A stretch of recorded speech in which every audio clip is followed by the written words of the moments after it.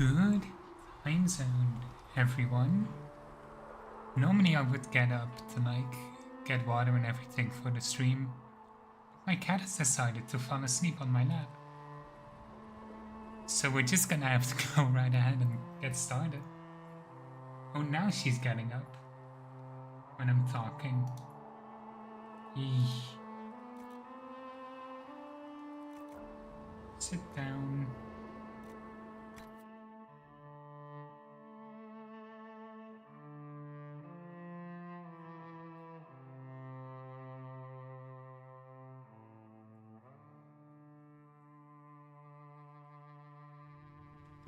I just now realized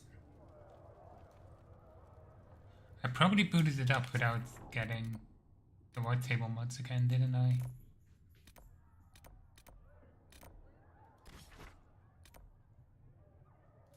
Yeah, that was dumb.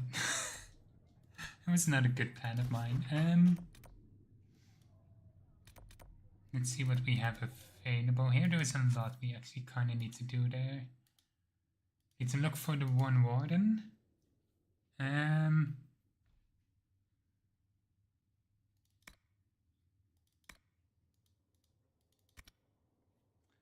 Now, even though we're gonna go to the Templars, I do still want to meet with the mages in Redcliffe.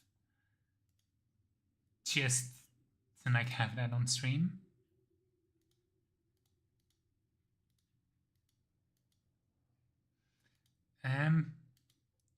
The rifts on the outskirts, we should be done with that. Because I'm certain we close it, because it's the last power source we got.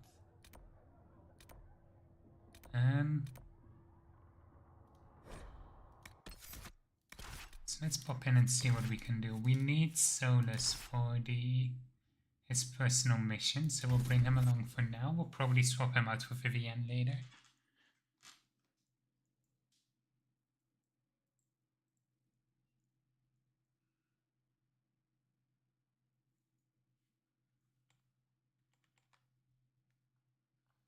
I also changed my settings so it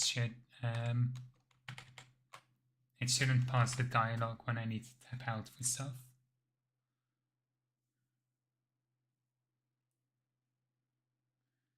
Which will be good because that means I can keep an eye on all my metrics.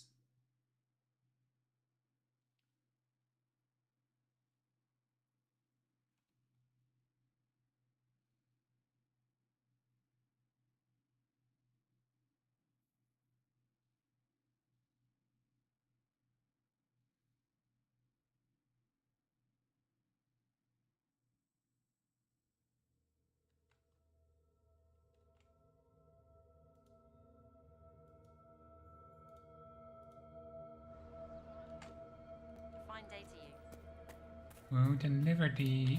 Oh wait, we need to do... level everyone up first. Sarah!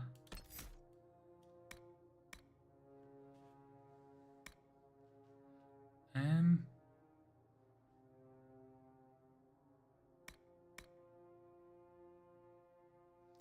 think a damage bonus against high level targets is going to be good. And Cassandra. I don't know if I want to give her shield bash.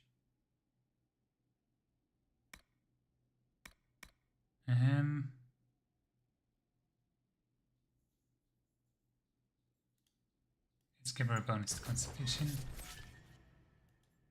And Solus, should we go for...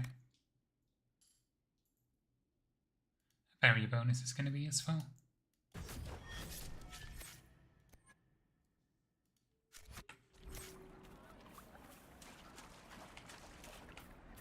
It's still saying we haven't closed the rift. Could be better. That's so weird. Guess we can head over there and double check. Mages, Templars, bandits, demons, making it hard for a man to hunt for his supper.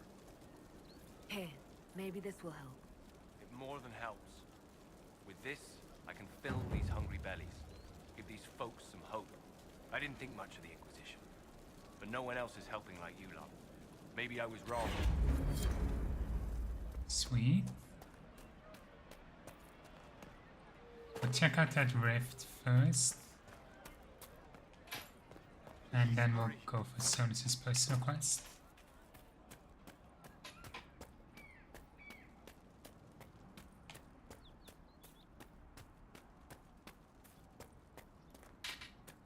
Wait. Oh, we don't have... Okay. I thought he might have Fate Step, which would make traversal quicker.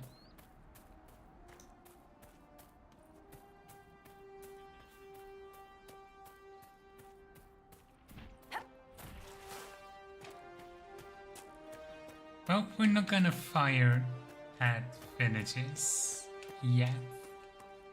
Oh, so this quest is just permanently bugged now. Oh, maybe villages?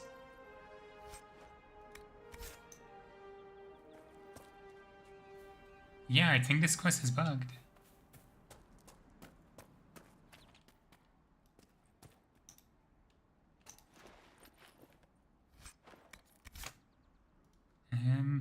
That's gonna annoy me so much.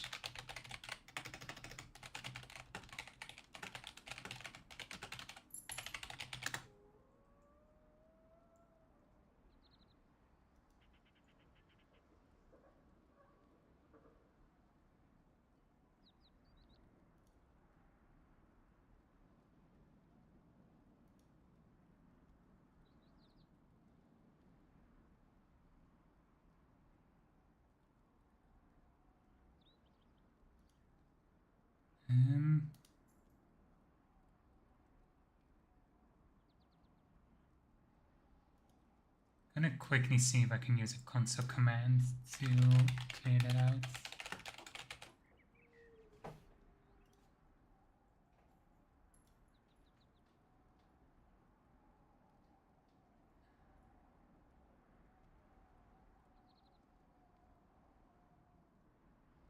Okay, this is just outright saying there was in a console, which is wrong, because there is one.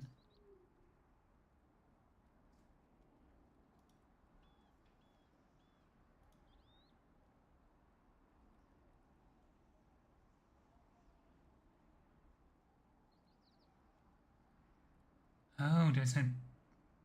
Okay, it exists, but you can't use it because the game is locked out of debug mode.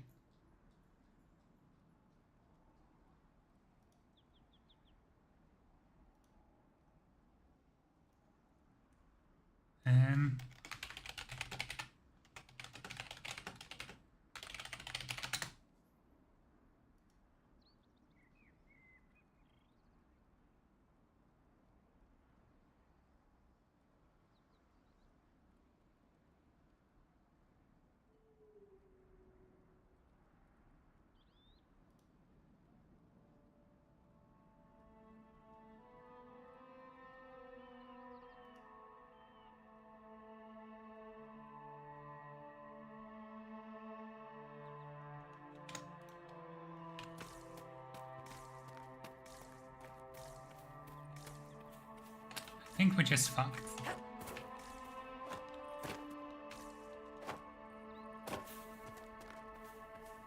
I am unreasonably annoyed by that. Because the quest definitely is done, but I also don't want to reset to all the way before Val Royale just to fix it. So that's annoying.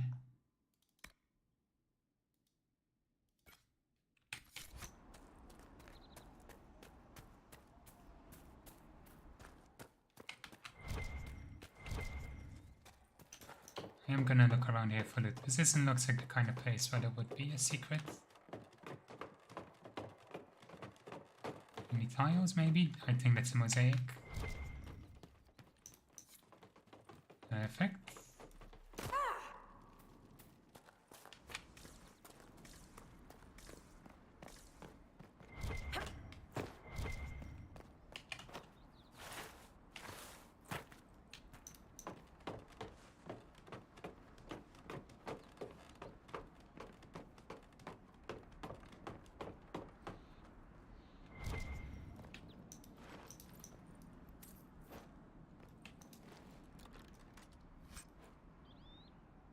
I mean, once you play games like this enough, you kind of get a sense for it.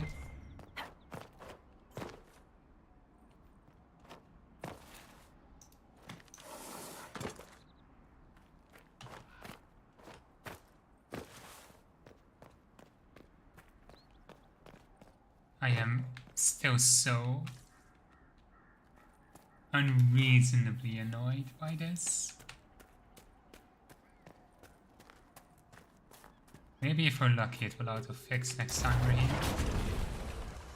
Goodbye!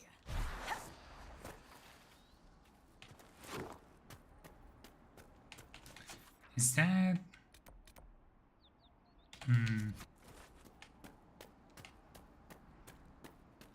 It is not an easy area to get into.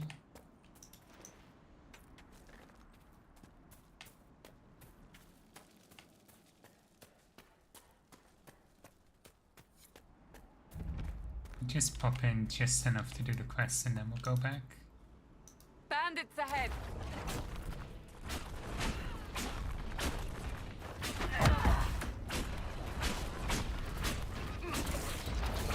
They can take you!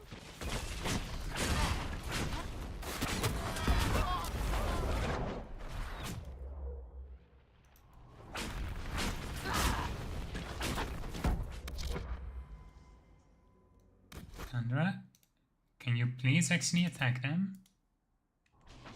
Thank you.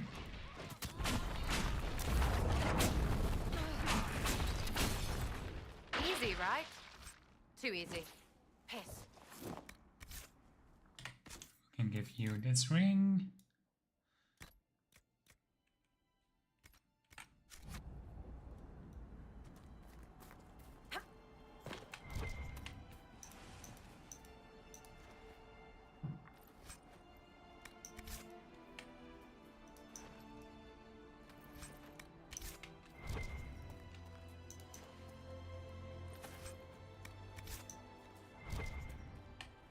According to my research, the ancient elves may have set up wards near here.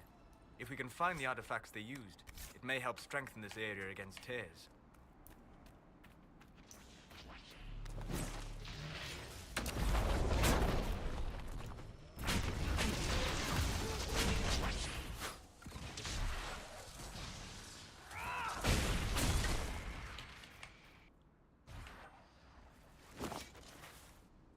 And Duran Atishan. I did not expect to see another Dalish blood here. My name is Miris. Let me double check. By your Yes, come weapons, in, I come see you come ready for battle. Perhaps we face a common enemy in these demons. Are you fighting the demons on your own? Fighting the demons is pointless. There will always be more, and I have no means of closing the rifts. But I have heard of elven artifacts that measure the veil. They may tell us where new rifts will appear. I was not expecting so many demons, however. I believe one of the artifacts is nearby. Can you help me reach it? It sounds worth investigating. Thank you. It shouldn't be too much farther ahead.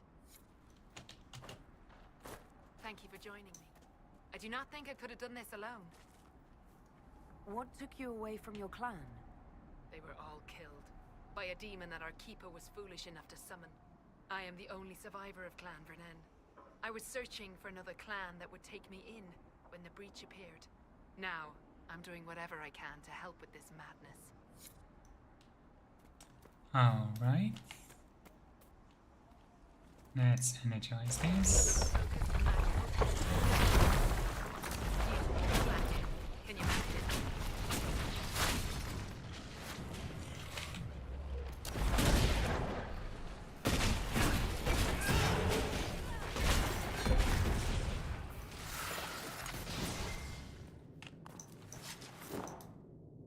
Perfect.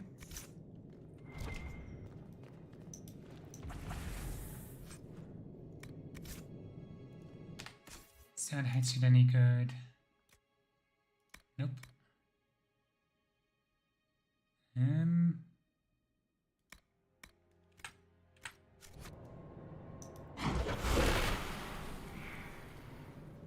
What manner of fire is that? And now we have access to Veilfire. I have heard of this, but never seen it before. It is called Veilfire.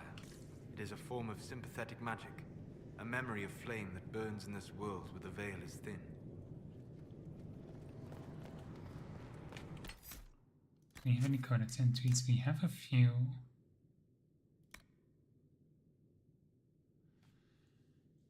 God Enchanter Fiona is considered an anomaly among mages. She is, for instance, the only member of the Circle of Mage ever to leave this recruitment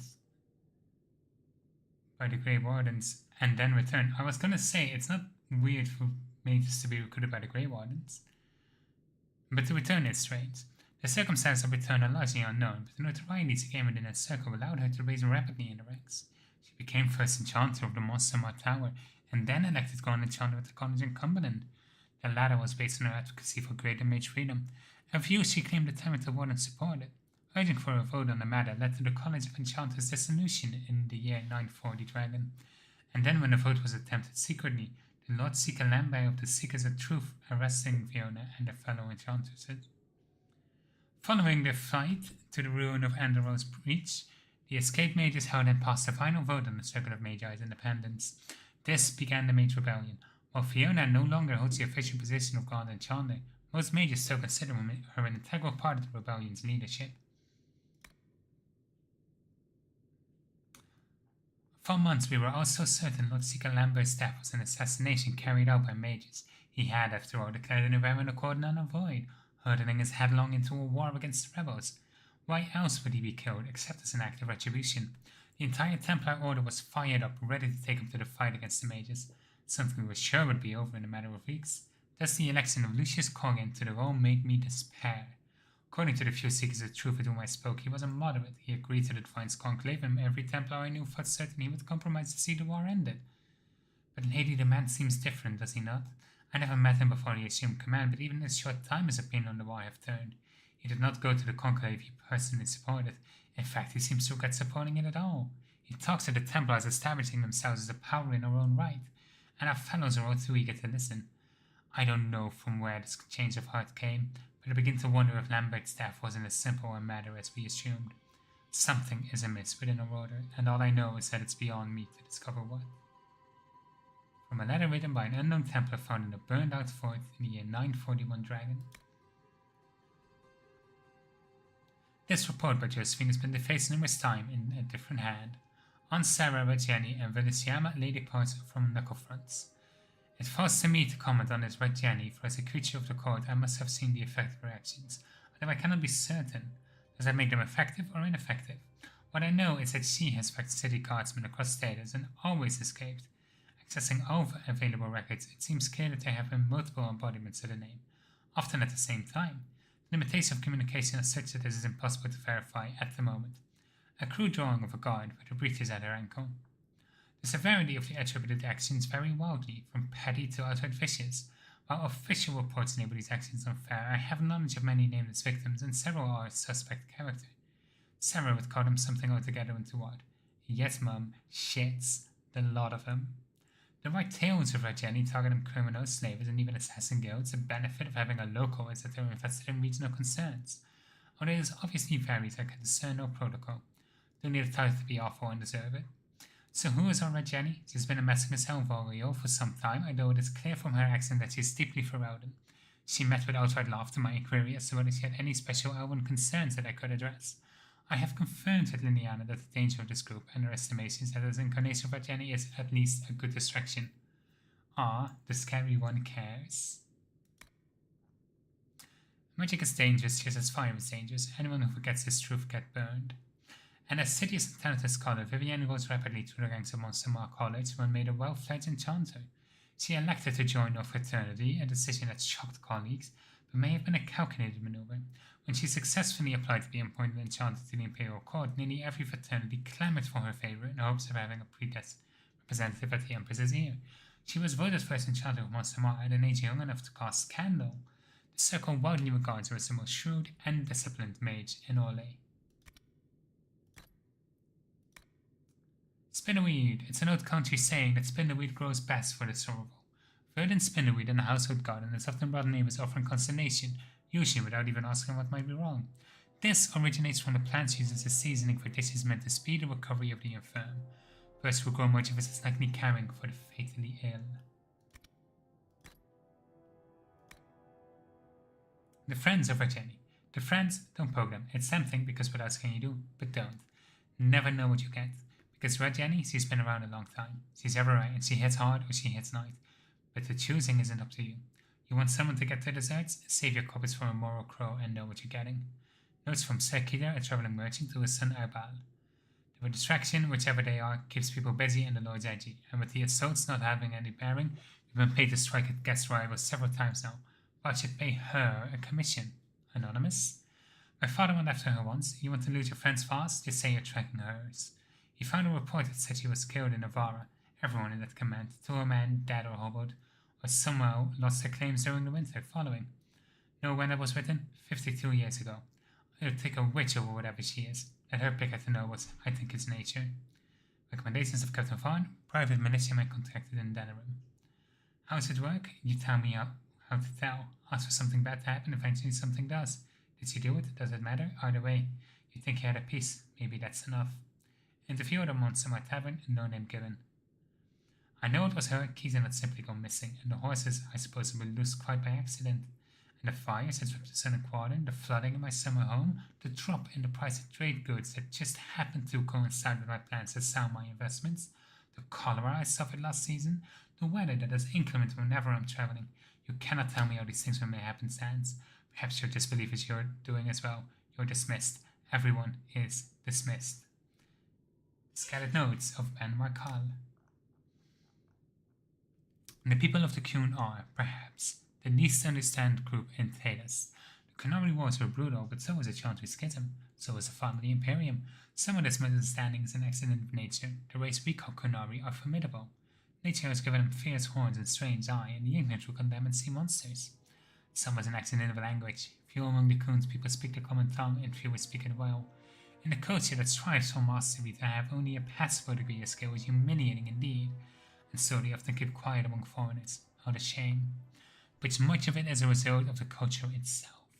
The Kunari view their whole society as a single creature, a living entity whose health and well-being are the responsibility of all. Each individual is only a tiny part of the whole, a drop of blood in its veins. Important not for itself, but for what it is to the whole creature. Because it is, the Kunari most outsiders meet belong to the army, which a goon requires as if it were the physical body, arms, legs, eyes, and ears, the things a creature needs in order to interact with the world. One cannot get to know a person solely by studying his hand or his foot, and so one cannot truly meet the Kunari until one has visited their cities. That is where their mind and soul dwell. In Saharan and Parvalan, one can truly see the Kunari in their entirety. There, the unification of the Kunari into a single being is most evident. Workers, whom the Kun calls the mind, produce everything the Kunari require. The soul, the priesthood, seek a greater understanding of the self. The world then exhorts the body and mind to continually strive for perfection. The body serves as a go-between for the mind, the soul, and the world. Everyone and everything has a place, decided by the Kun, in which they work for the good of the whole. It is a life of certainty, of equality, if not individuality. From the writings of the Sir Comte R in the year 841 Blessed. What else? The Grey Wardens. The Blight had ravaged the land for months. The armies of the great kings amassed for one last stand as the sun burst through the clouds that boiled and churned in the dark sky. It illuminated a vast seething horde of darkspawn, with the archdemon at its head. It was then, when courage seemed to fail when all lost to death and despair, that the Grey Wardens came. They arrived with the beating of wings like gliding war drums and stood before the armies of men. The Grey Warden, grim and fearless, marched forth, ever between man and the encroaching darkspawn. They formed a shield of their own bodies and held the line till the archdemon was dead, and the less darkspawn they trampled in the dirt. Then, demanding neither reward nor recognition for the sacrifice, the Grey Wardens departed. When the clouds rolled back and the sun shone full upon the blighted ground, the great kings knew that they had lost no man, that none of the blood had been spilled. This is a tale about no battle the Grey Wardens have fought, and yet about them all. They have always defended us from the darkspawn, taking losses so we do not have to. Adaptation of a Grey Warden legend. The tale outlined above is widely told, although subject to regional variation. 3 marches might substitute great things for titles bestowed on the given city-states. If a road in the implied army of Wardens is sometimes replaced with 2, representative of the national heroes who fought and defeated the Arcemon at Denerim during the Fifth Blight. The beating of wings is a reference to the Griffins, the Wardens are said to have ridden into battle, although Griffins went extinct long before the recent Blight. They still appear in numerous stories, sometimes serving as a metaphor for the Warden's unrestrained courage, but also employed to please an eager audience. From Tales of the Warden by System Unknown. There is so much lore.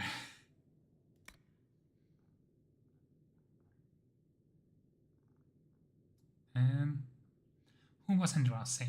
This question has lingered in the ages since her death, not as easily answered as the faithful assume. Born an Alamari slave in the frontier realm to the Winter Imperium and now Ferelden, the child says she is the bride of the Maker, that he told her in a vision of her role leading the rebellion against the corrupt magisters. Is it true? Or as some early Andrastian code believed, that a friendly spirit bestowed this vision? We must remember that legends of Andraste were multitude in the years immediately following her execution, and beliefs we take for granted belong to the code, victorious in suppressing all others. Indeed, even to suggest there was once disagreement was considered direct heresy, until today. When we have lost even a memory of disagreement, all we know for certain is that Andraste inspired a world gripped by tyranny and chaos, that shall spark a war which tore all of Thedas asunder. From questioning the chant by Magister Vibius Agorian.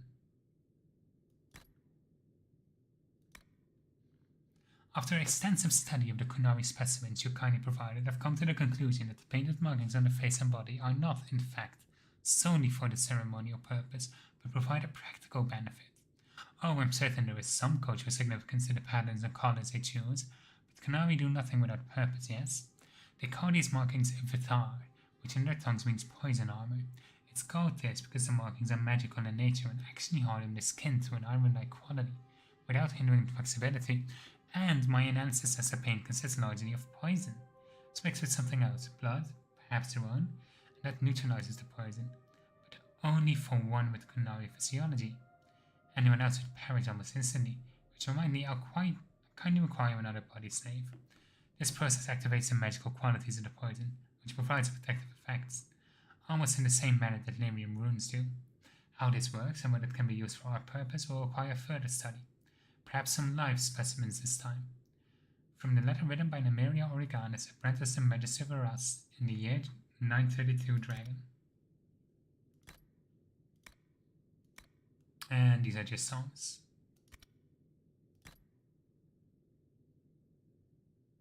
Which one of these is...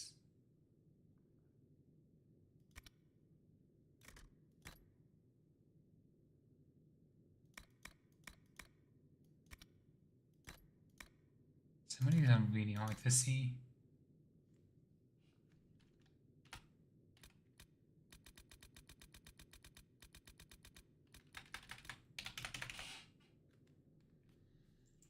As a bard, you are welcome anywhere in Orlais. Doors are open to you with generous smiles. They wire where it's confident that no one would falsely pretend to take the title for fear of retribution. Your slightest request is immediately seen to. Your services are expensive and yet actively sought. Those who cannot afford them beg only to not have your displeasure turned their way. One day, however, you will awaken. You will realize the smiles are false, and behind them lies revenge. The first moment of weakness, your brother and sister bards will be unleashed upon you like a pack of hounds, and you will realize they are not your brothers and sisters at all. For all your fancy intrigue, you have spent your life creating nothing of worth. You have been swallowed by the web of your own deceits, and the game of which you believed yourself master, it moves on without you caring. From a letter signed Sister Nightingale.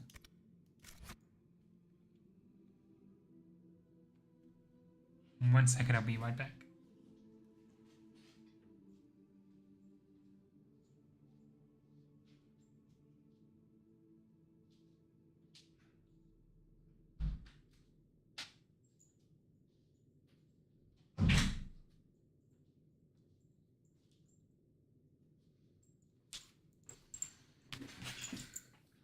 I'm back.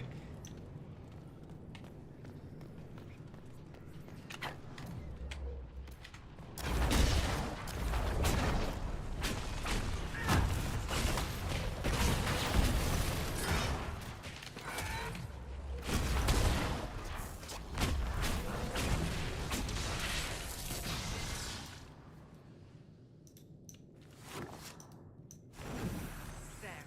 If we activate that crystal, it should react to the strength Let's light these torches first.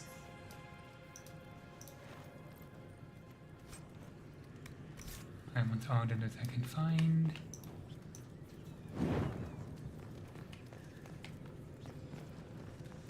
I can sense elven magic somewhere nearby.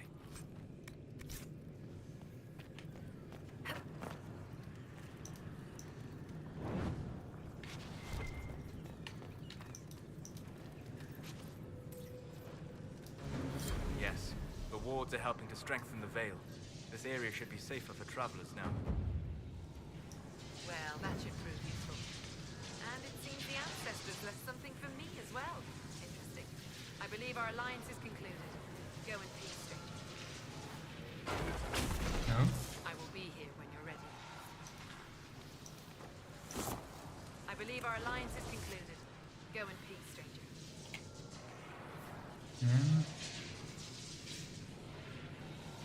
Do you even know what you're holding?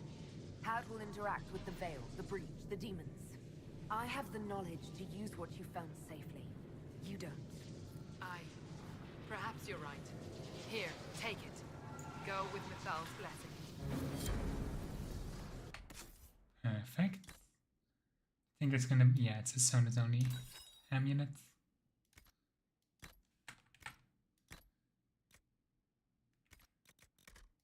We'll move this to valuables.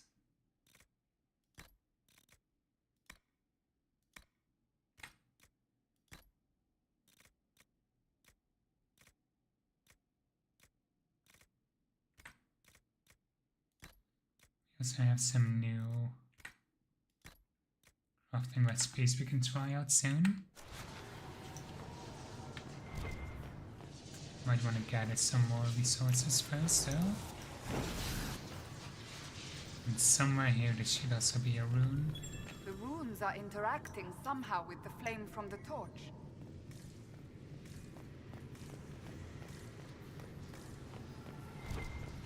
I think it's only one per area, if I'm not mistaken. Yeah, it looks like that's it.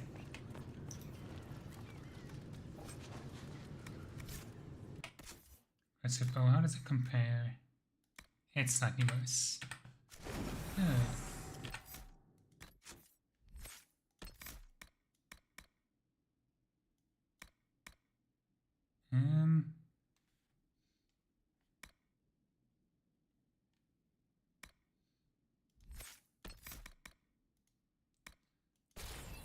Let's upgrade barrier.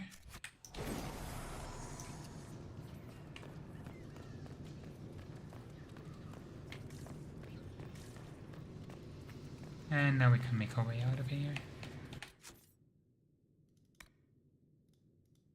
We can go for this one next.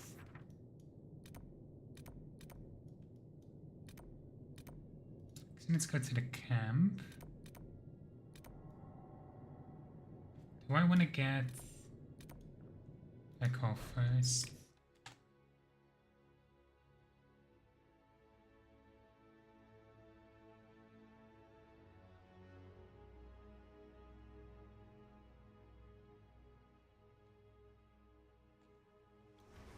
You know what, actually? I need Varric for one quest later.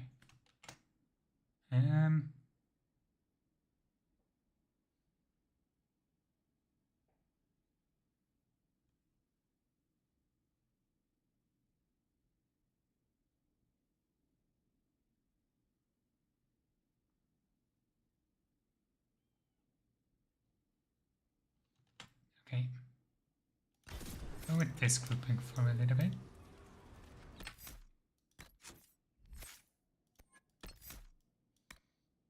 And we'll get pincushion.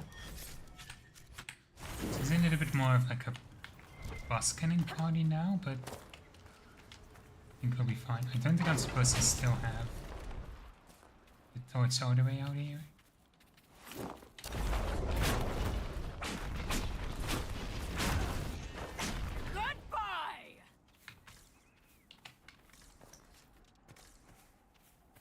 Unfortunately, no loot.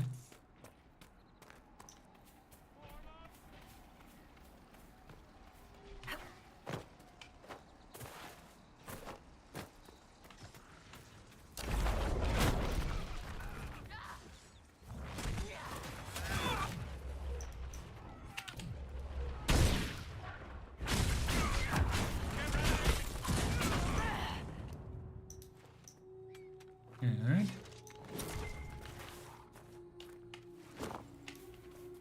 And we can pick this up.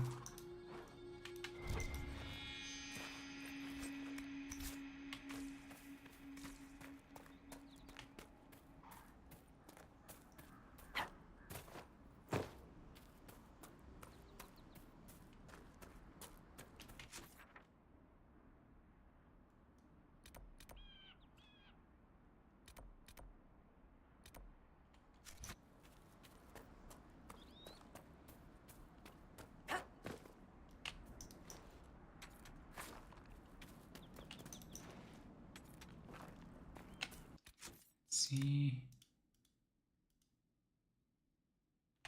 Okay.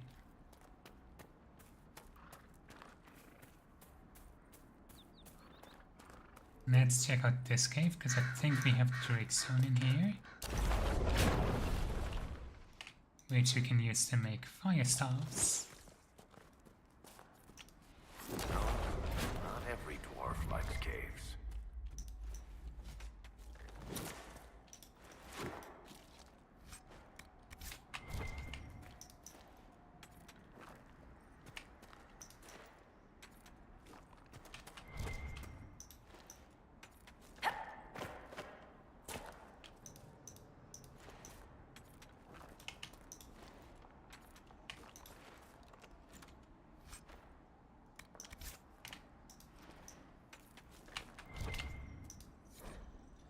We need to check the cave in the hills with the path to make cabin, even if we can get past mates and Templars. This word that purest vein of seen so close to the surface. Slightly worrying. That means there are lyrium smugglers nearby.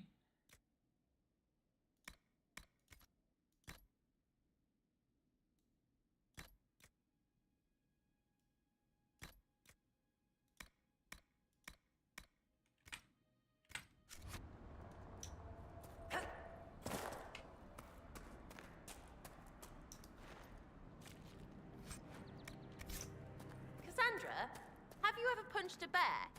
What? No. Why would I? Well, what's it for then? The training, I mean. You stand harder than Cullen's soldiers. Must be for something. I am a seeker in service of the divine. I am a warrior of truth. All right. Just seems like you could punch a bear if you wanted. I think we don't actually need to go down here necessarily. So we can go around and pick up the quest.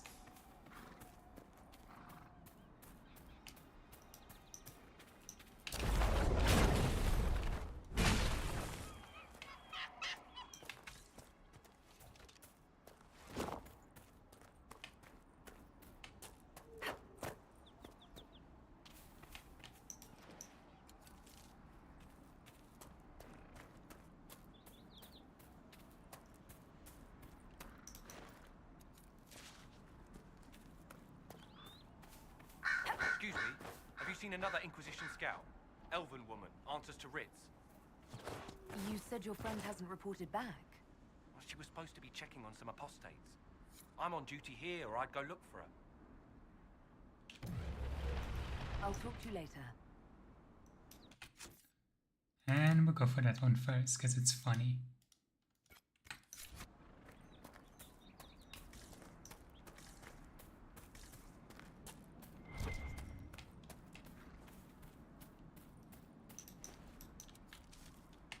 Ooh, what's in there?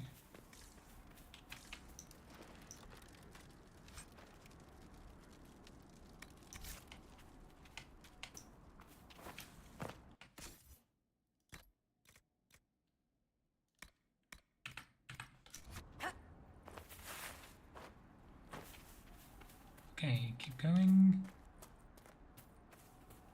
And we've got a camp we can set up right here. So, set up camp or keep moving?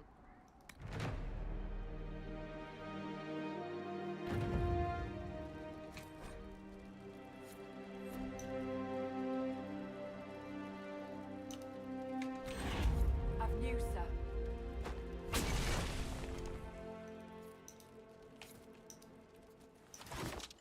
news, sir. What is it? You may want to look into this. What did you give me? Oh, that's easy.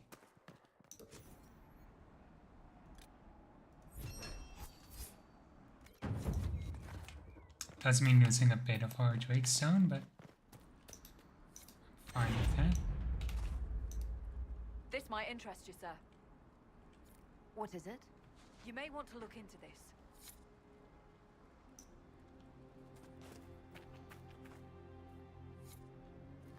Velveteen and decorative gems, it's gonna be a little bit tougher to get.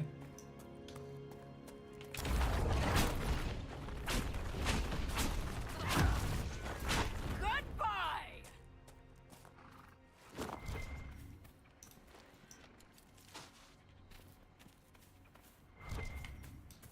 Any letter. There we go.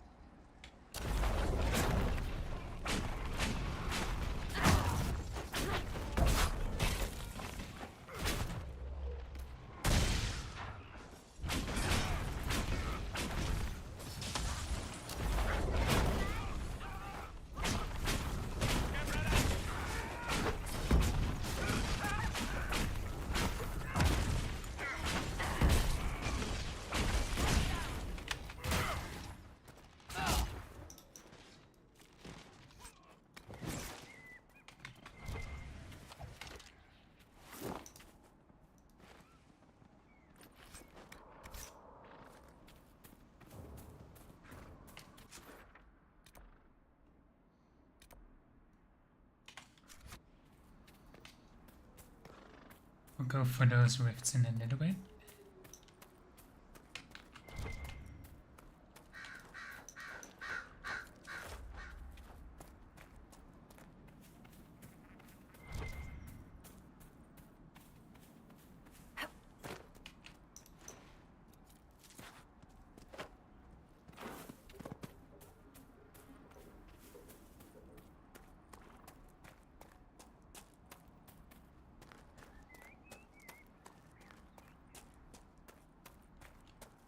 I need to be up there actually.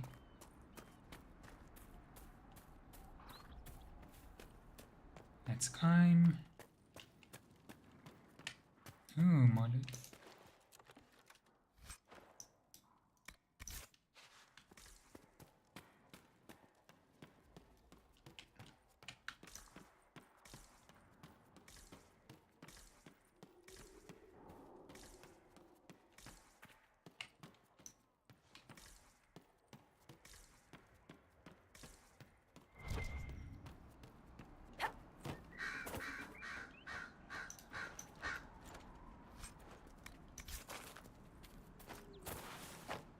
One.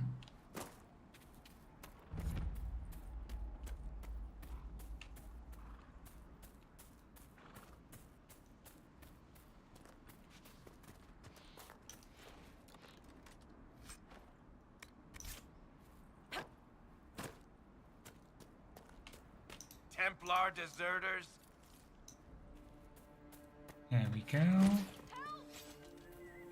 Yeah, we've got Someone's rifts. calling.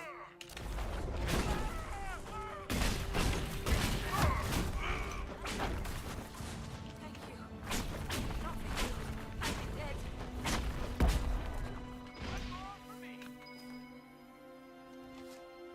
Do you need anything? I should probably report back. This is a mage. Eldreda, yes. I think that was her name. At least I'd heard other apostates call her that. It looks like someone was having a picnic. Yes. The mage must have been hunting for blood magic. The Templars attacked the apostate.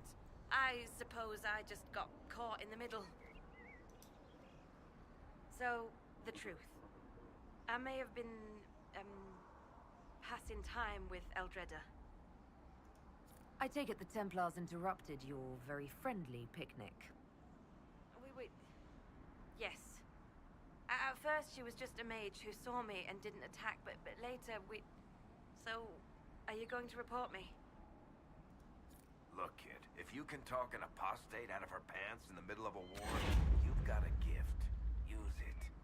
Make contacts, get information, and help the Inquisition. Do that, and our lips are sealed. All right. I can do that. And thanks for going easy on me. We've got our first agent recruited.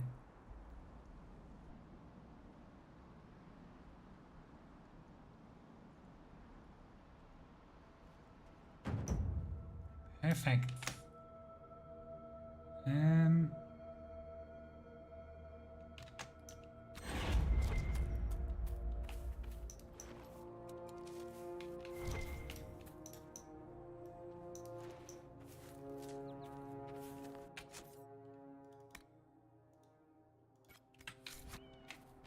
Let's go for this rift next.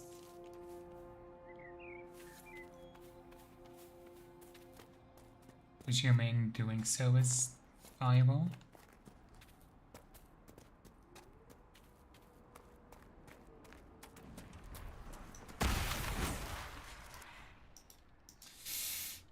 Okay, let's not go for this rift.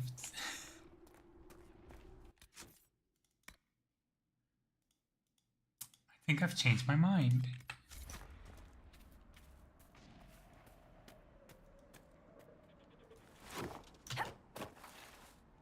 One.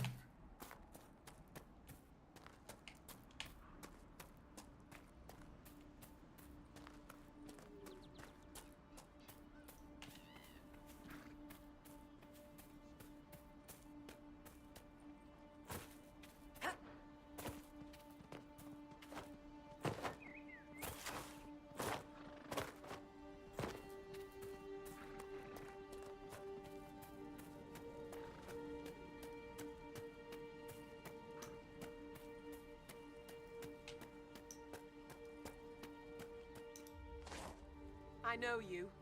They call you the Herald of Andraste for what you did at Haven. But are you? The Maker has not told me.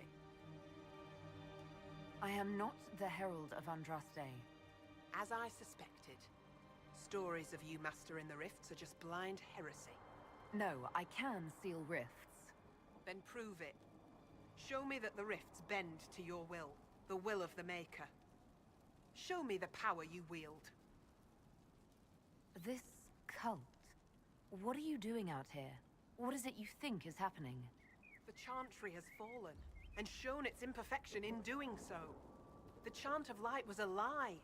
It was arrogance to think that mortal lips could frame the Maker's will, and so we wait in silence. The Maker has opened the sky. Soon he will call his chosen back to the Golden City. Until later. Until the Maker brings you back to us. Okay. Before we do...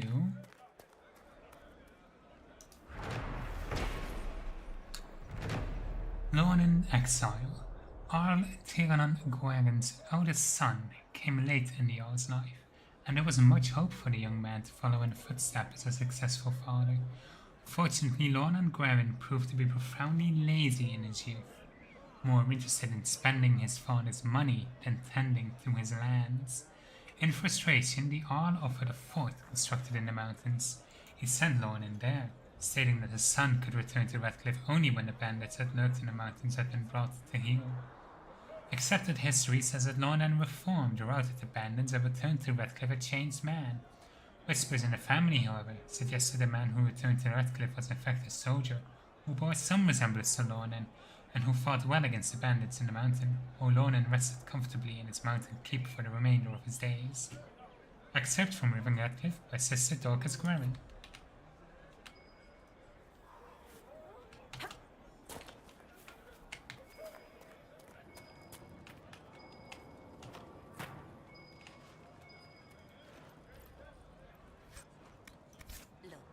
There are Inquisition soldiers even here. I told you we would be safe. I'm not certain, my lady. We could still return to your family's estate. No. There is nothing for me back there. not the chant of life, for our lips are imperfect. Our imperfection has rent the sky, and now only the Prey upon the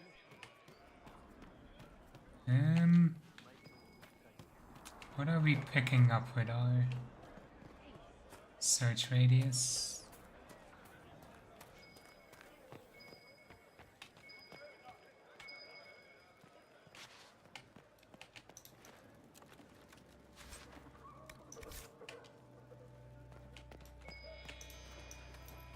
Just gonna loot all of this first. We needed that velveteen, that's good.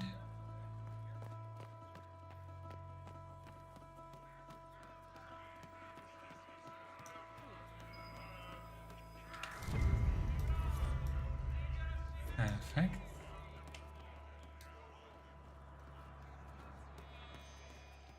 That's not Barand. I can recruit him.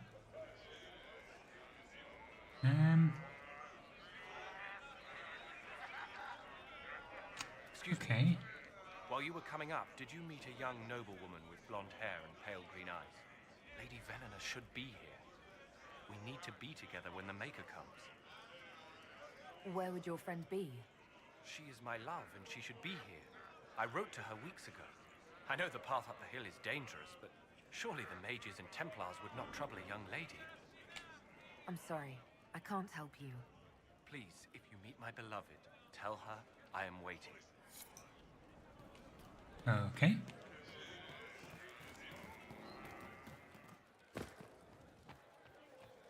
Before we do, I want to explore more. I don't know much about that. I know the mages and Templars.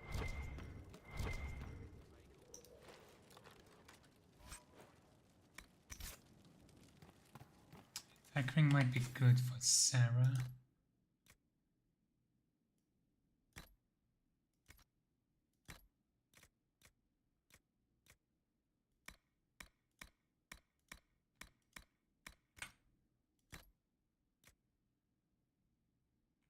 Guess we can give her this hat.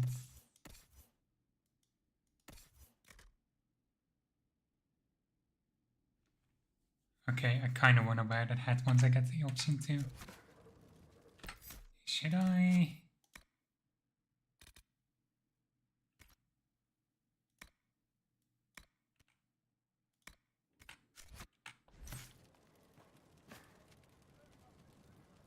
I think we still take it off for cutscenes, so... Sarah's hat looks so ridiculous.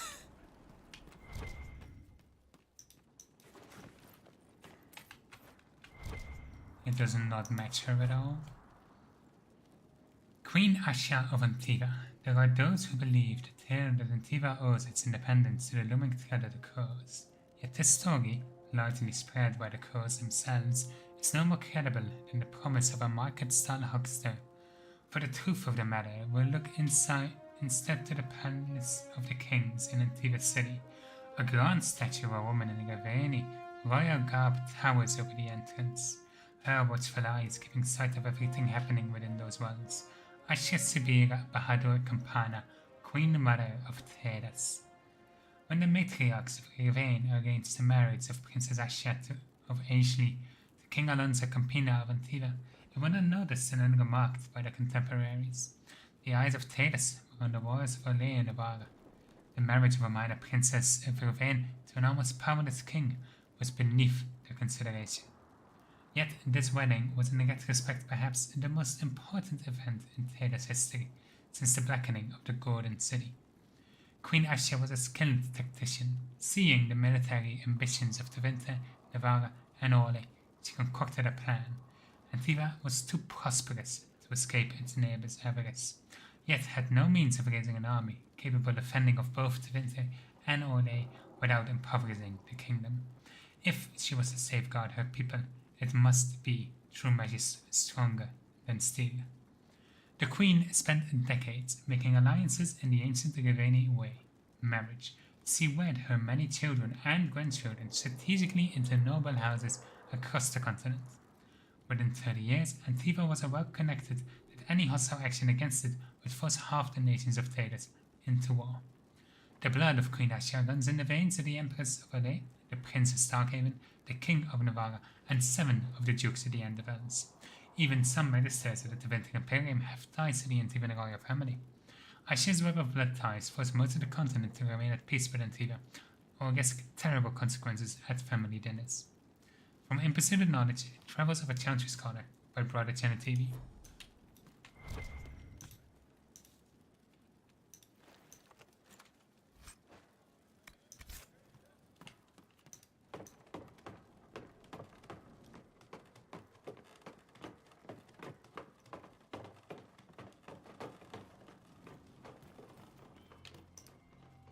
I greet you. My name is Hindle. Hindle, your mother can't breathe. Your father sent me here for potion. What? She was fine. She hasn't had the breathing trouble in... All right, I can help. Here, I have some already made. Go, take it to her now. Good.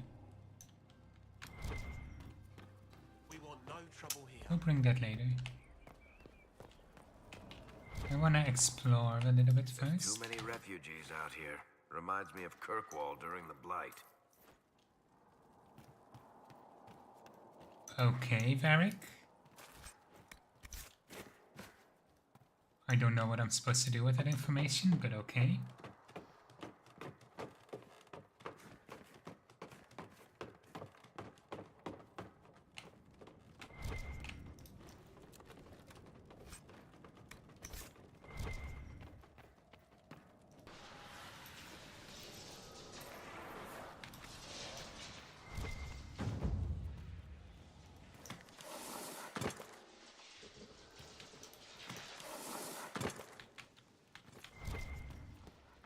Okay, now we can go clear this rift.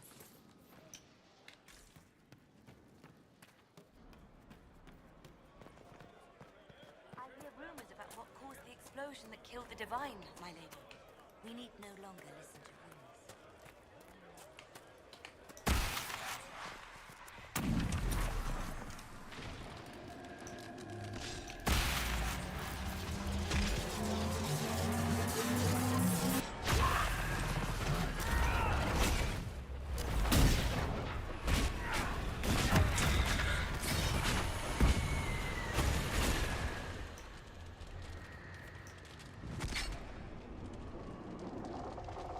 Come on.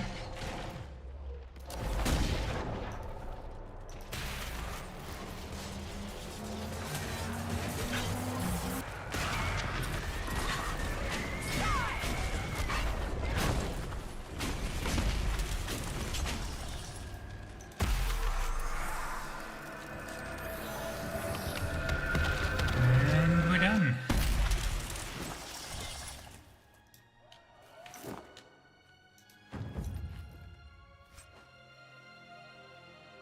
Good damage bonus, I guess that's good for Varric.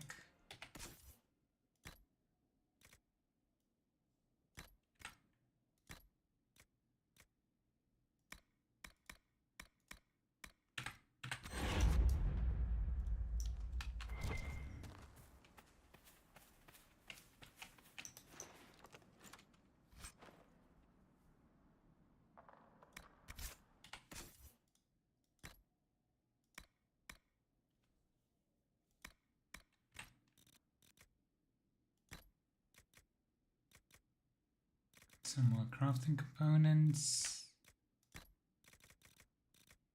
I am really annoyed that these show up as like new items. I really don't need to inspect them.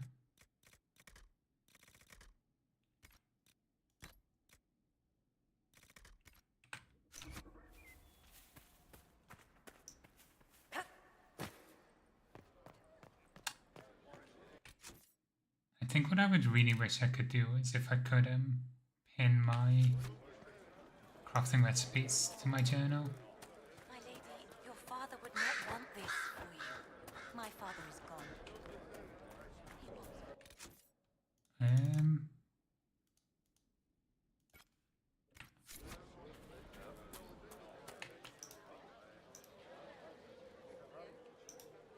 Maker's tears.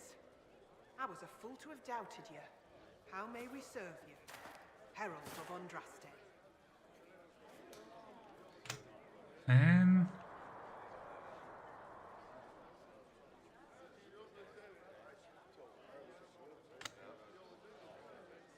Let's see, I think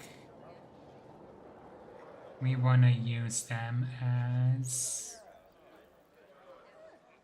I mean, there are codes, so they work best as connections, I think. Spread word of an Inquisition. Have the believers spread the word of the Inquisition. As you say, Herald of Andraste. Some few will remain here, the rest will go forth to do your will. When the Maker calls you to your great purpose, remember that we saved you. Good. My plan is to hold off on going back to Haven until we get another Inquisition code. Or we don't have any missions left to do, that's unlikely. And then when we go back we can also do some crafting.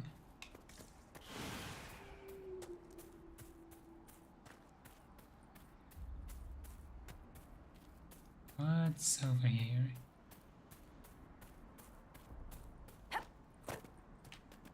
A Templar, I believe. Another found another Temple. Alandra, I don't know how this will reach you, but when I last searched my shaking hands, what else could I do but write you? Whether it be the magic of the Scar's breach or the Maker punishing me for battling my vows, the end is coming. The time is with me more often than not.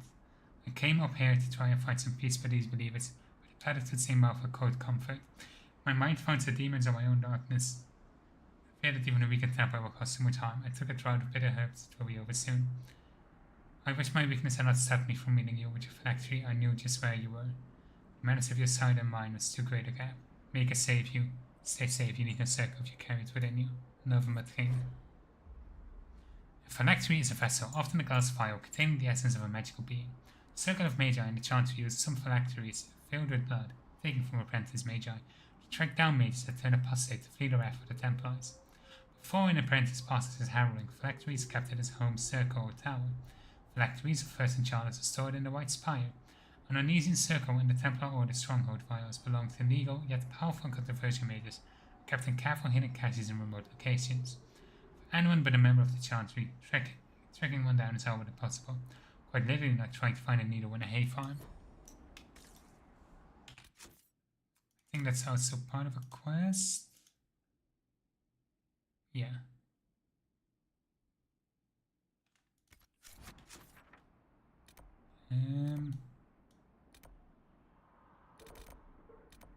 Okay.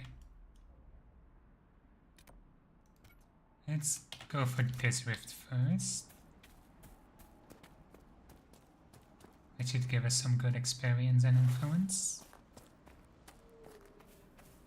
And then we can swing north to find Valina.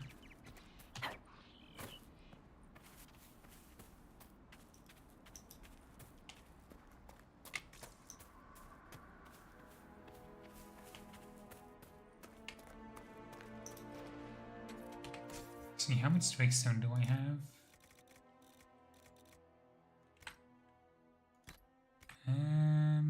Crafting materials, metal, only 6. Gonna need a lot more. And there's something up that hill.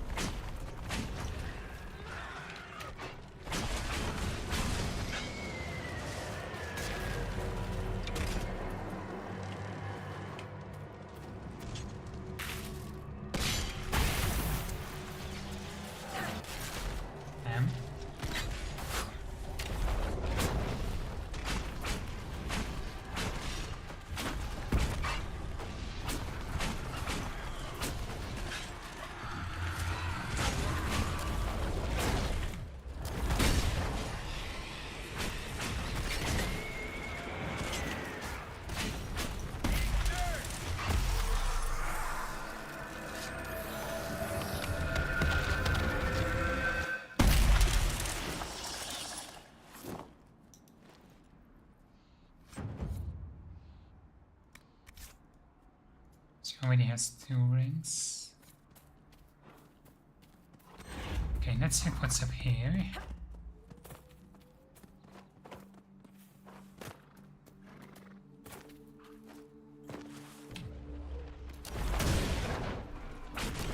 Might also be smart to check out the mine as I'm here anyway.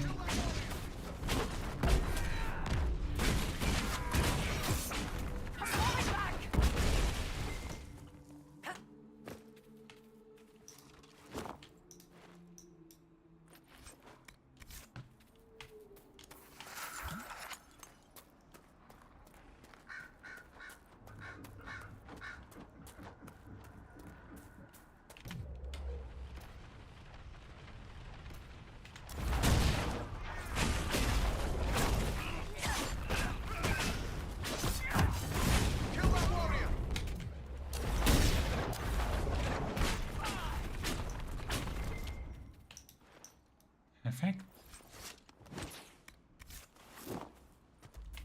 I think that's another warrior ring. Guess we can give them the black hole soon.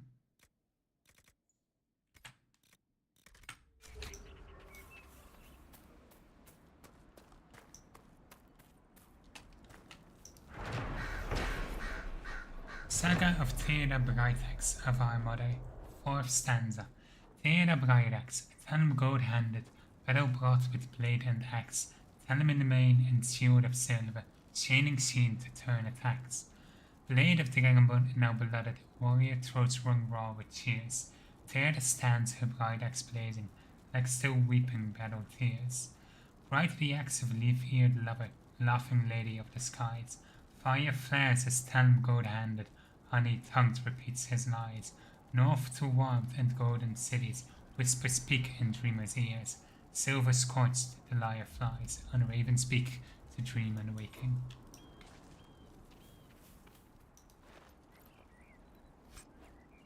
I'll go through like the whole thing once we have like all of the stanzas. Brother, I have fled the circle, but I want no part of the mad rebellion. The Templars and my brethren have both gone mad, and the war has torn apart the very sky. Some of the other assassinations suggested fleeing, and I shall follow their example.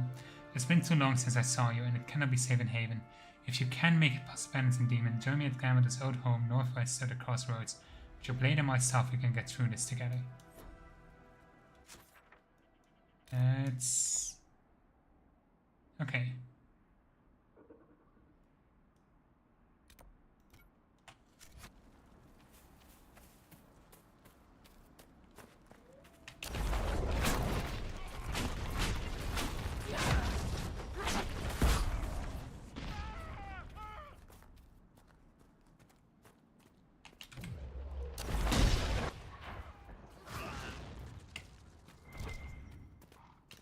Easy enough.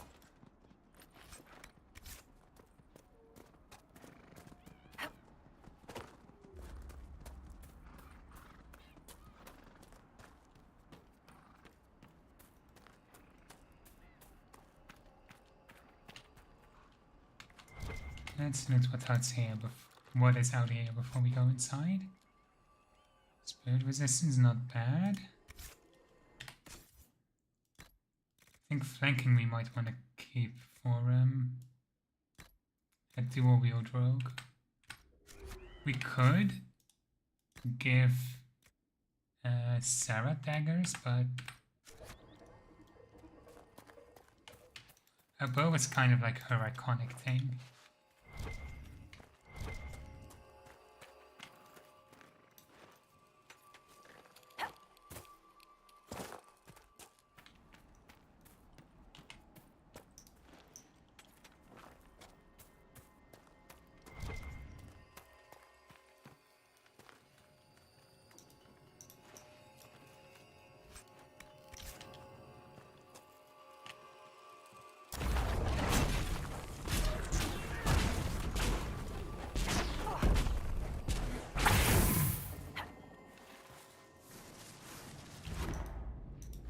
And now we can do this.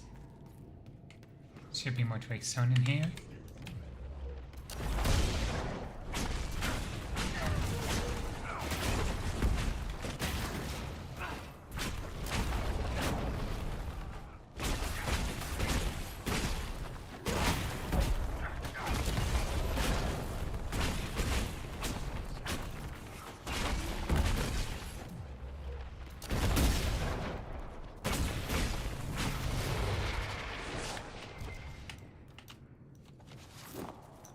just barely worked out. Luckily we had 2 rogues. That was just enough damage to get the spellbinder down quickly enough.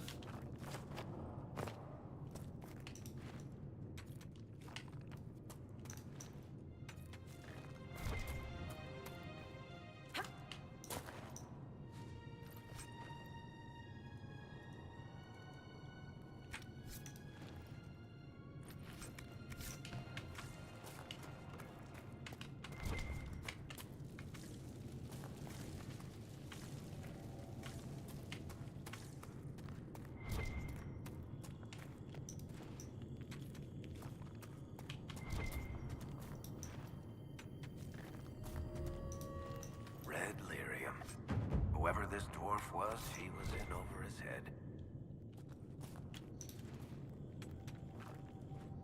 Can we destroy it? No, we haven't gotten that quest yet. That's a bit of a shame.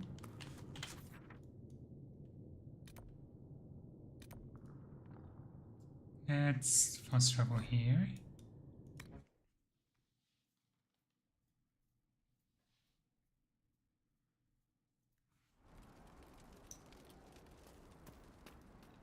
And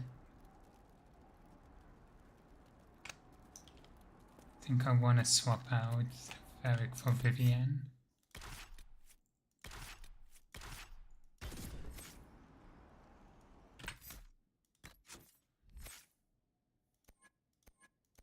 Let's build her as a frost mage. I want to give her fate step actually.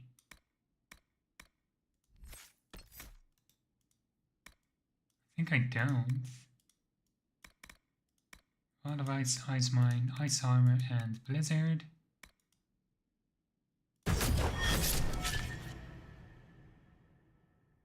Yeah, that's already 4 abilities. It's plenty.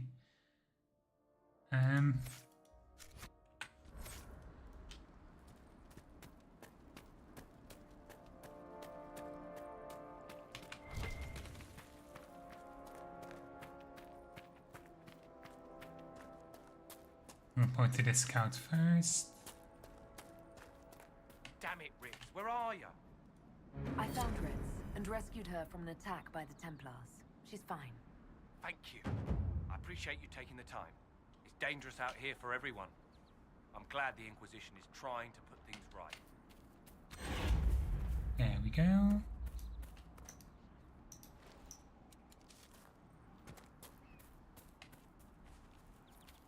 Now we just need to look for Velina.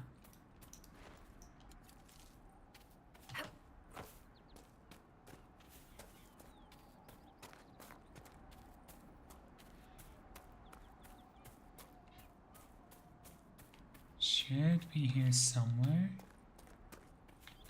So he has the mine has replenished. I really need the Drake Stone.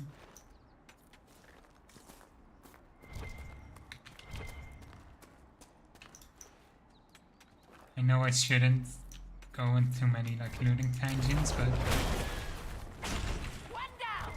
Drake Stone is worth it.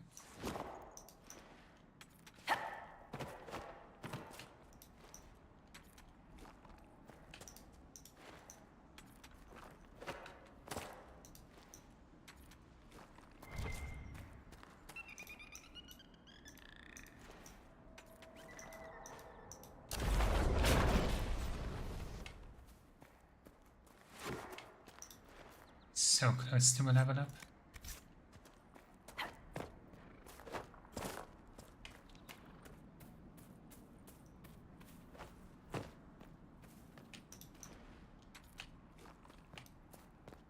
Everyone, look away. I need to find a place to pee.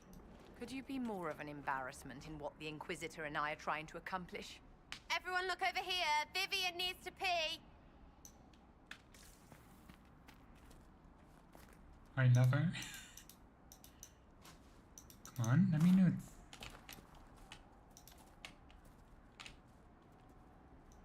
Is this one actually impossible to get because you can't get close enough? Maybe it's a dwarf exclusive.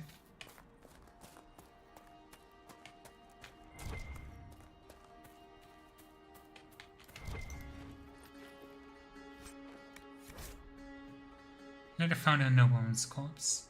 My Lady Valina, I know you're frightened, but the night in the sky shouldn't scare you. It's the Eye of the Maker finally coming back to take the faithful to the Golden City. Leave your father's servants and come up into the hills, away from the pointless fighting between the Templars and mages.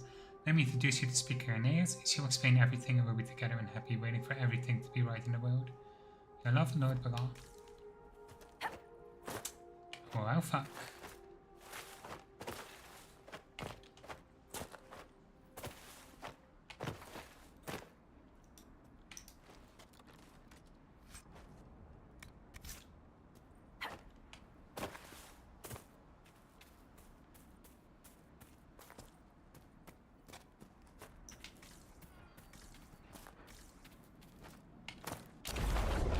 Can't get around these, unfortunately. Actually, you know what? One small complaint I have is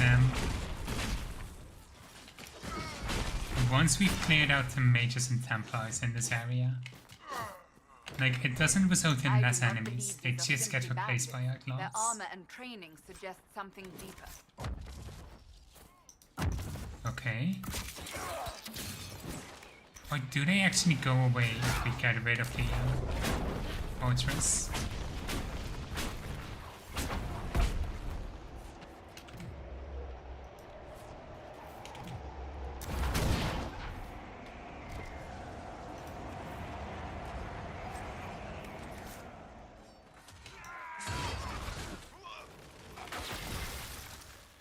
That worked.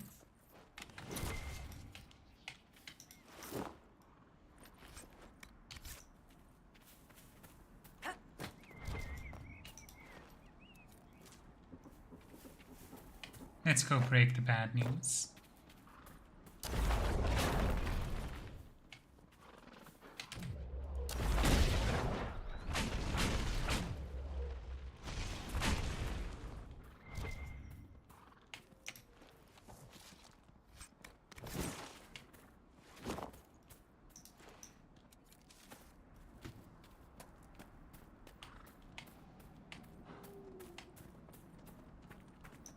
If only there was a fast travel point at the fortress. That would make things a little bit easier.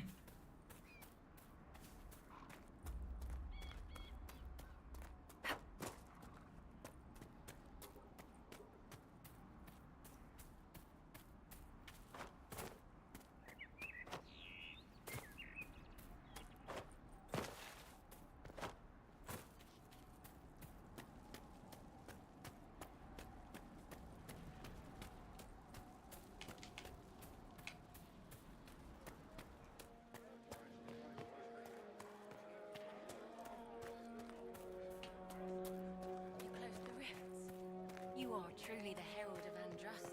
Safely. Is she?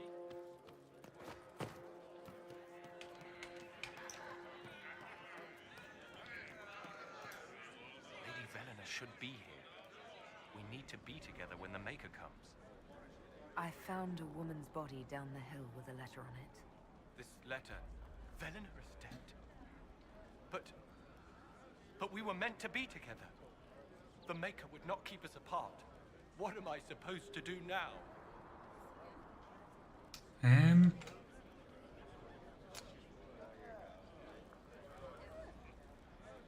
Okay, if we send him home, he becomes a connection. I think that makes more sense right now. Velena died because you weren't there to protect her. Go home to those you can still protect. You're right. I'll go. This place, even if it's all true, it isn't enough. Not without her. I will return home to protect my people. Thank you for your sobering words. I mean, like, I think it's fair to be distraught when your lover dies. That does rank quite highly on the list of traumatizing events. He needs therapy, not a hobby. Do I want to go for that camp later? Just go to the crossroads first.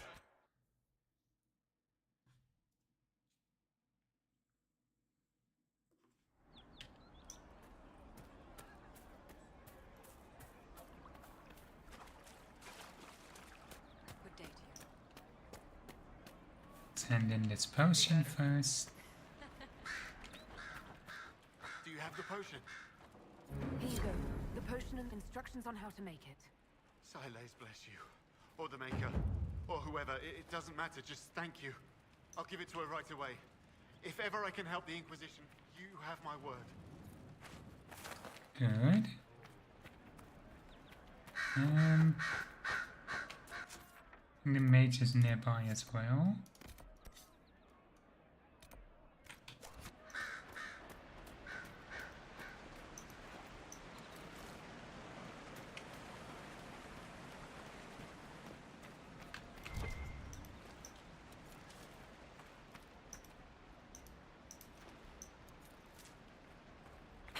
It was I considered from having a double die as soon as I come out of lurking.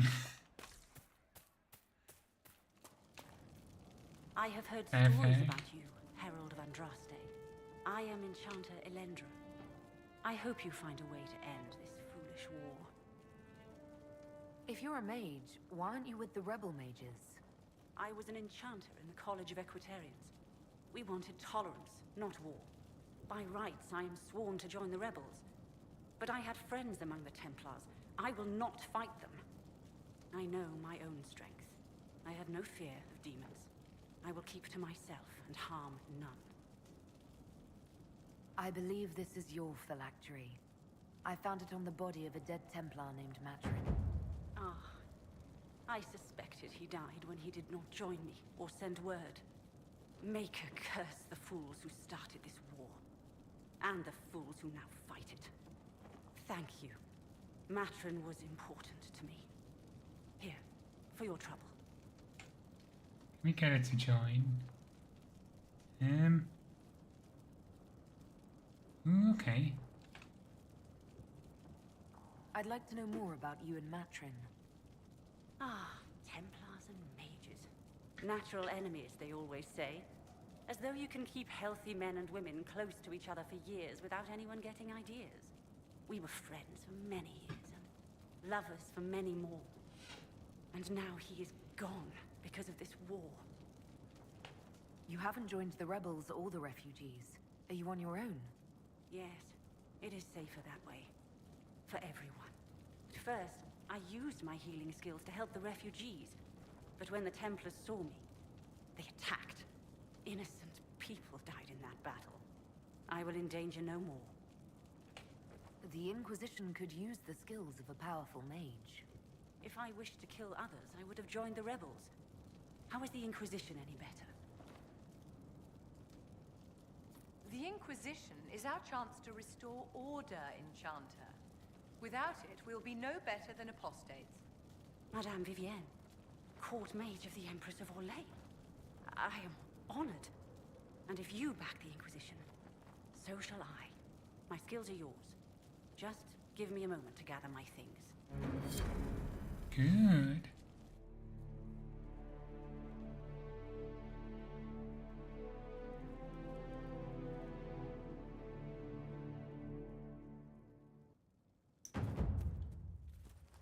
We're so close to getting another influence perk.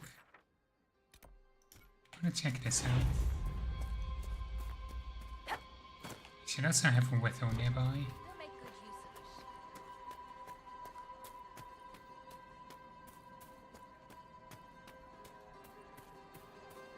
of it. More cold weather coming. Fool villagers. Where are their coats? What do you need to keep these refugees warm? Blankets, warm clothes, all of it. These poor sods lost everything when the mages and the Templars went crazy. If we were in a village, I could just pinch a blanket off a clothesline and be fine. Out here, I'm sure the apostates have plenty of supplies, just haven't been able to find them. Farewell. And see you. Oh, that's down south? I kinda don't wanna go there again until I'm high enough level to deal with that one rift.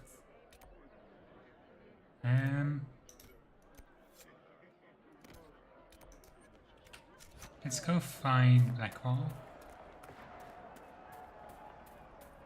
I'm willing to try it at level 7. But I really don't think I can do it at level 5.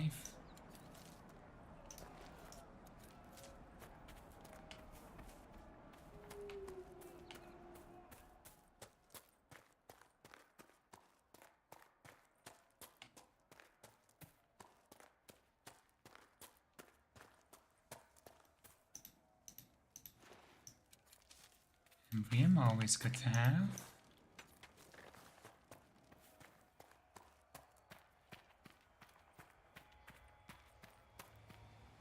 I hear a skull. We'll do that later, actually. A decent enough place to camp, I suppose. Ignore the camp for now, because we're not ready to push into the area yet.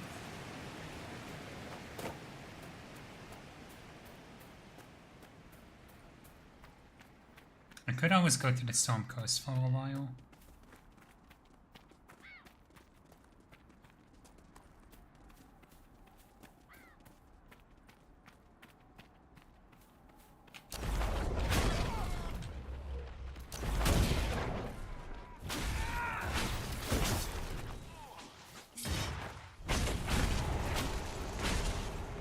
I can't see shit with the trees in the way, but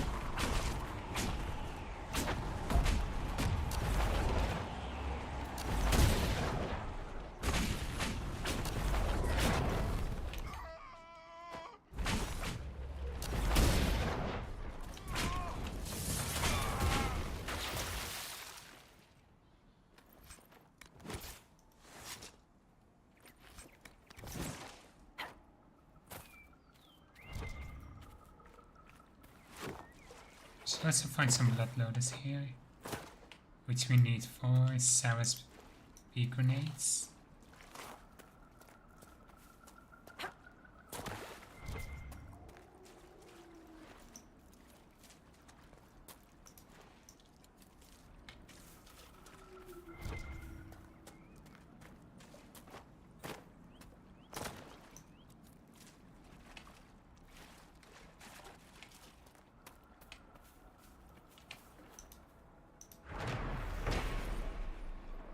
Saga of Tyr the Bright-Axe of our mother. Tell the tale of Tyr the Bright-Axe, mountain maker spirit's bride. Free her people, forge and fastness, maiden mountains hardy hide. Wise in wisdom, calm in counsel, great in gifts her grateful guests. Sacrificed she did to spirits, took the teaching, followed quests. Bright her axe in breaking crystal, stirred to flame when temper flies. Gifted from her leaf-haired lover, laughing lady of the skies. Bested blades of all who tried, maiden spurning all request. There the bright-axe dreamer's eyes, of our mother, of her making.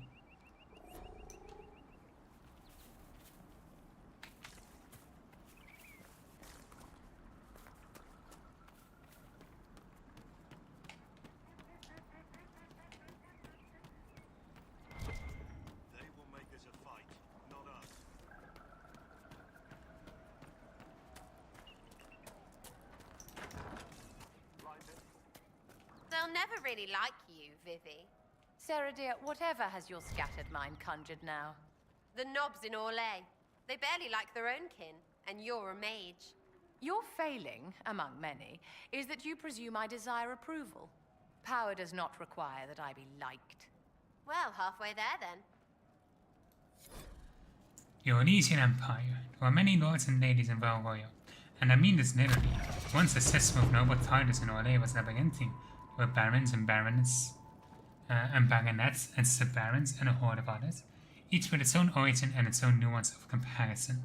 Your Legion aristocracy is ancient and much given to competition. Under nobility play the grand game, as it is known, whether they wish to or not. Its game of reputation and patronage, where moves are made, where rumors and scandal is the chief weapon. No gentle game this, more blood has been drawn as a result of the grand game than any warrior legions have fought. Of this I am assured by almost every gentleman here. As far as titles went, everything changed with the coming of Emperor Dracon, who established your Legion Empire as it exists now, and who created the chanting. There is no more venerated figure in Orlais. In Val Royal, the statue of Dracon stands as tall as the statue of Andraste. Dracon determined that the grand game was tearing Orlais apart, so he abolished all titles beside his own and Lord and Lady. I am told with some twittering amusement that his action did not end the grand game as Racon had intended. Now the lords and ladies collected unofficial titles rather than their official ones, such as the exalted patron of Tresses Clay or uncle of the champion of Tremé. It is a headache to remember such title, and one winces to think of the poor doorman at the ball, who must gather them off as each guest enters the room. The aristocracy is different from Ferelden in other ways as well. The Orlesian rights to rule stem directly from the Maker. There exists neither the concept of rule by merit nor the slightest notion of a rebellion. If one is not noble, one aspires to be, or at least aspires to be in the good graces of the noble, and is ever watching for a way to enter the patronage of those better placed in the grand game. And then there are the masks and the cosmetics. I've not seen so much paint since the kenners at Higher, but that is another story. From Beyond the Frostbacks by Ben Theoric of West Hill in the year 920 Dragon.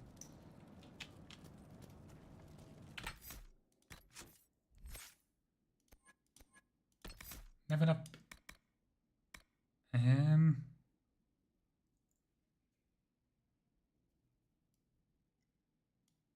Let's pick up a fire mine.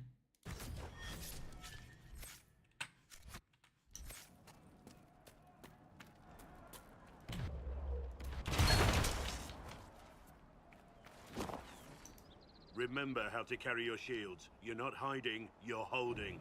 Otherwise, it's useless. Blackwall? Warden Blackwall? You're not... How do you know my name? Who said... Ah!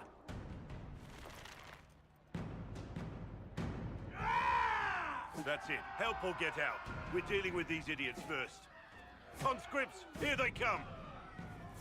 I like how my mine stays visible on the ground.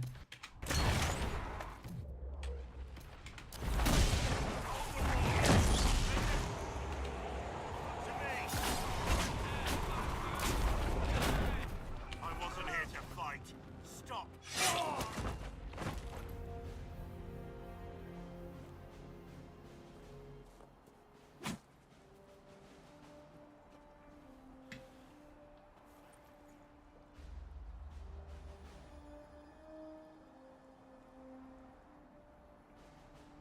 Sorry, bastards.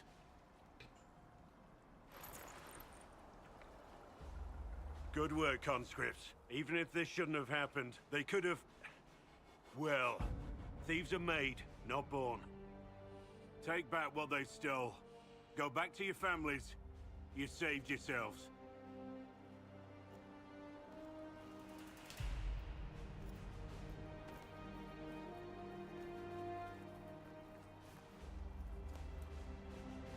You're no farmer. Why do you know my name? Who are you? I know your name because I'm an agent of the Inquisition. I'm investigating whether the disappearance of Wardens has anything to do with the murder of the Divine. Maker's balls. The Wardens and the Divine. That can't... No, you're asking so you don't really know. First off, I didn't know they disappeared. But we do that, right? No more blight, job done. Wardens are the first thing forgotten. But one thing I'll tell you, no Warden killed the Divine. Our purpose isn't political.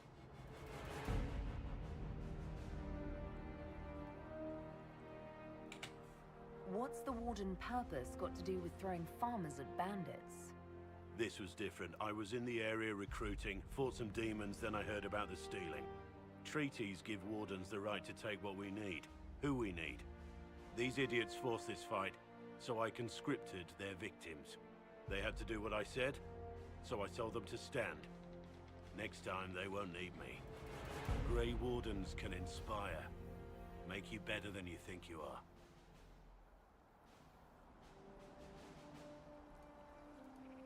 I wasn't aware Grey Wardens could take whatever they want.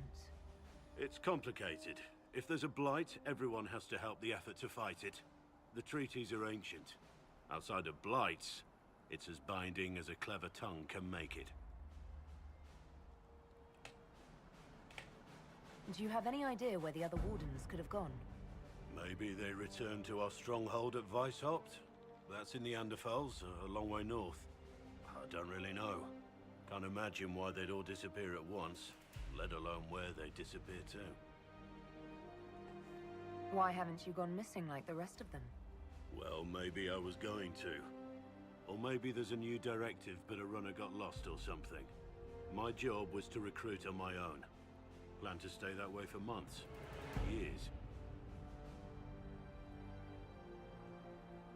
You're no help. I'm no further ahead than I was.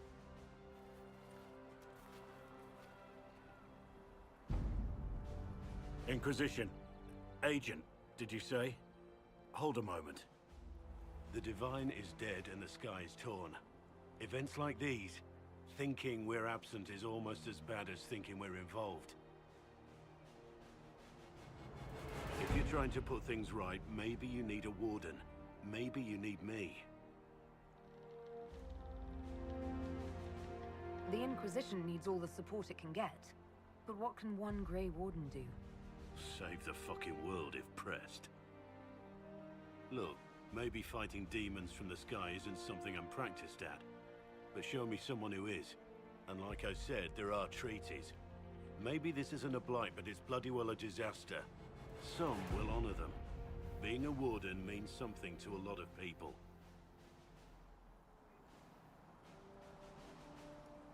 Warden Blackwall, the Inquisition accepts your offer. Good to hear. We both need to know what's going on. And perhaps I've been keeping to myself for too long. This warden walks with the Inquisition. Good.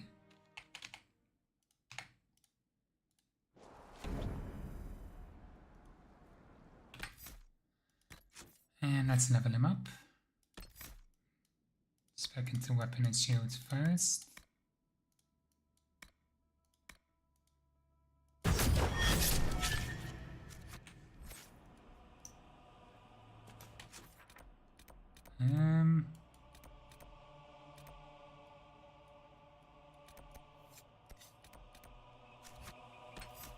We still don't quite have. Can we see it anywhere? How much influence we have?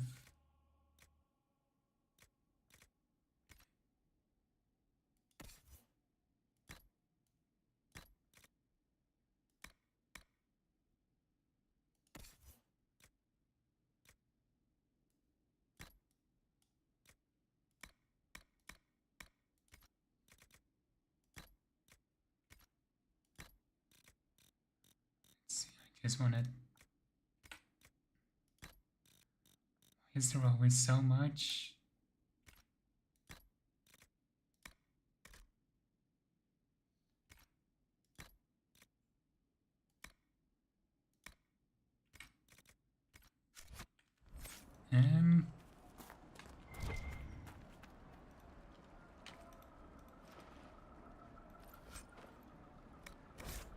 Chart paper. Another found in the body of a bandit who stole from refugees in the Hinterlands. The ink is smudged, but only a few sentences can be made out. You can die pretending you win back your soldiers on, or you can do something with skills that's never bit start you. Spend some time with boys, no one will know who you are and proud, and it's not so bad. A little bit smoking, a little bit exhaustion, you'll get used to it. Interesting. We've played with decorative gems. There we go.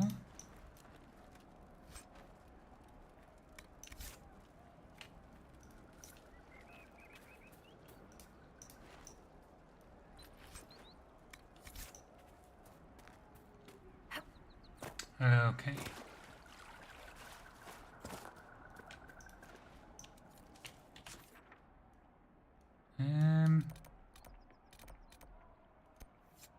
Let's make this active, I guess.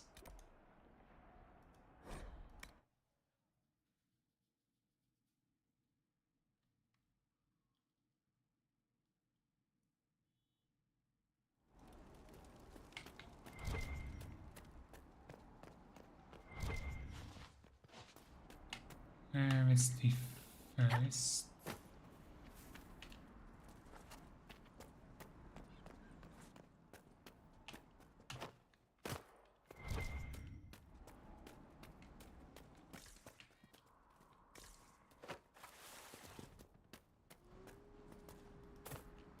go. Who was it? Whittle. He could hand these out.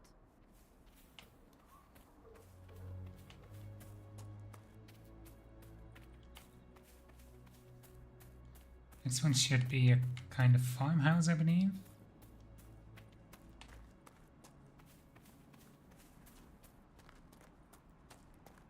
Thank you again for rescuing Ritz.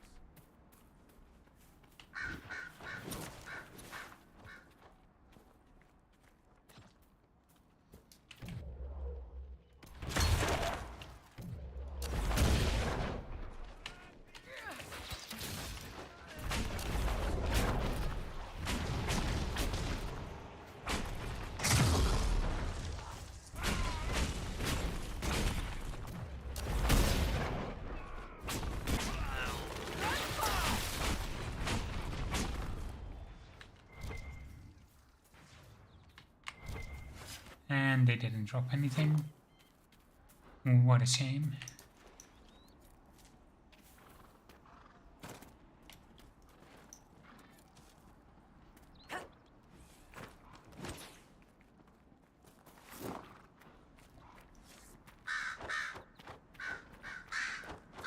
We should have a cache near here somewhere too.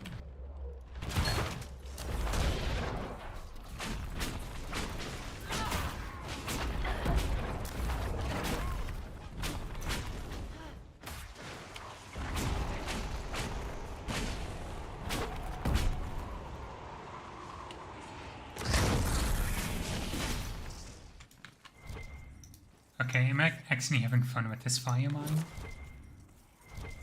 This is funny to use.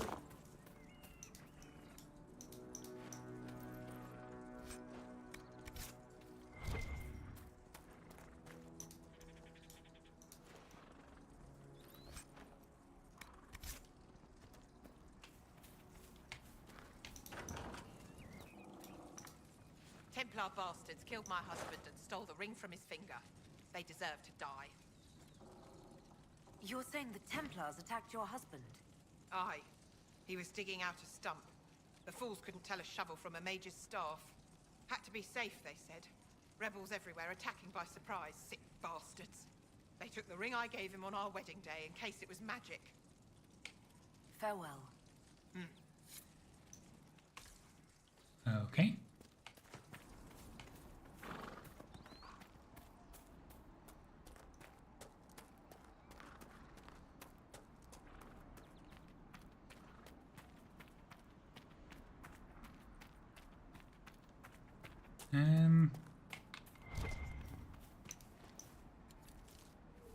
Here it is. More supplies for Recruit Whittle. I also want to check out this house. So it looks like there might be loot in there.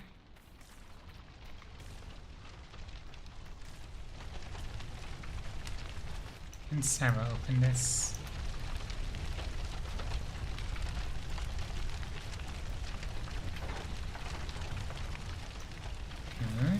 I've heard things about you, Vivi. It is properly Madame Vivienne, official mage to the Imperial Court. Yes, that's what I heard. Not the title, the snotty bit. However shall I recover from your condemnation? You're still doing it. Can you even shut it up? For you, my dear, no. Page from a journal, Edge's Court. The Templars were attacking the peasants we'd taken food from.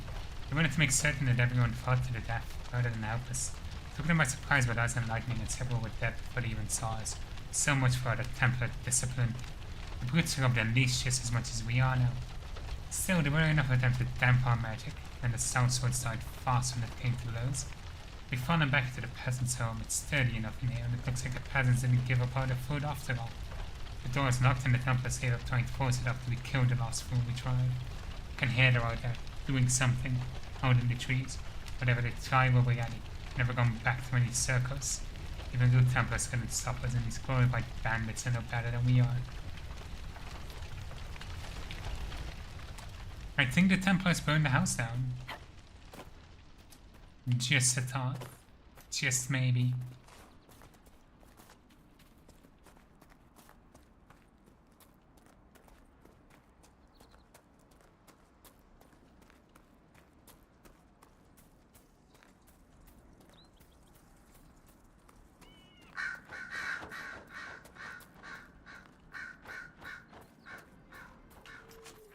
the other ones? Okay, there's also one near the Drakestone Cave.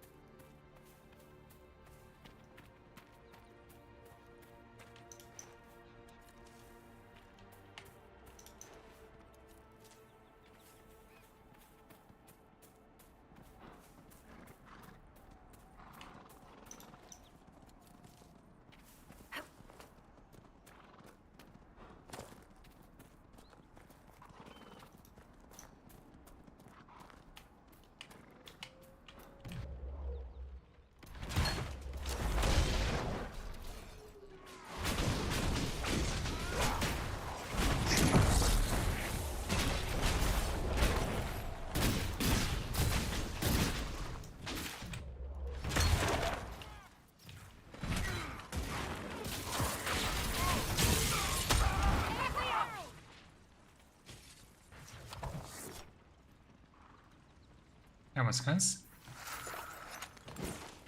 Should not have gone down there, honestly, but...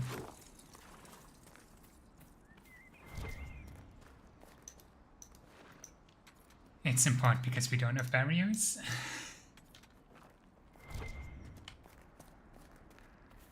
I really don't want to spec a point into Spirit just for a barrier.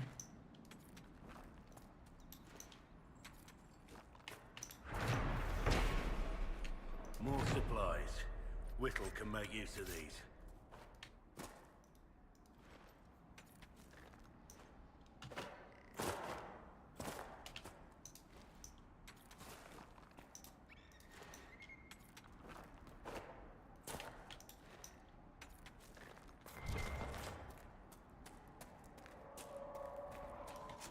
And... okay.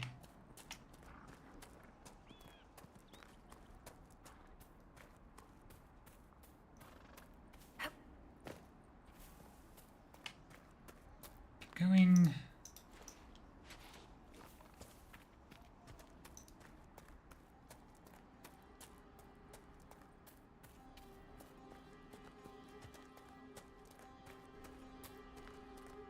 Farmers should be here nearby.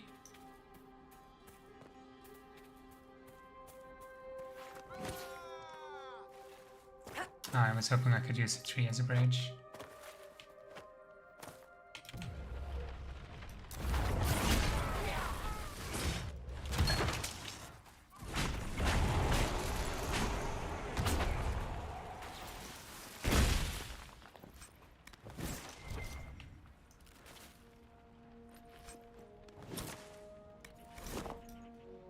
On the 10th Winter Imperium set the mages should rule over men that just rebelled against the righteous decree. When the Circle said that mages should be allowed to consort with unholy spirits without the care or consequence to just rebelled against the unrighteous decree. Now the Lord Seeker tells us to withdraw to Far Royal. My brothers, I tell you, we are the just and we must rebel against this unrighteous decree. Our battle must continue until no mage draws breath. Cast aside these cowardly shackles and join us along the river of the West Road. Okay. We should now be able to find both camps.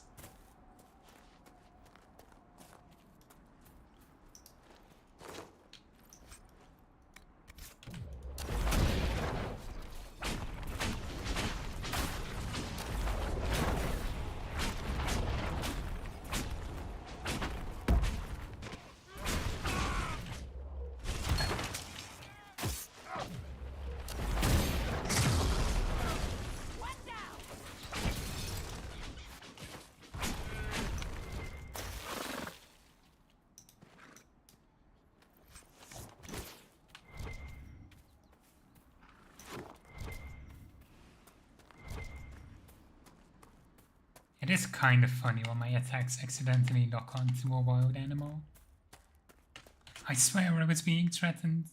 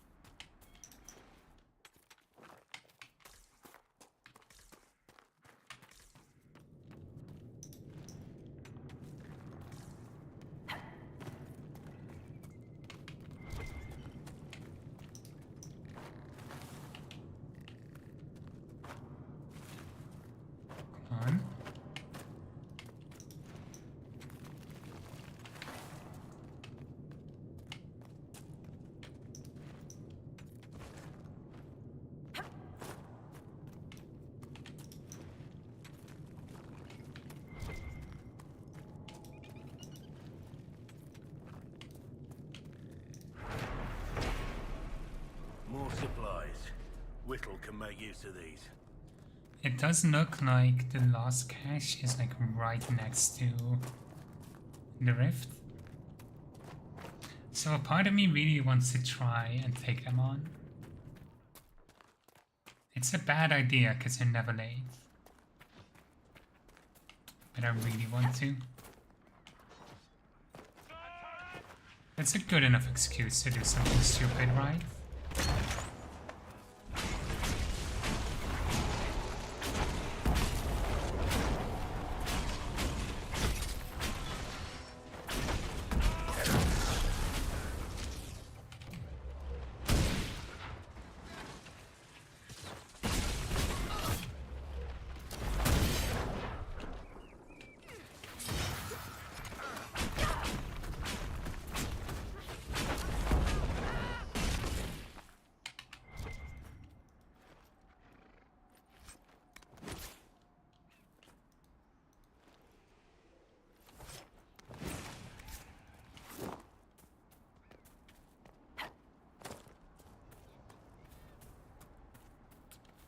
I'll save when we get a little bit closer, just in case.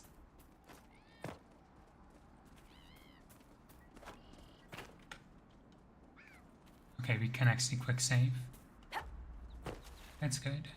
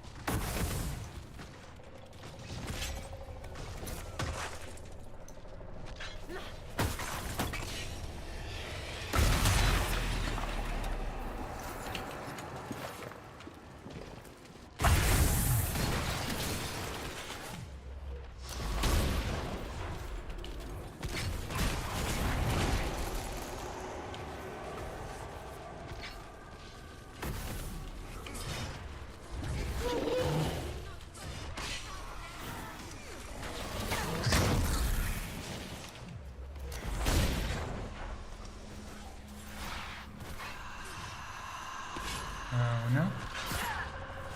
Damn.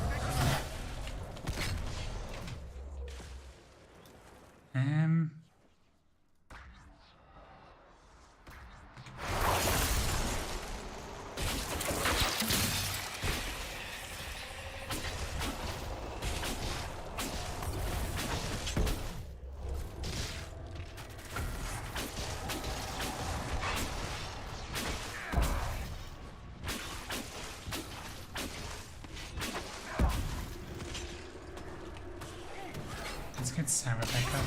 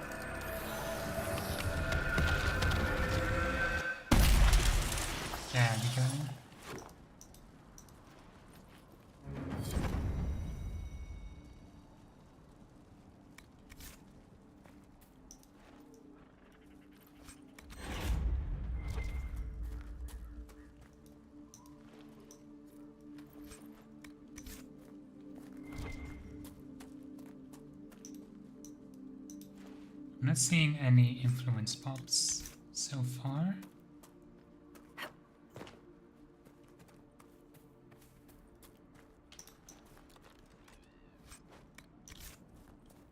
I think we should be fine.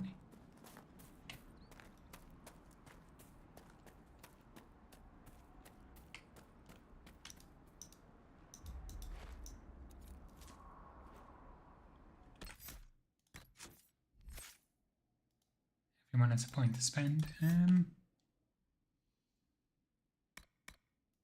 see.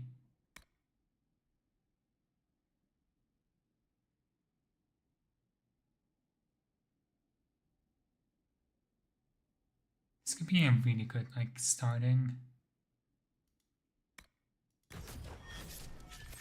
It's a good way to start fights. Maybe not necessarily end them.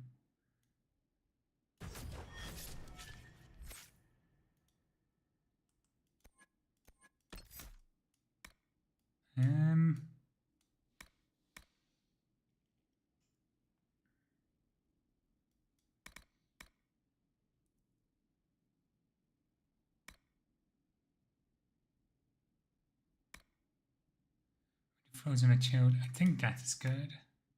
Bit of a useful shutdown ability.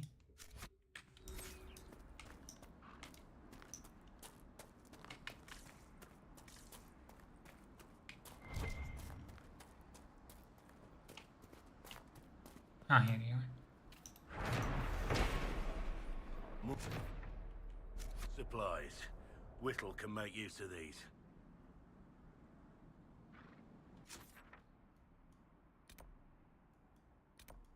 Go here first.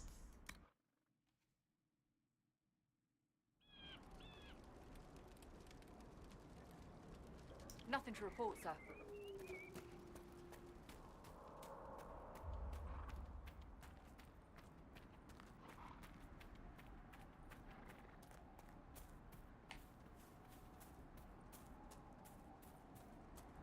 Thank you again.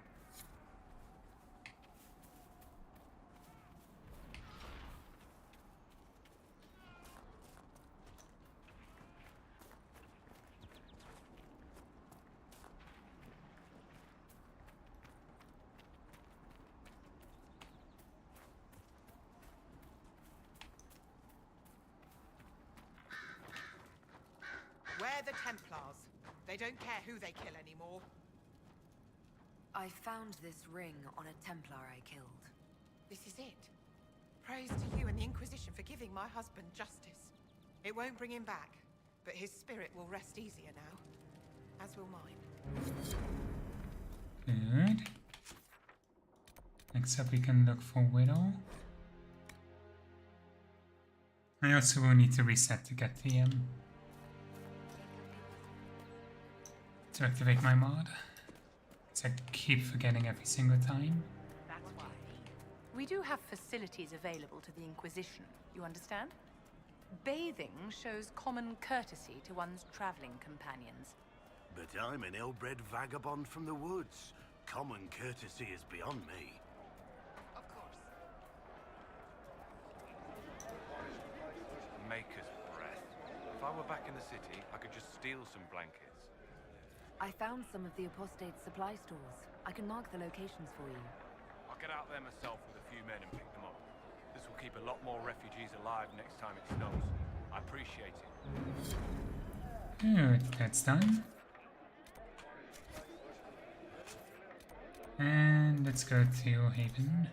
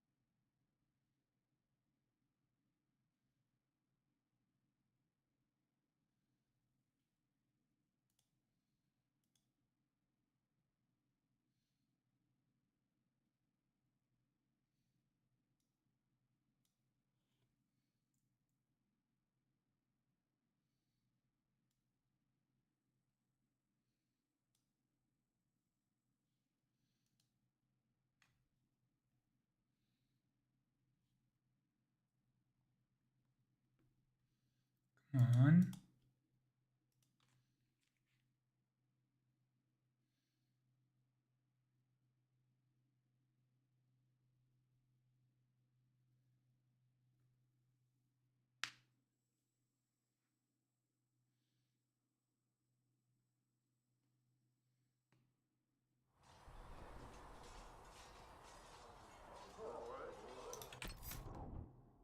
Save.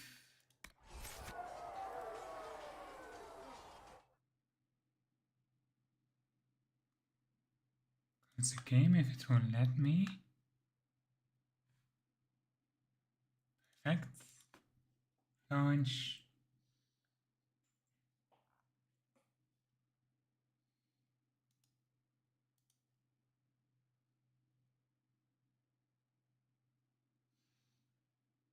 So it would take just a second.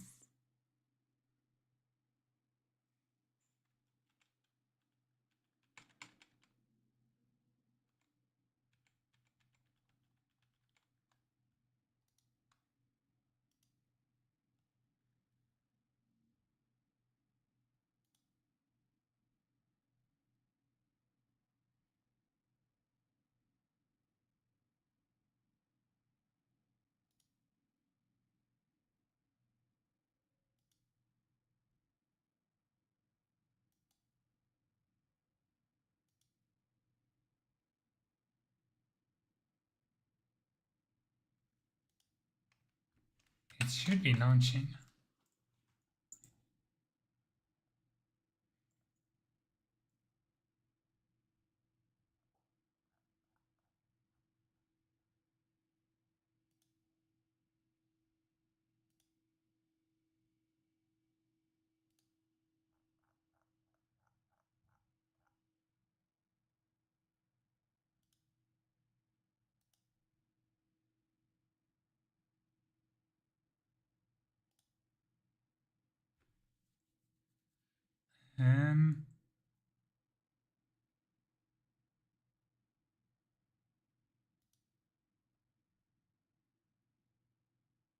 I don't know why it's not working.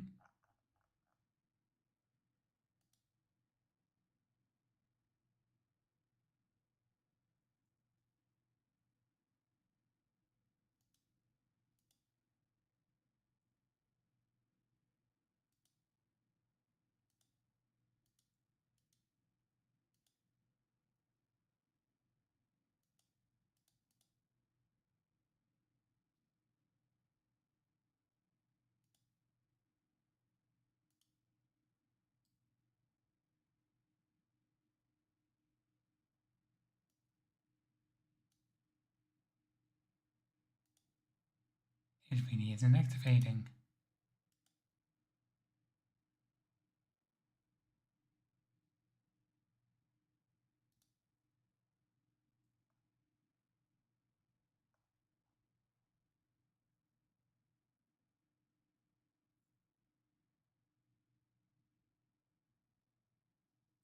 There we go.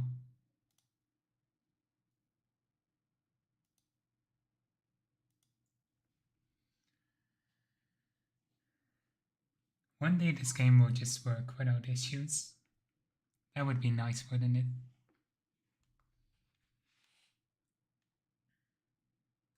At least Veilguard will work without needing the EA app integration. It's gonna make things a lot easier.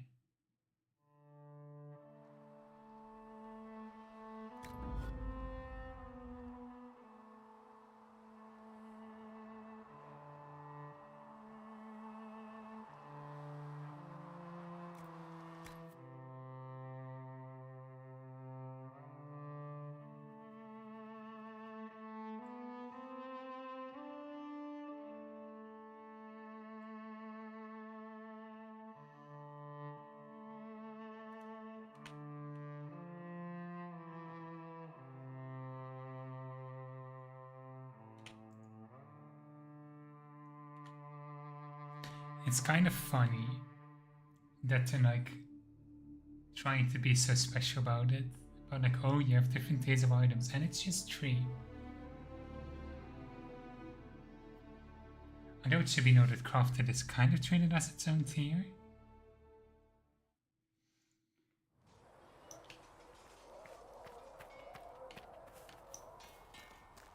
Good day to you.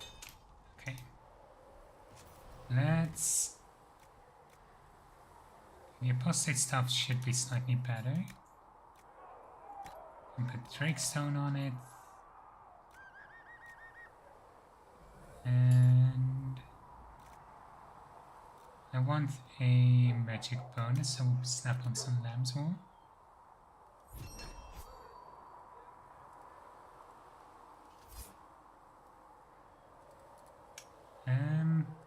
So, you're what?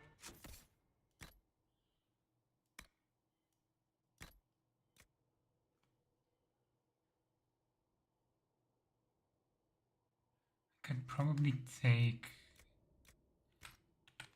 Oh, tranquil. those items off it.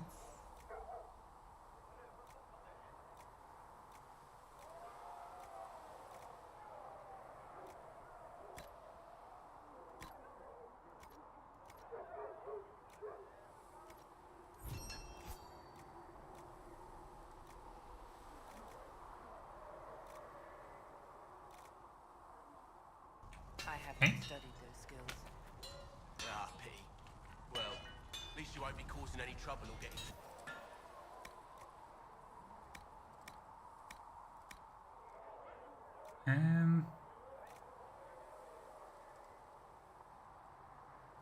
We might also want to make this for Varric.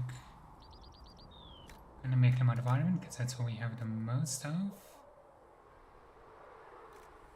And...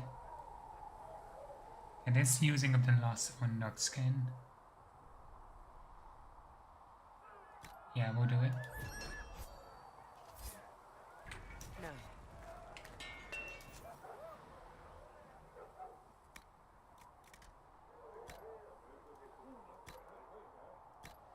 These on.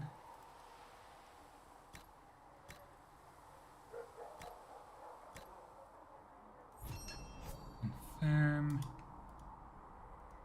And then Varric. I think it was this one. Yeah.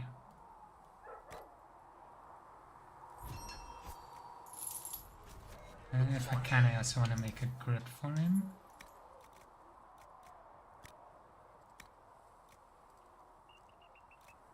Oh. No, I kind of don't care about strength constitution for him. Sarah already has a bow.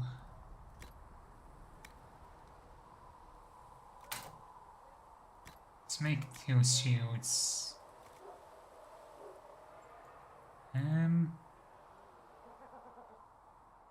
Strength or constitution. I think strength makes more sense right now. We'll make 2 of these. 1 for each of our warriors.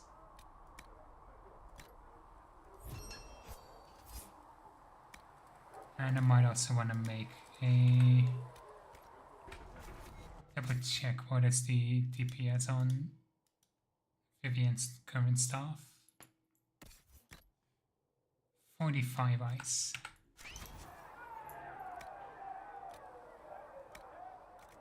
So this should be...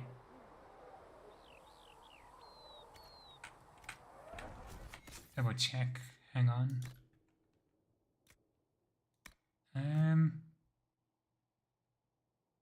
Yeah, okay, it's a DPS I want to look at.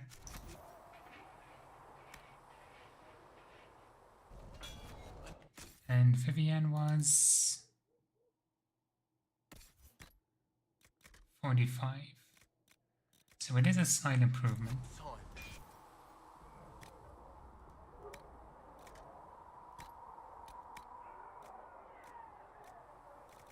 See, I might want to wait, hold off on that. Another time then. Does mine have arms on? Yes. can make some defender mail for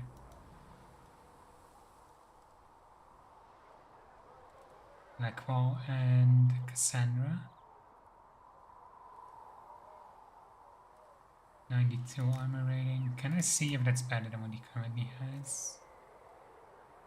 Not really. Again, we'll use Iron with Drakestone.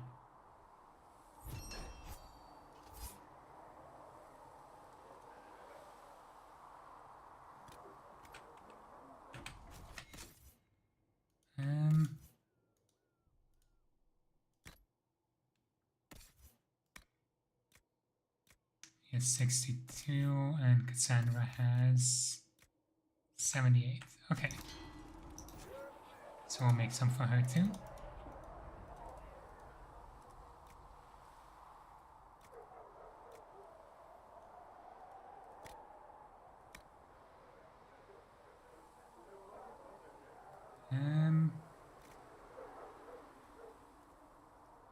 Go with Drakestone, I need to get rid of it.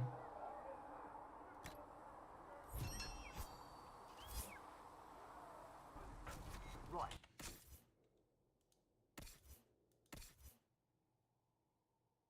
Let's equip her first.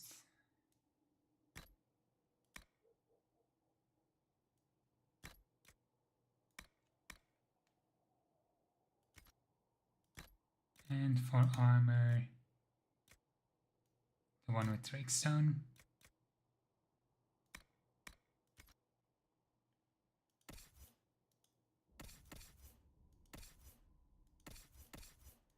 Also take this helmet off because it's ridiculous. Move that to valuables. Blackwall. Defender mail.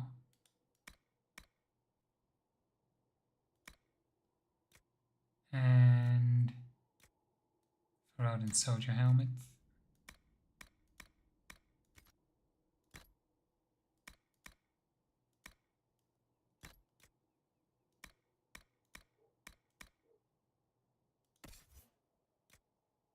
Oh, this is slightly better.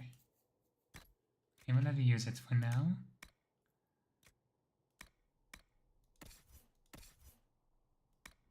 To the end. And we don't have anybody who uses these yet, so we can just sell them all. We'll give her a cooldown amulet.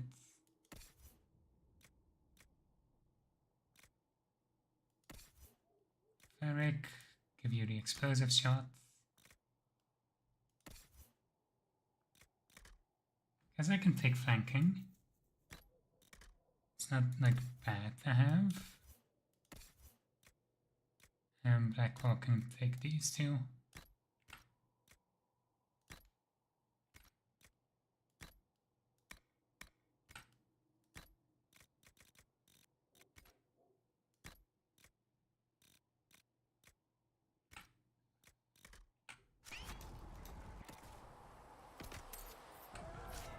Good.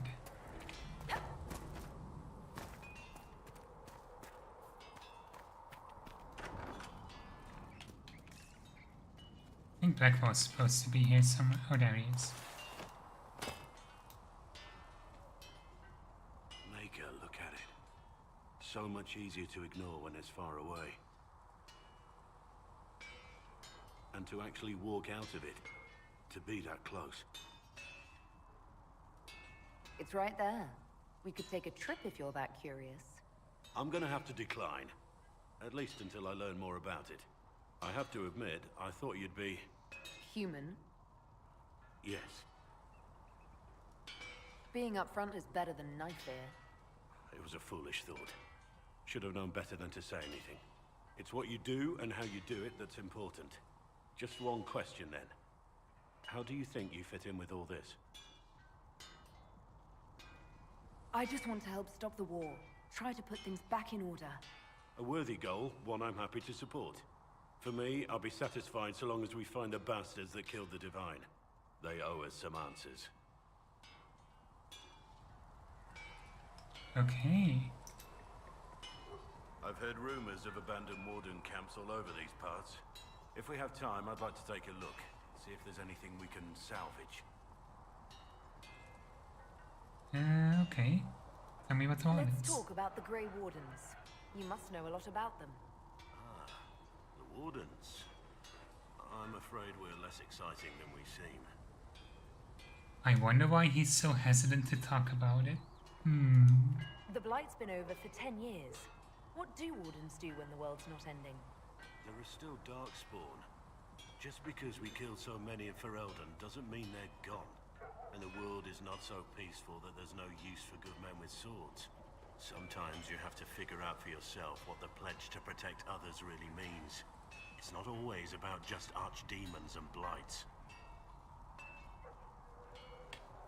Where were you during the Blight? I was in Ferelden, on my own, like always. Quietly killed my fair share of Darkspawn too. You haven't had contact with other Wardens for a while. Why were you on your own? That's what I've always done. Recruitment only requires one man. Besides, I've always been a loner. Works best for everyone that way. So you have no idea where the rest of the Wardens are? Do you find that odd? The Blight is over. We don't need an organized force. And orders don't change much from day to day. For the last 1,000 years or so, it's been just find Darkspawn, kill them, repeat as necessary. Those orders change during a Blight. Let's continue this at another time. As you wish. I'll be here if you need me. It's strange he wouldn't have gone to Ostagar, isn't it? I'm actually curious, where are those artifacts? Oh, the first one's actually quite easy to get, just in gaining its foothold. Okay.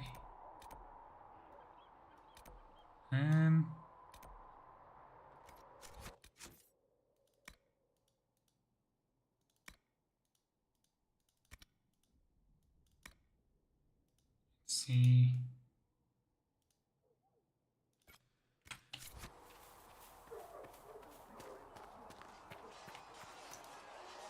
Greetings. May I ask you about the Chantry? It is difficult to say what becomes of the Chantry now. They have no Templars, no leadership, and no one left who is worthy of succeeding the Divine. It has fallen apart when everyone needs it the most. I ache to think what this will mean in the days to come. Will the Chantry replace Divine Justinia? They will try. Once the priests withdraw for the Grand Consensus, it is against Chantry law for them to emerge without naming a new Divine. Sometimes it takes days, or weeks, or even months. The problem now is that no clear successor to Justinia exists. All worthy clerics died with her at the Conclave. So what happens if they can't agree on someone? Theoretically, they will argue until exhaustion takes them or they see reason. Practically, however, if the Grand Consensus goes on too long, the Chantry will crumble. Any cleric with ambition but little sense will see this as her one chance, and plenty of such clerics exist. We shall see what happens. The Inquisition must act in the meantime. If they do choose a new Divine, will you serve her? That depends on whether she would have me. I am a rebel now, remember? And even if she would, I do not know. It would depend on what type of Divine she is. I am no longer in a position to follow blindly, and no new Divine could expect such obedience now.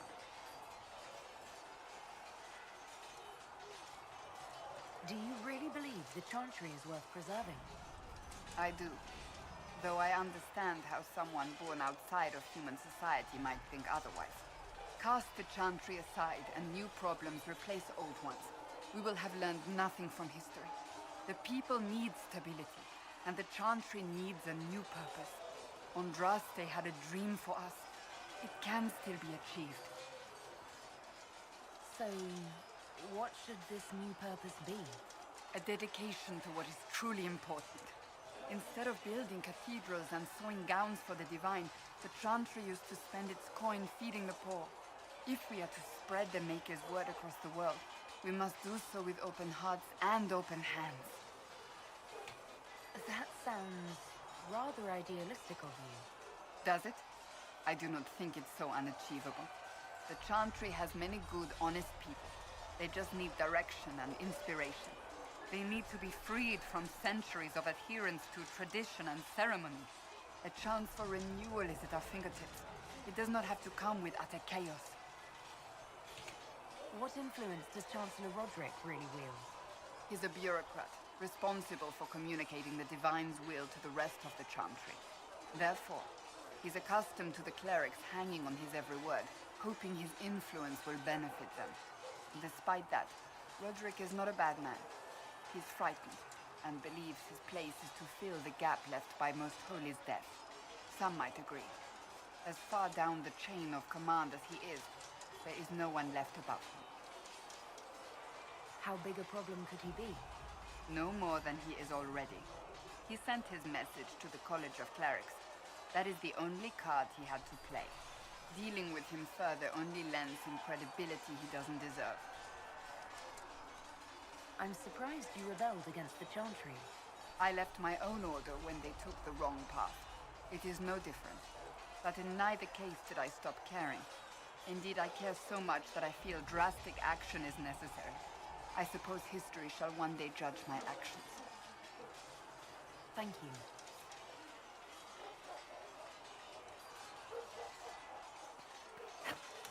And Conan is next.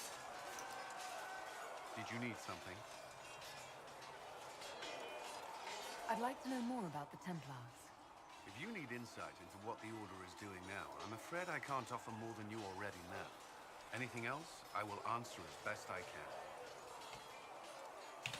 What does Templar training involve? There is weapon and combat training. Even without their abilities, Templars are among the best warriors in Thedas. Initiates must also memorize portions of the Chant of Light, study history, and improve their mental focus. Did you enjoy your training? To learn everything. If I was giving my life to this, I would be the best Templar I could. You were a model student. I wanted to be. I wasn't always successful. Watching a candle burn down while reciting the Chant of Transfigurations wasn't the most exciting task. And I admit, my mind sometimes wandered. Do Templars take vows? I swear to the Maker to watch all the mages. That sort of thing. There's a vigil first. You're meant to be at peace during that time, but your life is about to change. When it's over, you'll give yourself to a life of service. That's when you're given a filter, your first draft of Lyrium and its power. As Templars, we are not to seek wealth or acknowledgement. Our lives belong to the Maker and the path we have chosen.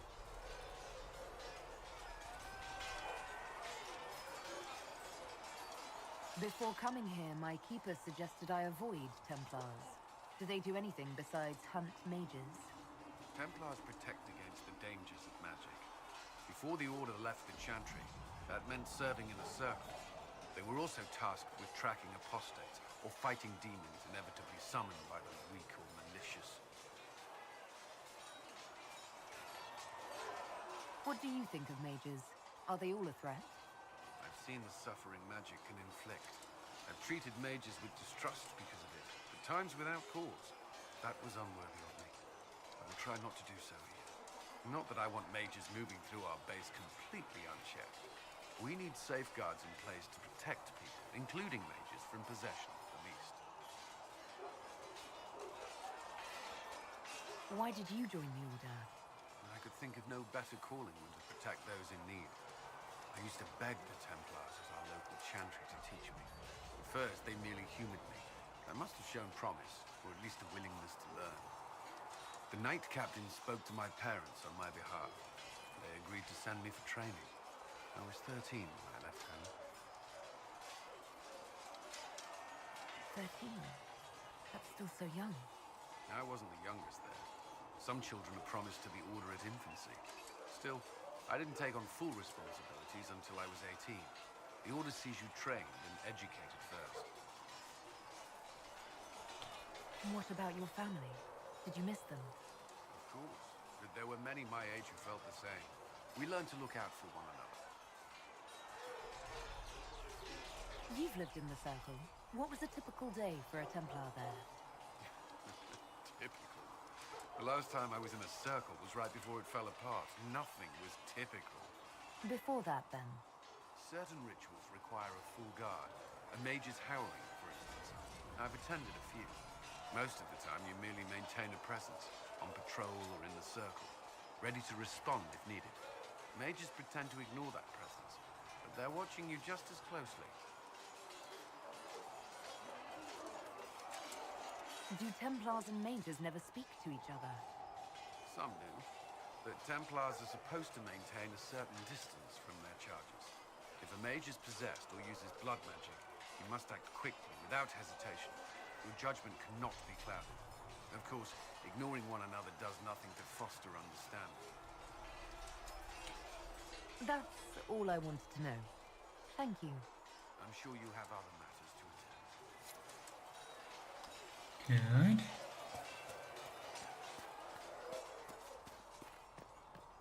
Let's go inside.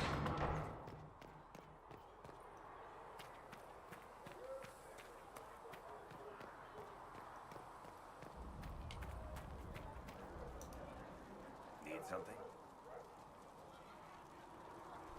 The red lyrium we found at the temple seemed to upset you. My brother Bartrand and I sort of discovered red lyrium during an expedition in the Deep Roads. We located an ancient thaig, so old it barely looked dwarven. There was this idol there made of it. Bartrand brought it back to the surface, and, well, everything's gone downhill from there. That's a very light way of putting it. So what is it? Just another kind of lyrium?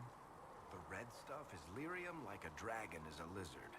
It's not just a different color. It has a whole host of weirdness all its own. I've written to every mining cast house in Orzammar. No one's seen this stuff before or knows where it came from. What makes it special? Regular lyrium can mess you up pretty badly, but you have to ingest it for that to happen. Red lyrium messes with your mind when you're just near the stuff. You hear singing, get violent, paranoid, and then it does creepy shit. Makes things float, brings statues to life. I've had a few alchemists studying it in Kirkwall, in shifts. Why do you have red lyrium? My brother kept a sliver when he sold it. I'm pretty sure he held on to it because it was already talking to him. That little shard drove him mad. I had him taken to a sanitarium and eventually found the fragment in his house. We brought the shit to the surface, Bartrand and I. I wanted to find out if there was a way to shut it up. So far, it looks like the answer is no. If red lyrium is as dangerous as you say, why'd you keep it? I've heard that shit singing to me. I know better than anyone how bad it is. In Orzammar, miners keep regular, non-crazy raw lyrium in special lead-lined containers. Actually, it's a huge secret how they're constructed. Keeps surface folk from horning in on the lyrium trade. I pulled a lot of strings and got a smith to build me 4 of them nested inside each other.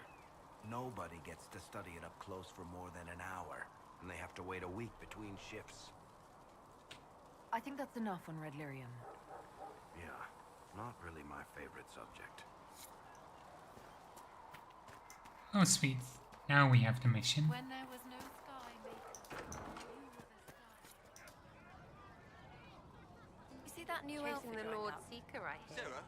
Anyone who thinks they need Lord in front of the name, Should that's put bad. your eye out. Bet he's got a I portrait didn't mean for anything by it. That's your It's first good to see us total all ass. coming together to serve the Maker. Never thought the Inquisition would be recruiting thieves to its ranks. I love the song in the background. Is the Inquisition what you thought it would be? Calling an Inquisition is a bit much, isn't it? Does not even know what they're chasing. Fair question for me as well, I suppose. Everybody following a rumor. At least I'm used to that. What do you think about the people who have gathered? Which? The ones who do things or the ones who give orders? What do you think about our spymaster, ambassador, and commander? Liliana is pretty in places. Swear I've seen her too. Or heard she used to play. But that'd be mad. Now Josephine, she's as good at humbling her kind as I am. Just with less mess. Knows her business, if you have to have it. And colour. I suppose if you want a jackboot, you get a big one so you can grow into it. Nice hair. Thoughts about Cassandra? Not as buttoned up as she plays, right? Tough, though. I'd stand behind her in front of anything. What about Solus? Solus? His head's crammed up 1,000 years ago. Anything to say about Varric? Varric? Too clever. Always saying something, but never saying it straight. What's your opinion of Vivienne? She's a bitch, but she knows. It's better. Any thoughts about Warden Blackwall?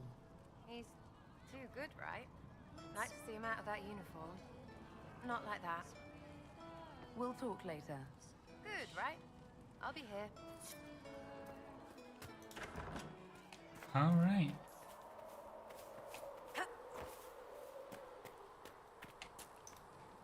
Greetings. Why are you walking away? I'd like to know more about you, Solus. Why? Why not? Privacy? Caution? Concern about the direction of this Inquisition once our work is done? Then don't tell me. I wasn't asking as part of the Inquisition. I'm sorry. With so much fear in the air. What would you know of me? What made you start studying the Fade?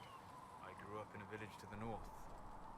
There was little to interest a young man, especially one gifted with magic. But as I slept, spirits of the Fade showed me glimpses of wonders I had never imagined. I treasured my dreams. Being awake, out of the Fade, became troublesome. Did spirits try to tempt you? No more than a brightly colored fruit is deliberately tempting you to eat it. I learned how to defend myself from more aggressive spirits, and how to interact safely with the rest. I learned how to control my dreams with full consciousness. There was so much I wanted to explore. I gather you didn't spend your entire life dreaming. No. Eventually, I was unable to find new areas in the Fade. Why? 2 reasons. First, the Fade reflects the world around it. Unless I traveled, I would never find anything new. Second, the Fade reflects and is limited by our imaginations. To find interesting areas, one must be interesting. Is this why you joined the Inquisition? I joined the Inquisition because we were all in terrible danger. If our enemies destroy the world, I would have nowhere to lay my head while dreaming of the Fade. Well, it's not the worst reason I've heard to go out and enjoy life. I'm glad to hear it. In truth, I have enjoyed experiencing more of life to find more of the Fade. How so? You train your will to control magic and withstand possession. Your indomitable focus is an enjoyable side benefit. You have chosen a path whose steps you do not dislike because it leads to a destination you enjoy. As have I. You said you'd traveled to many different places. This world, or its memory, is reflected in the Fade. Dream in ancient ruins, you may see a city lost to history. Some of my fondest memories were found in crumbling cities, long picked dry by treasure seekers, the best of the battlefields. Spirits press so tightly on the veil that you can slip across with but a thought. Any place in particular? I dreamt at Ostagar. I witnessed the brutality of the Darkspawn and the valor of the Ferelden warriors. I saw Alistair and the hero Ferelden light the signal fire, and Logain's infamous betrayal of Kaelin's forces. I've heard the stories. It would be interesting to hear what it was really like. That's just it. In the Fade, I see reflections created by spirits who react to the emotions of the warriors. One moment, I see heroic wardens lighting the fire, and a power-mad villain sneering as he lets King Kaelin fall. The next, I see an army overwhelmed and a veteran commander refusing to let more soldiers die in a lost cause. And you can't tell which is real? It is the Fade. They are all real. Have you always traveled and studied alone? Not at all. I have built many lasting friendships. Spirits of wisdom, possessed of ancient knowledge, happy to share what they had seen. Spirits of purpose helped me search. Even wisps, curious and playful, would point out treasures I might have missed. I don't know of any spirits by those names. They rarely seek this world. When they do, their natures do not often survive exposure to the people they encounter. Wisdom and purpose are too easily twisted to pride and desire. You're saying that you became friends with Pride and Desire demons? They were not demons for me. Meaning? The Fade reflects the minds of the living. If you expect a spirit of wisdom to be a pride demon, it will adapt. And if your mind is free of corrupting influences, if you understand the nature of the spirit, they can be fast friends. I'm impressed that you could become friends with spirits. Anyone who can dream has the potential. Few ever try. My friends comforted me in grief and shared my joy. Yet, because they exist without form, as we understand it, the Chantry declares that spirits are not truly people. Is Cassandra defined by her cheekbones and not her faith? Varric by his chest hair and not his wit?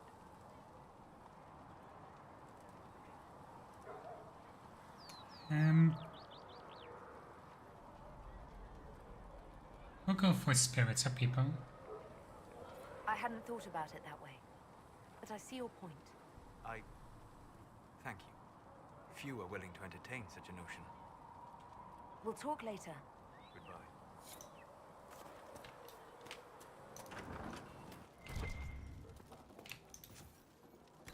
Let's see what we can upgrade.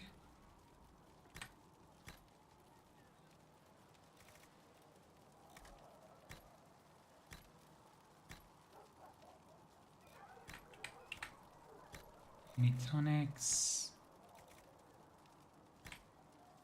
No, because we don't have crystal crates yet.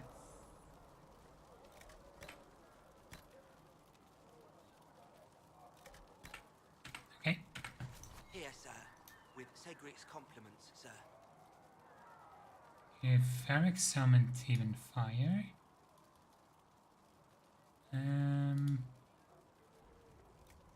Vivian can get Lyrium potions. Sarah gets jars of bees. What's the catch this time? No catch, sir. Said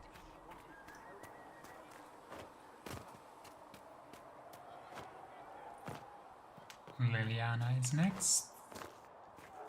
As we do our rounds. It seems Blackwall knows nothing about the disappearance of the Grey Wardens. It's a disappointment. I am, however, glad that he is with us, even if he was not what I expected. He seems to be a good man, and his experience will be an asset to the Inquisition. As for the other Wardens, I suppose we will have to keep looking.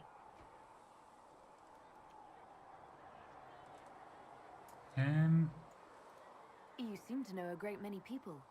I have made friends, and on occasion enemies. It's unavoidable.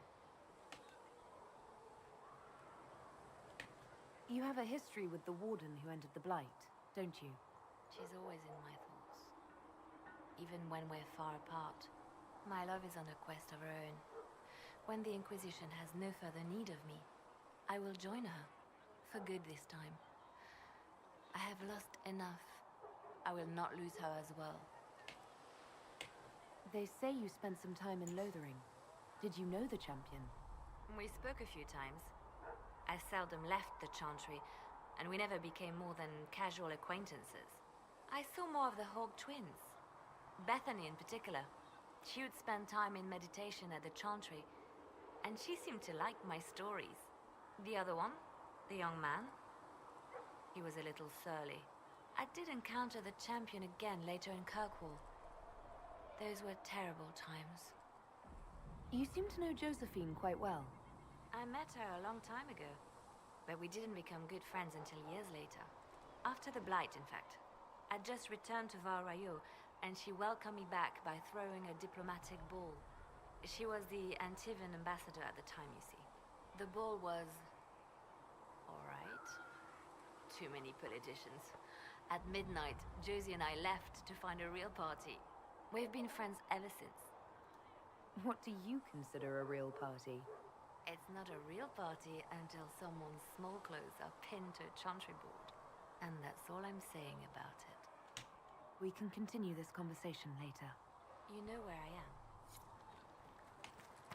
I missed the one prompt to ask more about Hawk, but it's fine.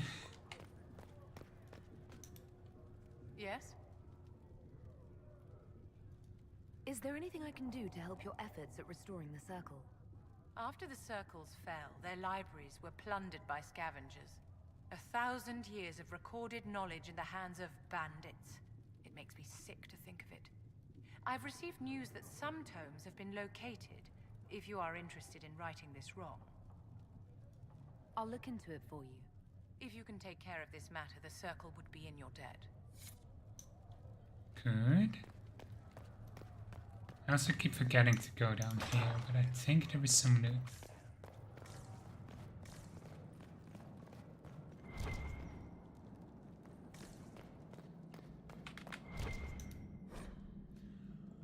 Coordinates Dracon, king of the city-state of Orlais, was a man of uncommon ambition. In the year -15 of the Ancient Age, the young king began construction of a great temple dedicated to the Maker. Declared that by its completion he would not only have united the warring city-states of the south, he would have brought Andrastian belief to the world.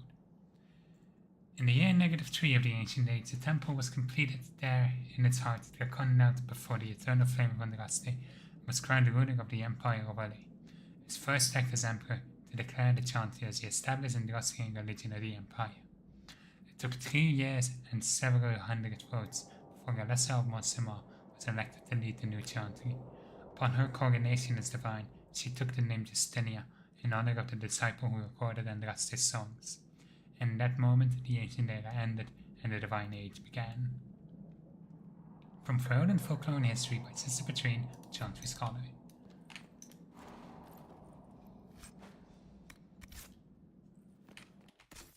Are these any good? Nope.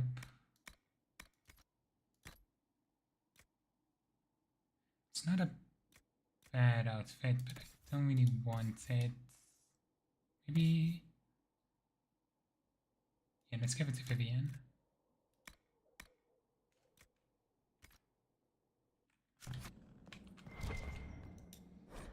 Chantry Hierarchy. The Divine is a titular hand of the Chantry. Although since the schism split the Imperial Chantry into its own faction, there are now in fact 2 Divines at any one time. One Divine, informally called the White Divine, is a woman housed in the Grand Cathedral in Val Royal. The other, known as the Black Divine, is a man housed in the Argent Spire in Minrathous. Neither Divine recognize the existence of the other, and the informal names are considered sacrilegious, no matter the gender, and the Divine is addressed as Most Holy or Your Perfection. Beneath the rank of Divine is the Grand Cleric. Each Grand Cleric presides in numerous chantries and presents the highest religious authority for the region. They travel to Val Royal when the College of Clerics convenes, but otherwise remain where they are assigned. All Grand Clerics are addressed as Your Grace. Beneath the Grand Cleric is a mother, or in the Imperial Chantry, the father. If a mother is in charge of a particular chantry, revered is appended to the title. There are the priests responsible for administering to the spiritual being of the flock. A mother or revered mother is addressed as Your Reverence. Brothers and sisters form the rank and file of the Chantry and consists of 3 main groups: Affirmed, Initiates, and Clerics. Affirmed are the lay brethren of the Chantry, those regular folk who have turned to the Chantry for succor. Often they are people who have led a difficult or irreligious life and have chosen to go into seclusion, even orphans and similar unfortunates who are raised into Chantry life. The Affirmed take care of the Chantry and are in turn afforded a life of quiet contemplation, no questions asked. Only those folk who take vows before initiate, those are men and women in training, whether in academic knowledge or the martial skills of a warrior. All initiates receive an academic education, although only those who seek to become Templars know how to fight in addition. Clerics are the true academics of the Chantry. These men and women who have dedicated themselves to the pursuit of knowledge. They are often found in Chantry archives, sages presiding over libraries of books and arcane knowledge. The most senior of these clerics placed in charge of such archives are given the title Elder, although such a rank is still beneath that of Mother. All other brothers and sisters are addressed simply by noting the title before their name, such as Brought idea on the TV. From a guide for Ambassador from Gavain.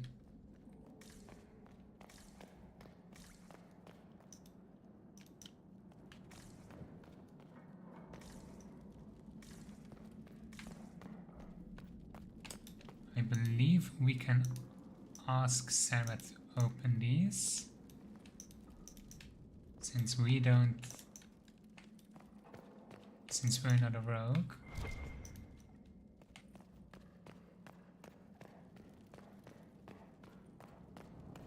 I'll do that later. Let's check up on Josephine first.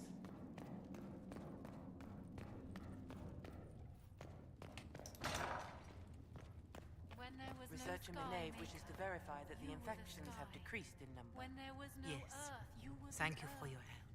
When Tell there was me, nothing. are you happy this way? Everything. With everything you feel and dream cut away?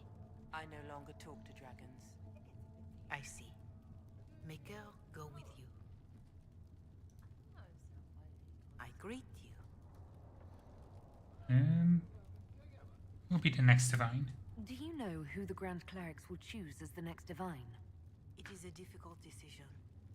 All the obvious candidates perished with Divine Justinia at the Conclave. The Grand Clerics are terrified of the Inquisition. They will not decide soon, and I fear they will not decide wisely. Whoever is chosen needs the Inquisition's support. No one else seems likely to seal the breach.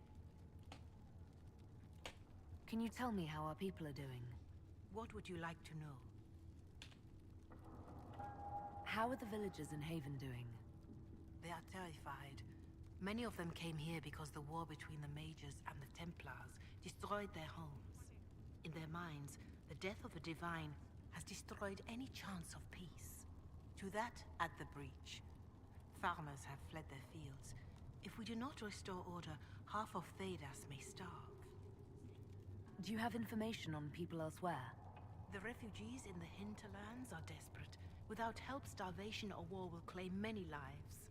Villagers in Crestwood are besieged by their own dead. Yeah, this one we've already People heard. have vanished. More than that I cannot say. It is a... Farewell. Farewell. Tell Segret I've received permission to sell him a few things. Good day to you. What exactly does your job entail? I meet with ambassadors from various factions and countries and cement alliances with them. We are a young cause. Diplomacy is essential to our credibility. Then you speak for the Inquisition with these nobles? I do. Someone must foster goodwill on our behalf, as well as prevent controversy as news of us spreads. How heavily are our actions scrutinized? Make no mistake. Every noble house, every throne, is waiting to see what the Inquisition does next. Many are willing to pledge support, if offers are made in just the right fashion. I intend to see that they are. Let's speak later. Another time. Okay. Let's summon the War Council.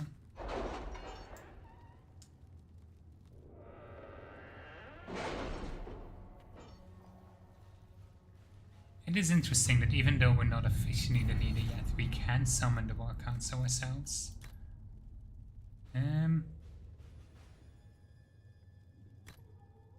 Did you see the message I sent? Yes, thank you. Let's see.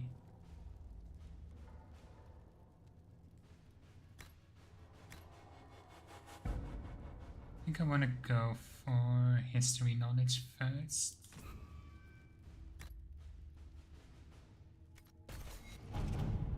Might come in useful later. Let's hear the nicer treaties.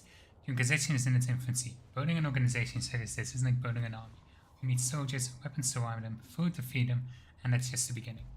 A joint knowing could make a difference. I have Grey Warden treaties, and these allow us to take what's needed when needed. We do not face a blight, but surely a torn sky warrants us most concerned. Consider it a Warden Blackwall. This could work. The blight has been 10 years past, and Thedas remembers how we were saved. I can use the treaties, leverage the goodwill of the Wardens, and use it for the Inquisition. I was correct. Spreading word that the Inquisition was allied with the Grey Wardens meant messages of support poured in. With the treaties in hand, we've managed to secure new recruits and donations of both gold and equipment. Commander will make good use of them. Good. Okay. That is about it so far.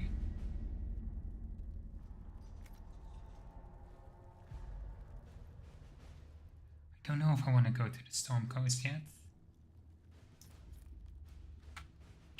Actually, I should have checked. As much as these are good, it is really good. But it also looks really silly. Could give it a Solus. Yeah, sure, why not? What level do we need to be for Champions of the Just? So it would maybe be nice to recruit Cole early.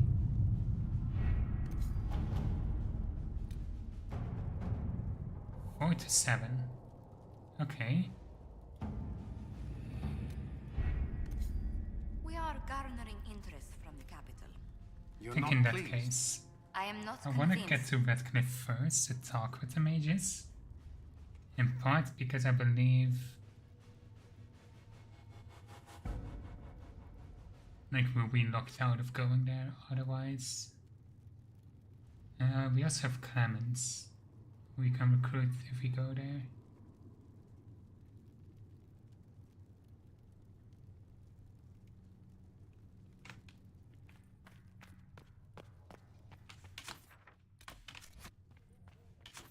And let's go.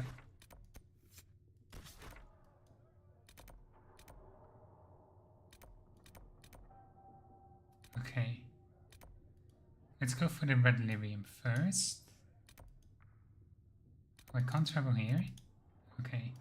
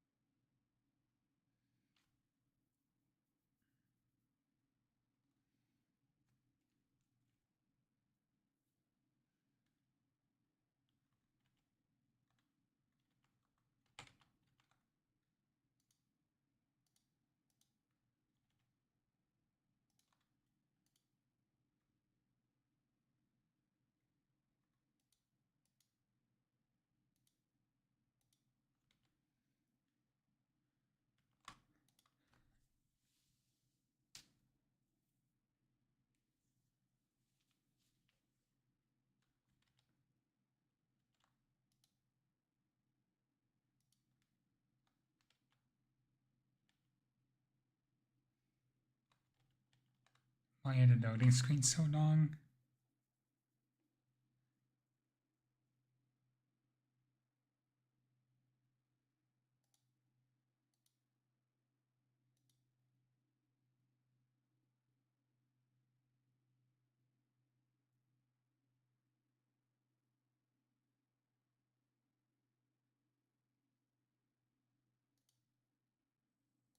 There we go.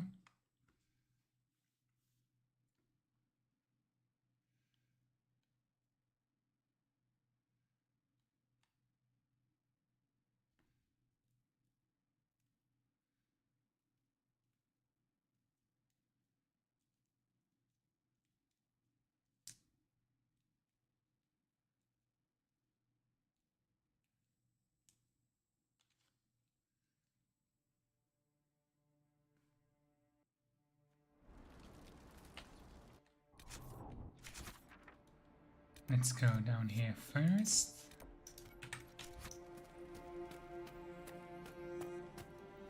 Nothing to report, sir.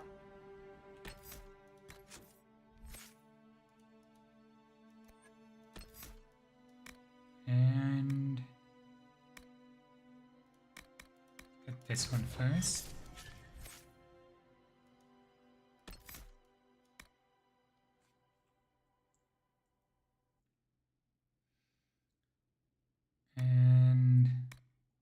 let's get shield bash.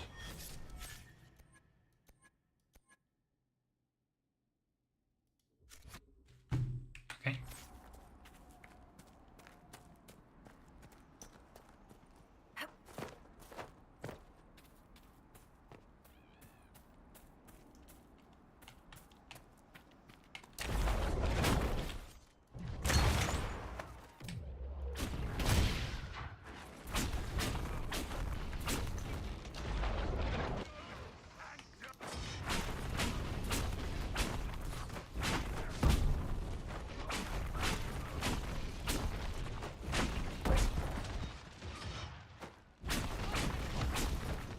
Okay, I might need to change her tactics.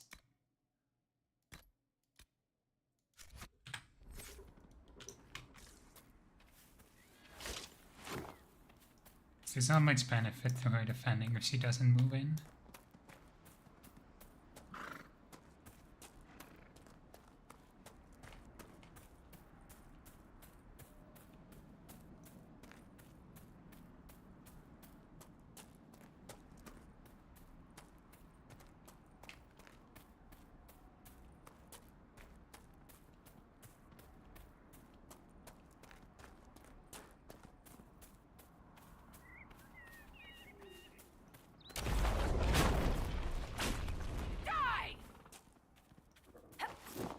There we go.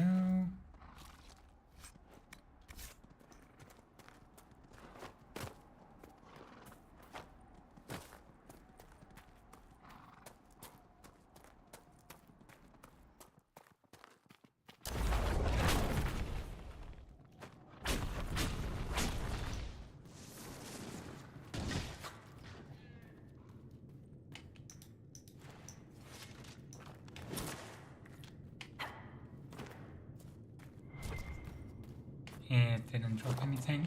That's a shame.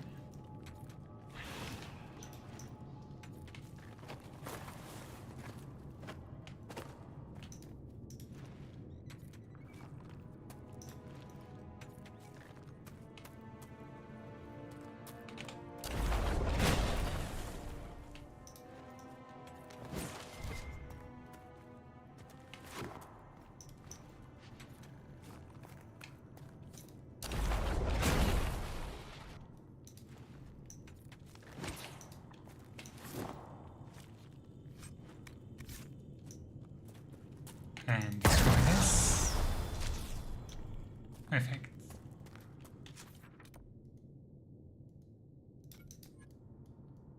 And so this is active travel here.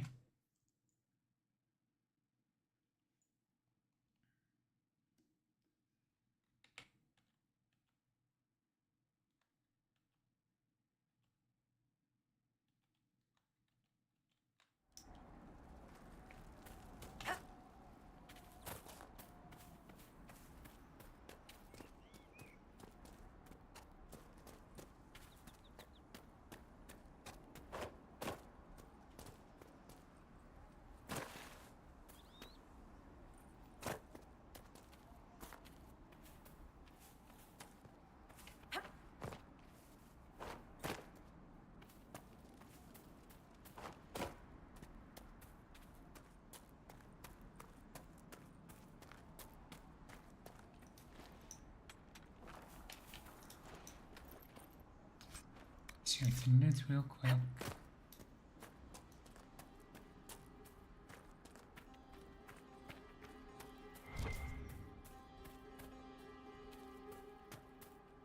Don't think we can make this jump. Nope.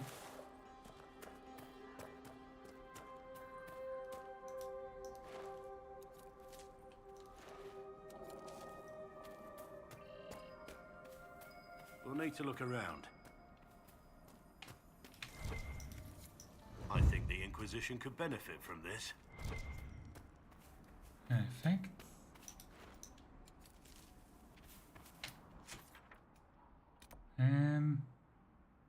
Let's go cut this camp.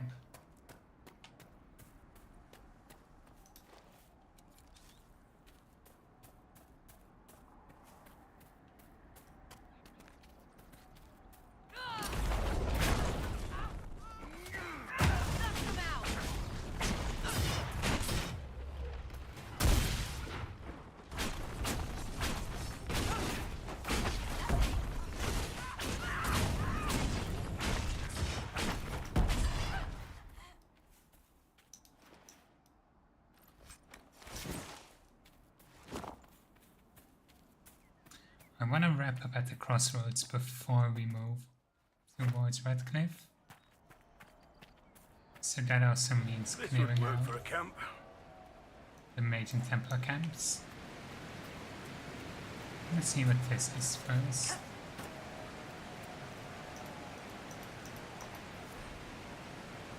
Okay, I think that's later.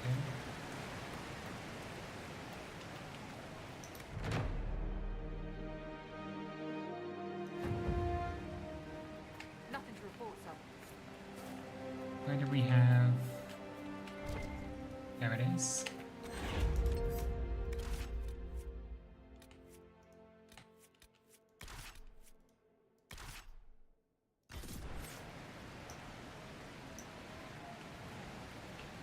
Actually, I should bring Cassandra, not Echo.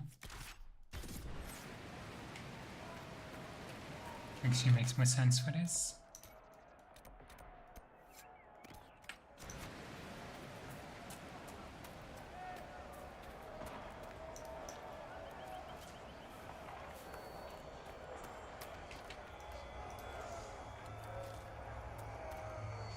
Look, that's the King's Road down there.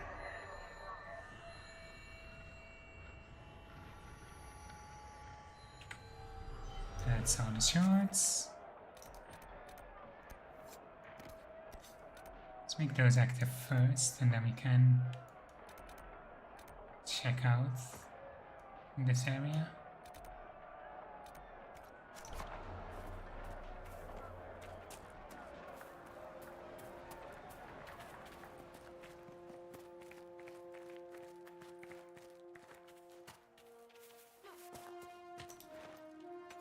Will likely fight plenty of mages and templars in the process. Look at this. The apostates have gone mad with power.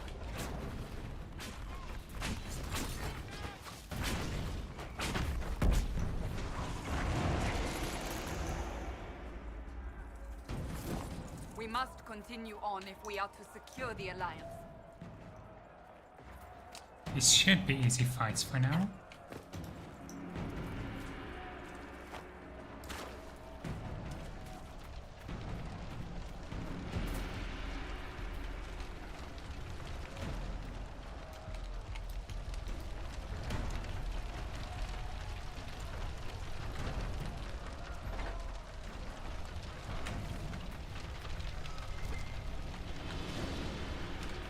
So no news to this. However, in Woodcraft, within the Diamond Corridors my light is shape rate. A branch of Dwarf society so ancient that the dwarves themselves do not know when or where it began. They are the keepers of history for the people who have never known the sun or seasons, and who track time by the lives and deaths of kings. They are not mere historians, they are craftsmen, for the living history of the dwarves is not written but forged. The memories of the dwarves called the records are runes painstakingly crafted from lyrium, which contain the actual thoughts of the shapers who made them. The making of runes is now restricted solely to the shapers. The most commonly used for kind are crafted by many members of the smith caste from lyrium and other magically reactive metals, and can imbue a variety of fascinating new properties to an item when properly applied, just as the runes Da Vinci designs do. But runes are found everywhere in Dwarven artwork, and not all serve a practical purpose at least. Not one that's known. They are carved onto houses and storefronts. They are embroidered on garments, etched in glassware, even painted on chamber pots. The meaning of the symbol themselves are sacred knowledge kept by the sacred. They are not, as many surface folk believe, the written language of the modern dwarves, but what are remnants of a lost language that predates Orzammar, the Dwarven kingdom, and even the tens of thousands of years of history recorded in the memories. Shapered recognizes the meaning of a few dozen Dwarven runes. Memory, obviously, is used for their record keeping. Many have not so much been translated as inferred. Runes which decorate both armor and load-bearing architecture might very well mean strength or endurance. New symbols are unearthed now and then in the fallen tales, brought back by the Legion of the Dead and jealously hoarded by the Shapers who struggle to find their uses and origins. Were those symbols an earlier version of the written Dwarvish tongue, a language that fell into disuse, replaced by the modern King's tongue? It is hard to guess, and the memories offer us no wisdom. Fascinating.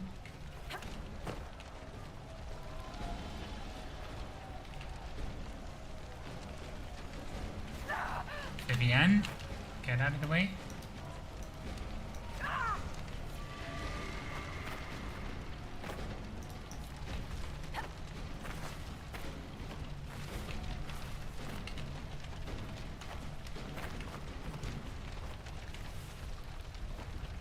Okay.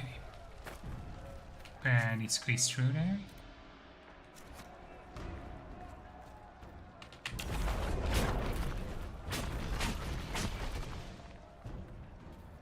Where are the rest of my party?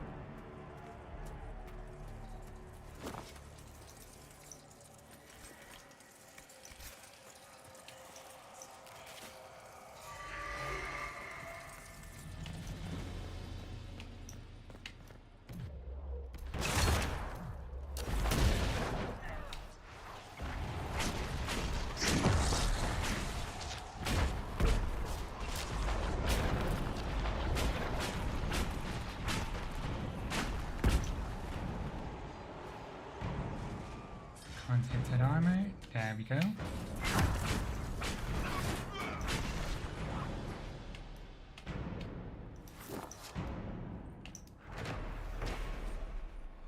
Fort Connor. Fort Connor was constructed by a young Eamon after the Olesians were driven from Ferelden. It was named in honor of Eamon's father, who died at the Battle of West Hill, and after whom the heir all named his son.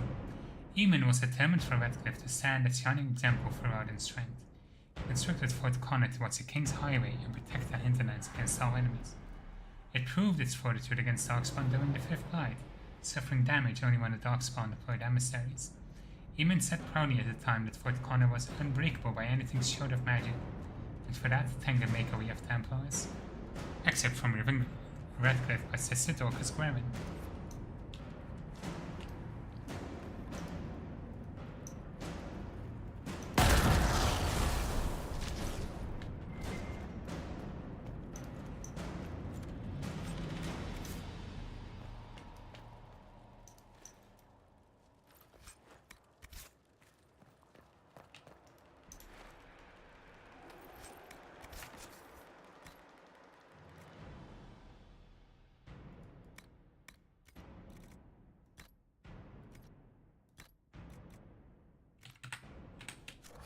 Okay. That's a scroll.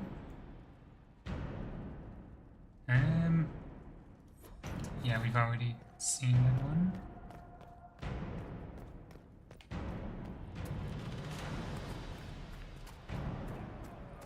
I'm gonna get the shards first.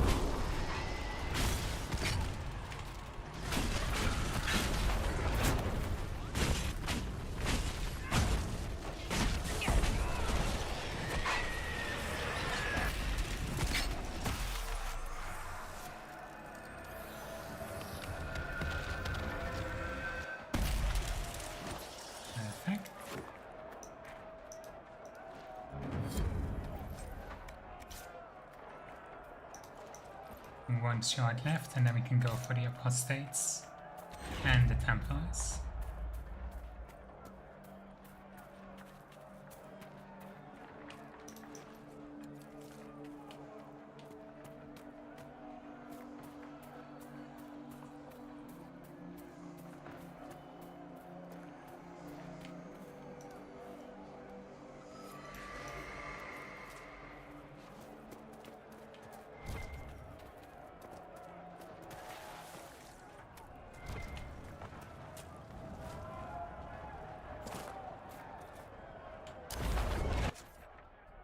Should mark this one first.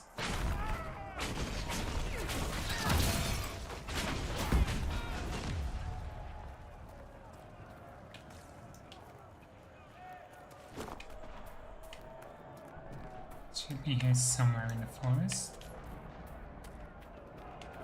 if I remember it right. It's easier to find once you have done all the Astrarians, but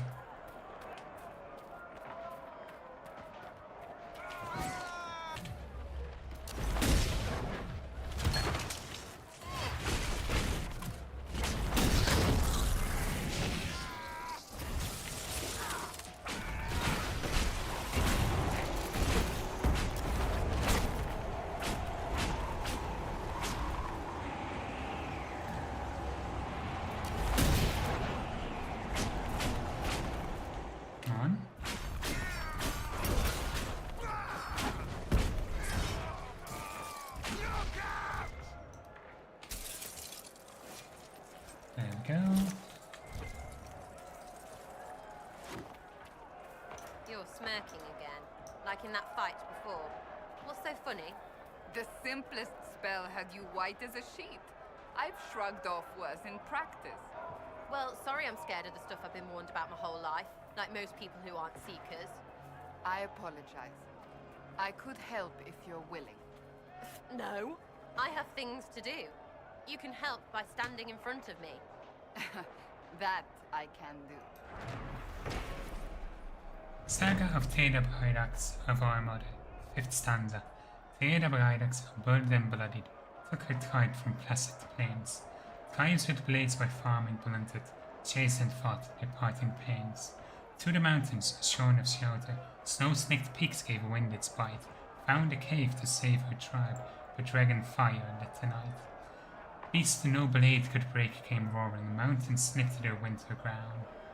Teda shouted to alleviate lover, you are choose above a crown.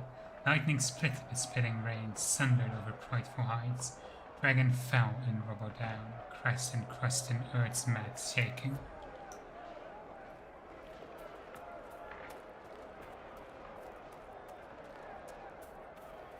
Genuinely, the tale of Teda Brydax is one of my favorites because it's so creatively told in the game. This area is full of magical energy. The rebel mages cannot be far.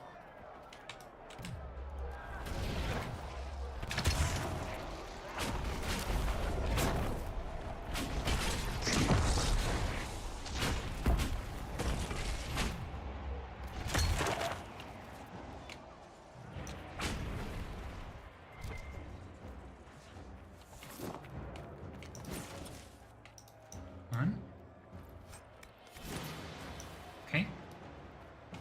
Let's have Vivian focus on this barrier. We'll focus on it later.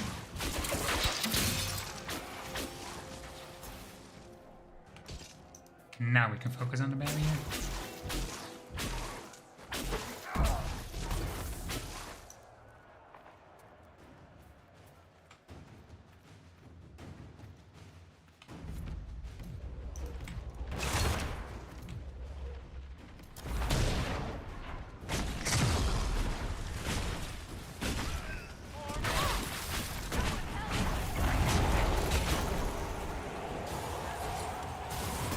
Oops.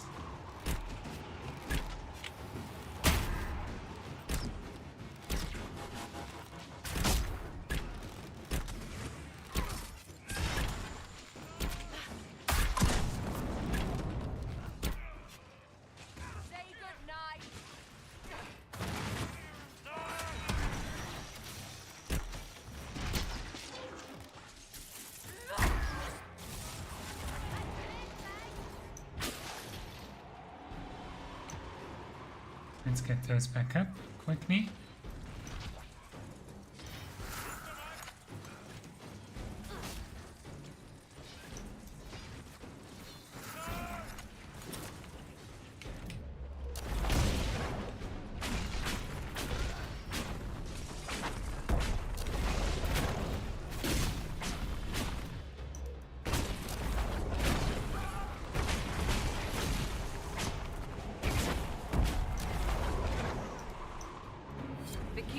Should be safer, at least for the time being. Still those crazy Templars up the road. They have something coming.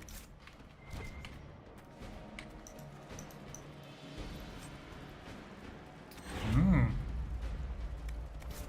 Is that better than the one she has? No, it's slightly worse.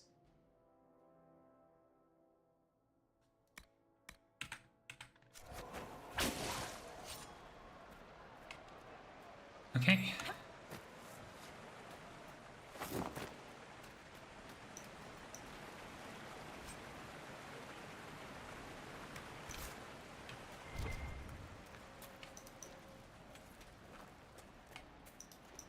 And that's the door. The Astrarium's open. Let's look for this one on the way out. And then we can head for the Templars.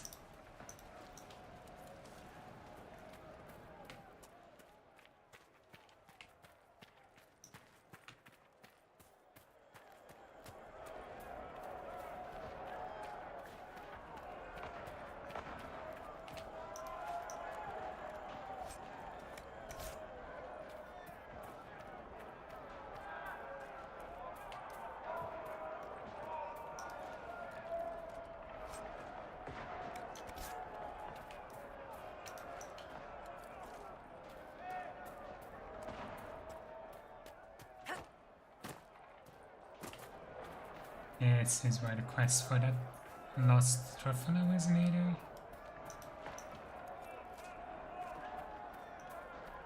Another stanza? 6th stanza. Here the bride acts proud her tribe, free from fellow fat below. Built in battle, fed on fighting, strong from struggle did they grow. Deep in caves the stone men tribe, Handir's warriors stout and strong. Met the tribe with axes ready, armor gleaming, sword blades long. Spoke with tear that did her lover, gentle whispers soft she made. 12 hearts were sundered simple, still with honor does she raid. Let the tribes the 12 men know, in their caves where they belong, not with battle but with trade, and their dwarf, peace unbreaking.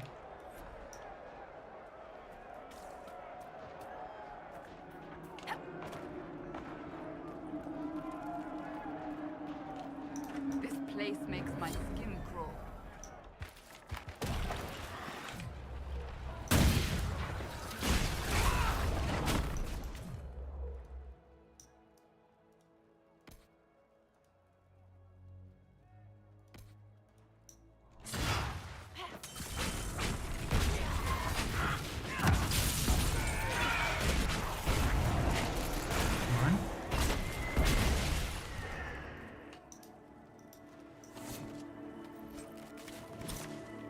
That was slightly terrifying.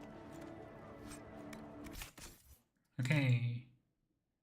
Move the valuables and move the valuables. Armor. It is technically better.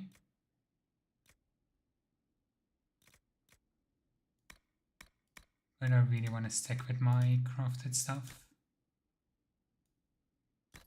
Except when it's not possible, I guess.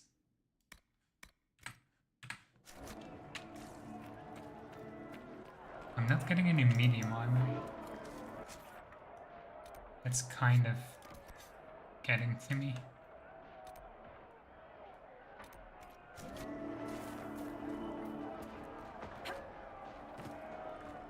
I'll wait to push into the farms until later because I know we can't take on all the rifts yet anyway. And it is quite a tedious area.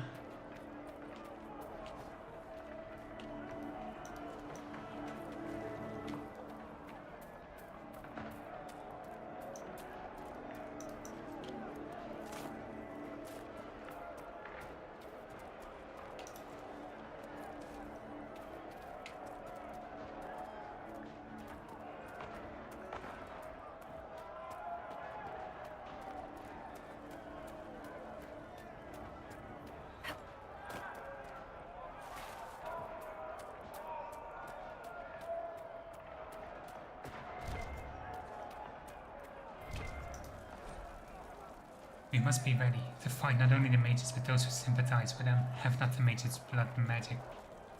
Have not the mages' blood magic to trick the minds of the unwary? Are not most people, as we know them, sheep, ready to be led to those who speak with authority? People must be protected from the mages. It's a right and a duty. Those who supply them with lyrium, those who offer them comfort and food, those who shirk the duty to supplies for a worthy fight. They are sympathizers who have an aim with demons and can breed only abominations. They must be slain as such. We'll wage our war from a camp off the west road. We will not stop until the world is clean. And that's why the Templars suck.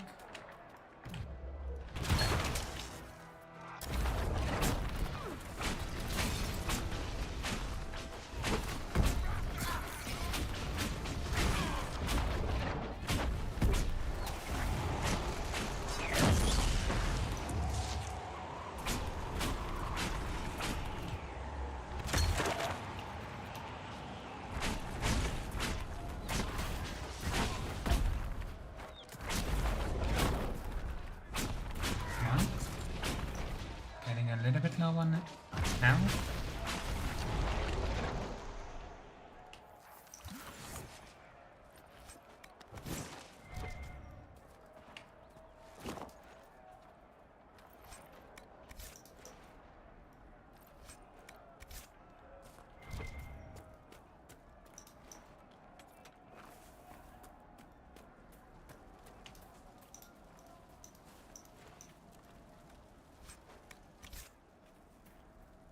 That might be good for Cassandra.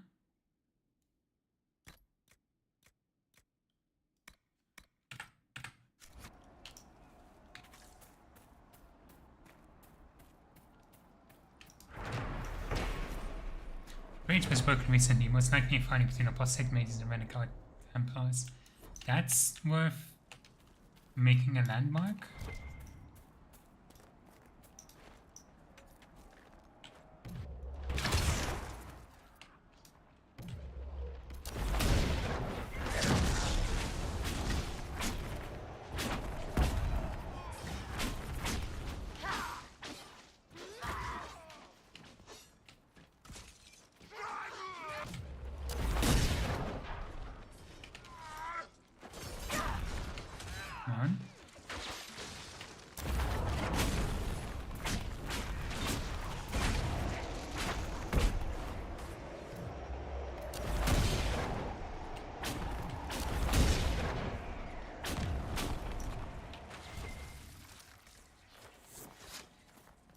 And those shields are extremely annoying.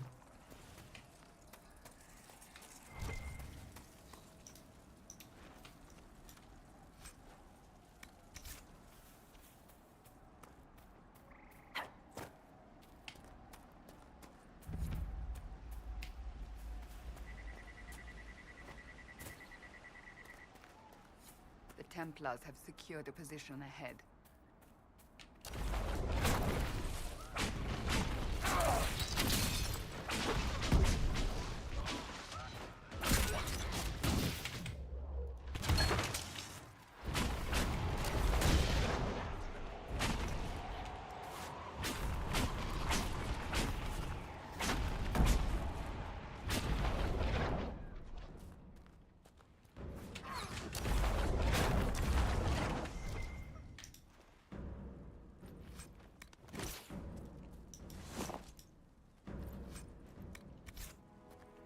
You still need more Velveteen. Not really finding any of that.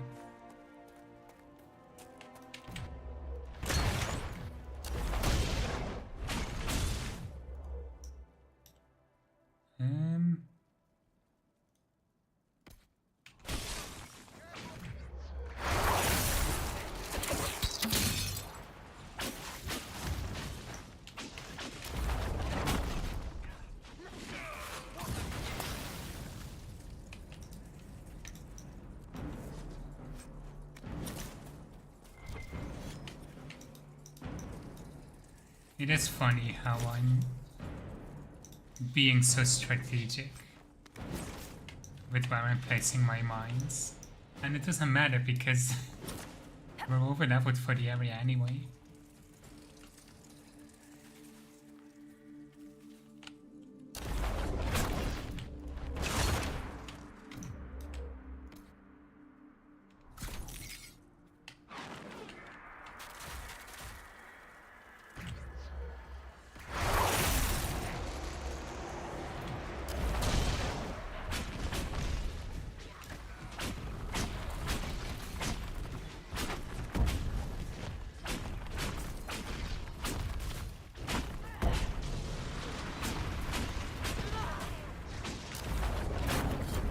Not even sorted. standing a For those chance. refugees, right? Okay.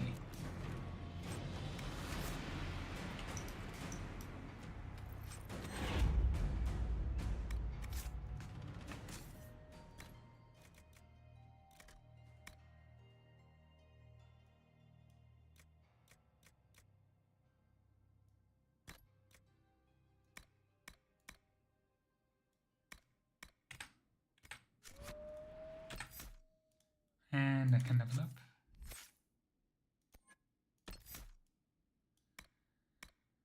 I think I want...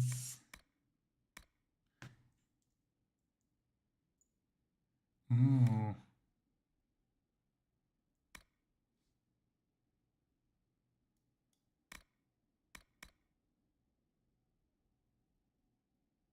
I don't really need clean burn yet. I feel like the flame is not staying long enough, so let's do damaging flames.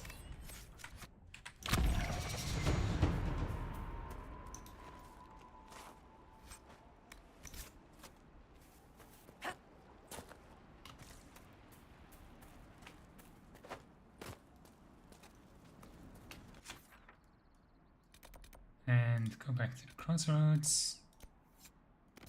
Make this active, but we'll seek out Corporal Veil first.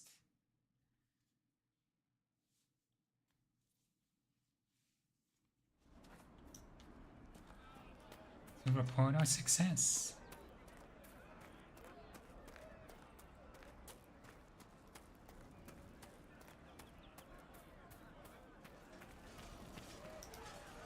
Thank you for whatever you did to make the Mages and Templars leave the refugees alone.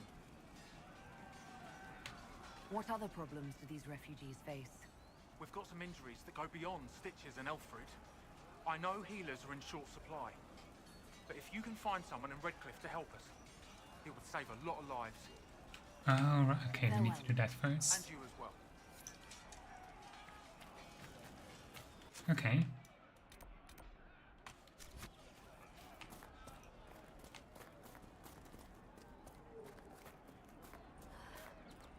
Long day. Is it me or is this place getting more populous? Thank you. Of course. It's good.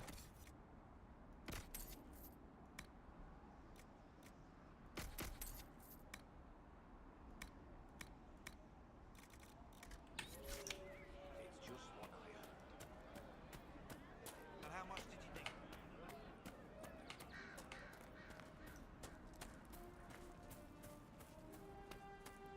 Let's find a circle tome Vivienne needs.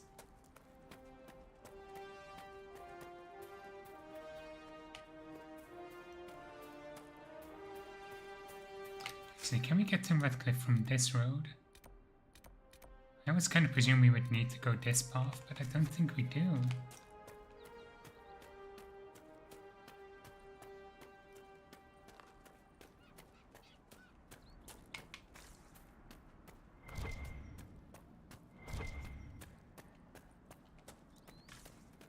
I think it's in these ruins. That would make the most sense.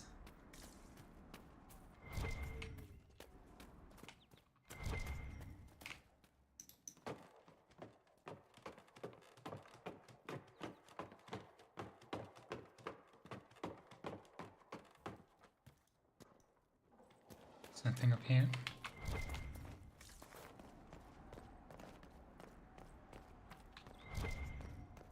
Let's try climbing up this again.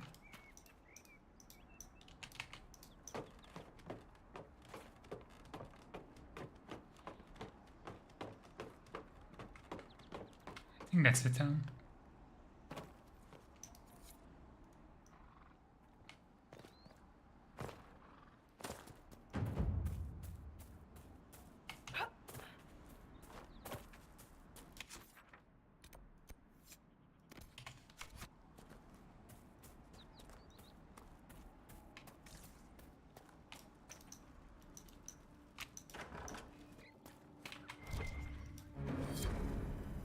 Stone calls to me in my dreams as a shape of chisel and hammer.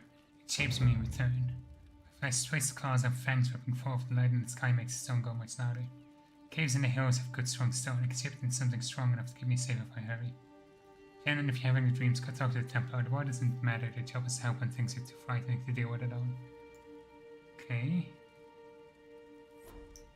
I think we've already done that cave.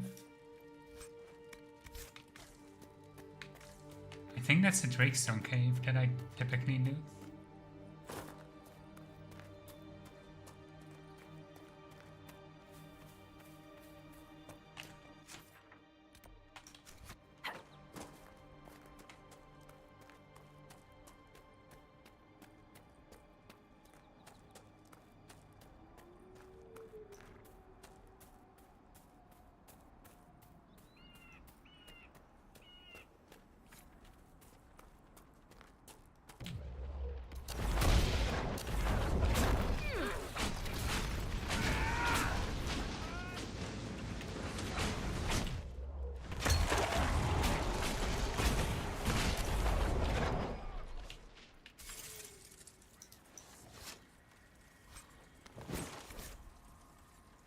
Templar Corin. In light of the current hostilities, we've arranged with this no longer satisfactory. You're unable to reach me with payment, and I have no means of delivering the merchandise to you. In this unfortunate situation, but so everyone else can do business. Tanner. I know we can recruit Tanner. Okay. We can press them with Cassandra in the party, that's good.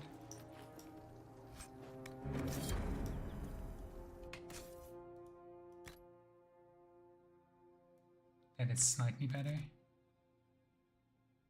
We'll keep that one for Blackwall, maybe.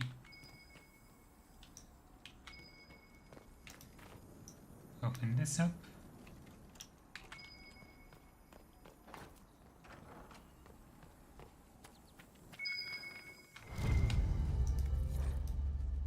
Hard liquor does not so much serve as a brand. It's cause an indifference to your taste, or it does not. The feeling is yours if you cannot raise or lower to the challenge, but instead it's told not to.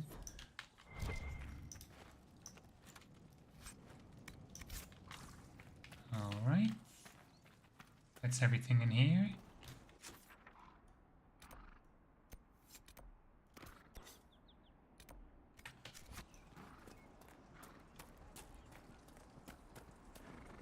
Now we just want to head north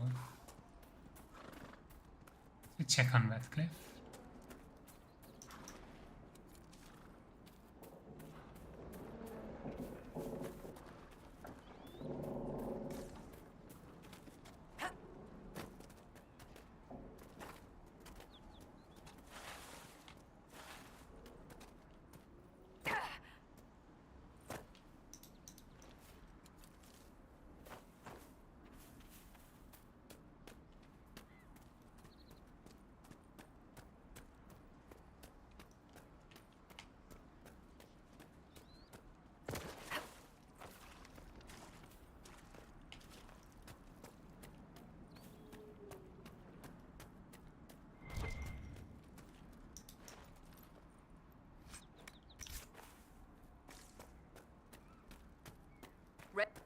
I want a constant watch on that damn thing.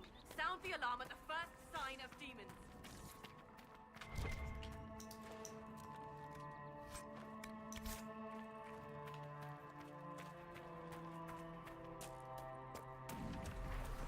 And here we have a unique rift, because these sigils on the floor will either slow or speed you up.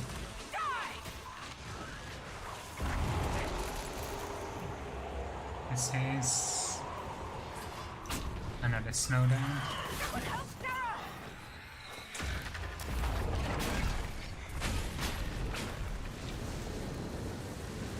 Does it speed up?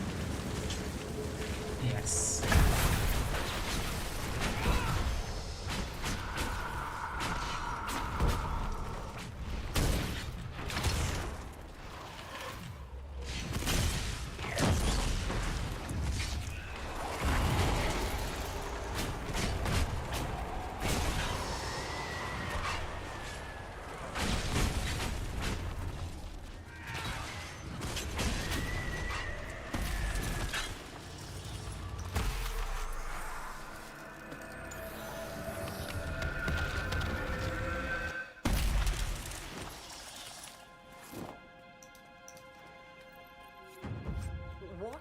was that?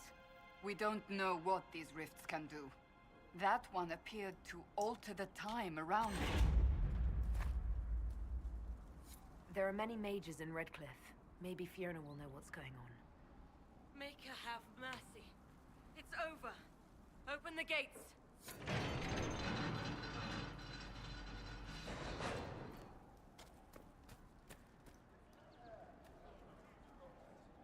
We spread word the Inquisition was coming. But you should know that no one here was expecting us. No one? Not even Grand Enchanter Fiona? If she was, she hasn't told anyone. We've arranged use of the tavern for the negotiations. Agents of the Inquisition, my apologies. Magister Alexius is in charge now, but hasn't yet arrived. He's expected shortly. You can speak with the former Grand Enchanter in the meantime.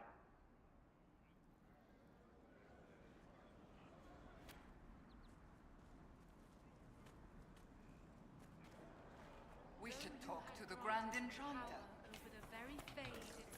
That's only slightly suspicious.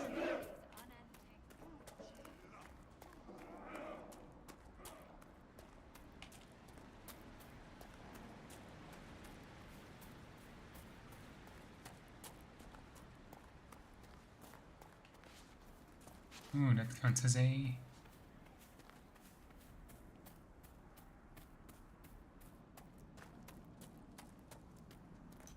Impressive craftsmanship, to remain standing after such abuse. These ruins mark the spot where a windmill once overlooked Redcliffe Village. It was destroyed in the last days of the Blight when Darkspawn attacked the area and was never repaired.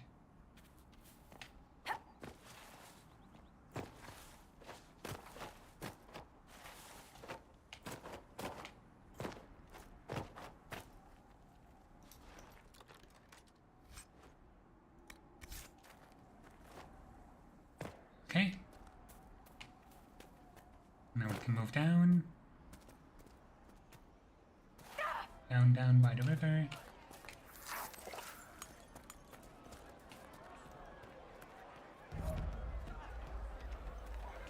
The new and improved Redcliffe Village.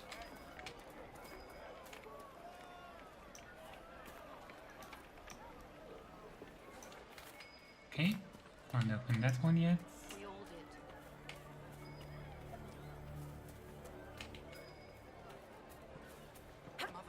Anyway, yeah. She said it sounded like the Grey Warden Alistair grew up at Redcliffe. He used to play in the fields outside this very village. We're normal folk. The boy We keep who our once heads begged down me to and make let the him mages toy and the soldiers Templars helped kill each stop other. the Blight and saved us all. Even before the sky fell open, this was a land of spirits and demons. Magic grows wild in the hills of Redcliffe. Tell me about your people. They say a spirit dwells in a small lake south of the highway. The girls of the village bring it daisies and ask for love, but rarely does it listen. For 'tis a spirit of valor, not love, and it favors blood lotus flowers. Okay.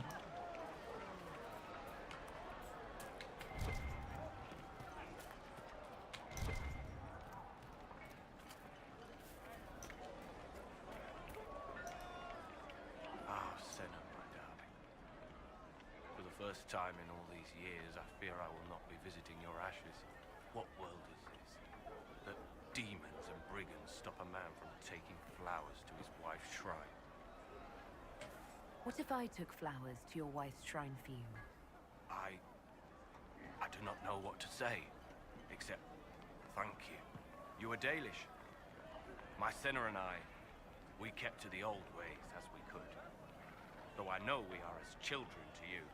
Her shrine lies on a hill to the west, near the Tablestones. Thank you.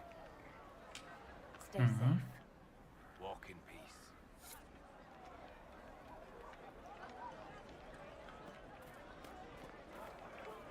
There are some merchants here too. It seems the Ferelden army has chosen to stay clear, for now.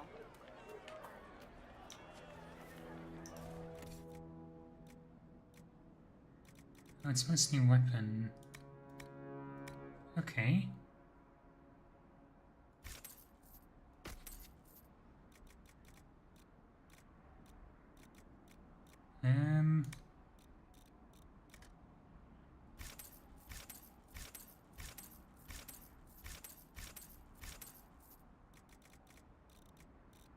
These are quite cheap at least.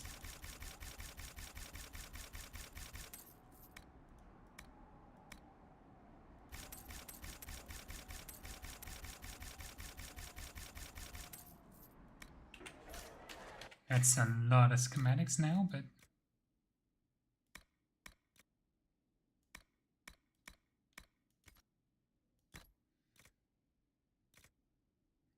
eminent dexterity might be good for Sarah. Same with the grenade belt.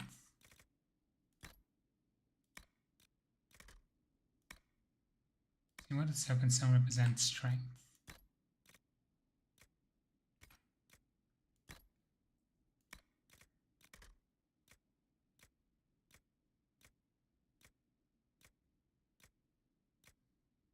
Should be able to really start custom making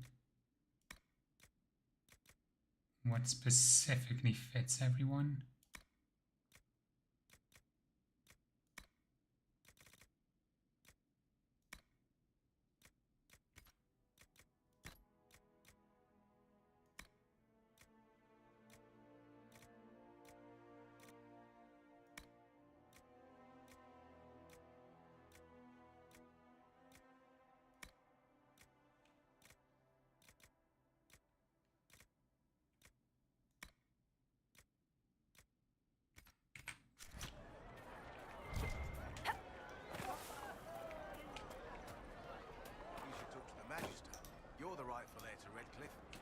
To Winter, they would never take that away just because you're a mage.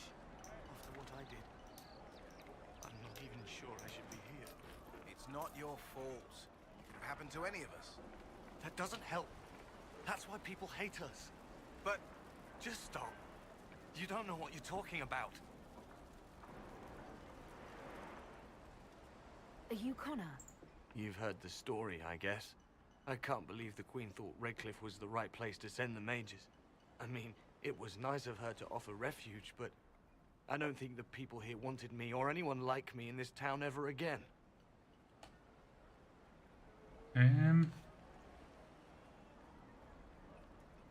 You're not in favor of the alliance with Tevinter? Alliance? Is that what they're calling it? That Magister threw my uncle out into the street. He signed us into servitude. This is my home. Redcliffe, Ferelden. No matter what evils I've done, I would never have invited Tevinter here. You were behind the siege of Redcliffe 10 years ago. That's me. The boy with Redcliffe's blood on his hands. Weren't you possessed? It wasn't you who did those things. Wasn't it? I let the demon in. Sometimes when I dream, I remember what happened. I see the death and destruction, and it's me.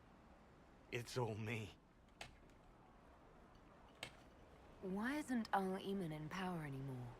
After the lands meet, he stayed in Denerim. I couldn't be his heir, not after what happened. So eventually he passed the title to Uncle Tegan. How did you end up in the Mage Rebellion? I was living in the Ferelden Tower when the circles dissolved. I voted against it, but... at first it seemed all right. No one was summoning demons. They just wanted to oversee themselves. But then the Magister came, and... it's wrong what they do in Tevinter.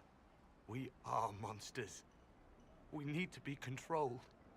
If it wasn't for me, every family in this village wouldn't be missing a son, a daughter, a spouse.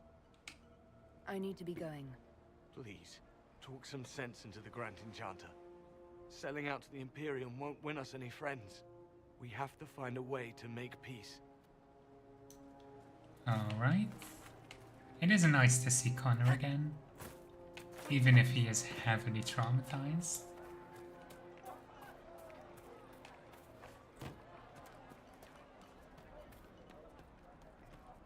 Something like that. Maybe the rumors about the apostates attacking people were just rumors after all. Either way, we're safe. What's in here? Good day. General goods market, I think. Weapons, armor, accessories, some upgrades. Okay. Varaudans are a puzzle. As a people, they are one bad day away from reverting to barbarism. They repelled invasions from the winter during the height of the Imperium, were nothing but dogs in their own obstinate disposition. They are the coarse, willful, dirty, disorganized people who somehow gave rise to our prophet, ushered in an era of enlightenment and toppled the greatest empire in history. There are few things you can assume safely in dealing with these people. First, they value loyalty above all. Above all things, beyond wealth, beyond power, beyond reason. Second, although they have nothing in their entire country which you are likely to think at all remarkable, they are extremely proud of their accomplishment. Third, if you insult their dogs, you are likely to declare war. And finally, the surest sign that you have underestimated the Varaudin, that you have come to understand them. Empress Celine I of Orlais, and another to a newly appointed ambassador to Denerim. It is really funny when I try and give a Codex entry a voice, and then discover it does not fit the person who wrote it at all. Anything you need, I can get.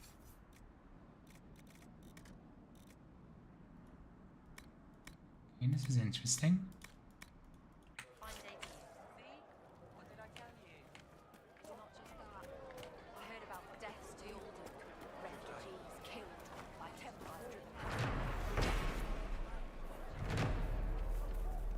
Ooh.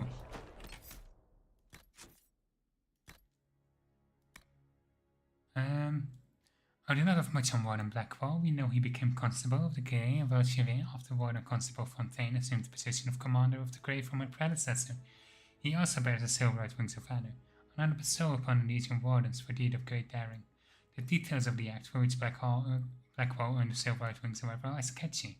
Grey Wardens hide their secrets well. The medal was likely awarded for a campaign to secure deep roads entrances within Cholet, shortly after the Fifth Blight. Several Grey Wardens lost their lives on that campaign. Perhaps more would be dead if not for Blackwall. According to my sources, Warden Blackwall has been travelling alone for several years now. The last anyone saw him at the keep in Valchevin, it was 937 Dragon. It has been completely abandoned, along with all other Warden outposts. I believe Blackwall is as curious about its disappearance as we are. Interesting how he said he was like traveling alone in Varaudin, but like his Silverite Wings are for actions in Orlais. The hero of Varaudin once belonged to a clan of Danish elf. An encounter with a tainted magical mirror corrupted the hero. Only the Grey Wardens helped to cure. To save the hero's life, the clan gave her up to the Grey Warden Commander Duncan and the Order.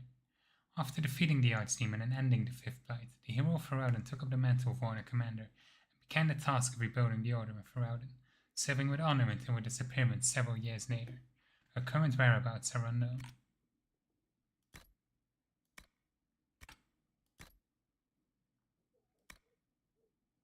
Okay, that's merely an upgrade. Encountered in the Fade, the true form of a Rage Demon is a frightening sight. A creature of pure fire, seemingly made of amorphous lava, its eyes pinpricks of baleful light radiating from its core. The ability of such a demon center on the fire it generates. It burns those who come near, and the most powerful are able to lash out with bolts of fire and even firestorm affecting entire areas. Fortunately, even powerful Rage Demons are less intelligent than other varieties. The tactics are simple. Attack enemies on sight with as much force as possible until they perish.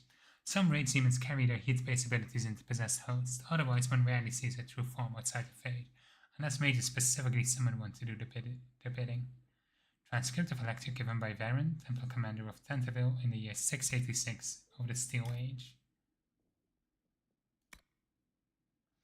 Mages are not demons or monsters, they are men and women like any other, except for the skill with a weapon few are given. I say this to be clear, but I do not think our mages should be put to the sword, as some believe. However, every mage walks through life with a blade drawn and ready, whether they wish it or not. And those who insist that mages are harmless must ask how the apostates who fling fire when the Templars attack learned how to kill so well. We in the Academy know well that no skill comes without practice. If you fight a mage, you must close with him, regardless of the danger or risks being overwhelmed. A mage's strike rarely hits with the force of a trained chevalier's blade, but often carries unnatural energies, fire that blows a man inside his armor, lightning that steals the strength from his limbs, and so forth. To hold back is to give him time to alter the battlefield to his advantage in some fashion. Whether he summons a wall of ice, a demonic ally, or magical flames to strengthen the blades of his guards, we know that the warrior who controls the battlefield is more often the victor. We must keep him reacting to you and continue your attack. Mages rarely wear heavy armor, but their magic can shield them effectively as their own plate. I've said many times to watch the hips and arms of your opponent instead of the hands, but with the mage the hands and arm may be your only clue. If his body is protected from your blade, attempt to tangle his arms or bear him to the ground. It is not elegant or honorable, but there is no honor when fighting a mage. There is only survival. An excerpt from a meditation upon the use of blades by Swordsmaster Massage de Jean-Mi, required reading at the Académie des Chevaliers.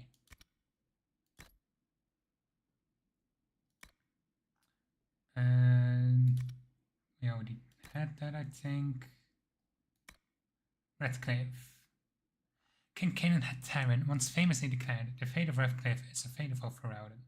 Certainly, the castle was the first and last defense for the sole land route into Ferelden, and the country has never fallen into any force that did not first capture Redcliffe. The castle, which despite being 3 times captured, is popularly described as unassailable. Also guards one of the largest and most prosperous towns in Ferelden. Redcliffe village is well situated near the mountain pass to Orzammar and the Orlesian border, and does serve as a centre of foreign trade. For these reasons, Redcliffe is accounted an Arling, despite the smallness of the domain. The inhabitants of Redcliffe village are primarily fishermen or merchants who ship dwarven goods through the pass from Orlais to Danarum. When the entire village smells of smoked fish on certain late autumn mornings, the merchants in the finery do their utmost to pretend otherwise. The events of the Ferelden Civil War left Redcliffe in tatters. Its reconstruction has been a slow process, but the city has made a remarkable recovery. After its ordeal at the hands of young Lord Conegwarin after the Battle of Denerim, our Eamon gave the Arling over to his younger brother in order to devote his full attention to advising the throne. He left the new Artigan with the monumental task of rebuilding the town, and perhaps the even greater challenge of dealing with the influx of mages into the area, following the breaking of the circles.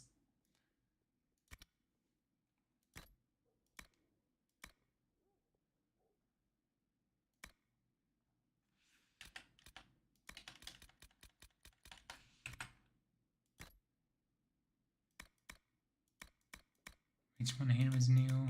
That one.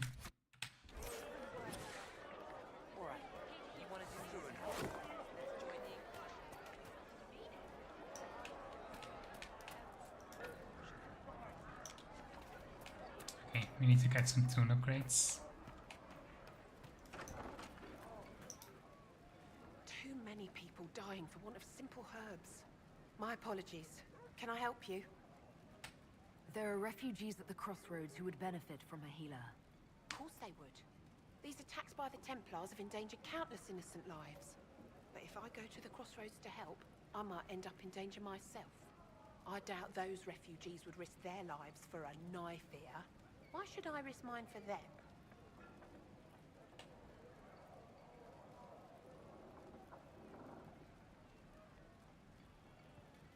People are afraid right now. I haven't been called knife here as often as I'd expected. Mostly, all the humans say is thank you. I expect you'll find the same, and change some minds in the process. All right. If the Inquisition soldiers are there, I might be safer regardless. I'll see you at the crossroads soon. Just give me a moment to gather my things. Good. May I help you? Are you running short of healing herbs? Yes. We've many injured from attacks by those cursed Templars. I need the herbs to treat people's wounds. It's too dangerous to go hunting through the hills to gather more. I've a list there of the herbs I need.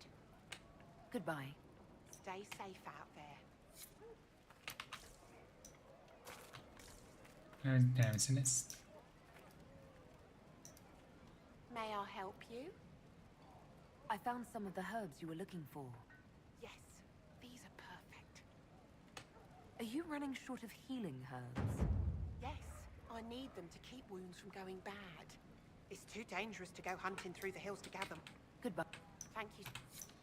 And there are multiple stages to this, of course. A pleasure to see you again. I found some... This, I'm certain I can save more. Are you... Yes, it's too dangerous to go hunting through... Goodbye. Thank... A pleasure to see you again. Okay, we don't have enough yet. We need crystal grace. I'm less sure where to find those.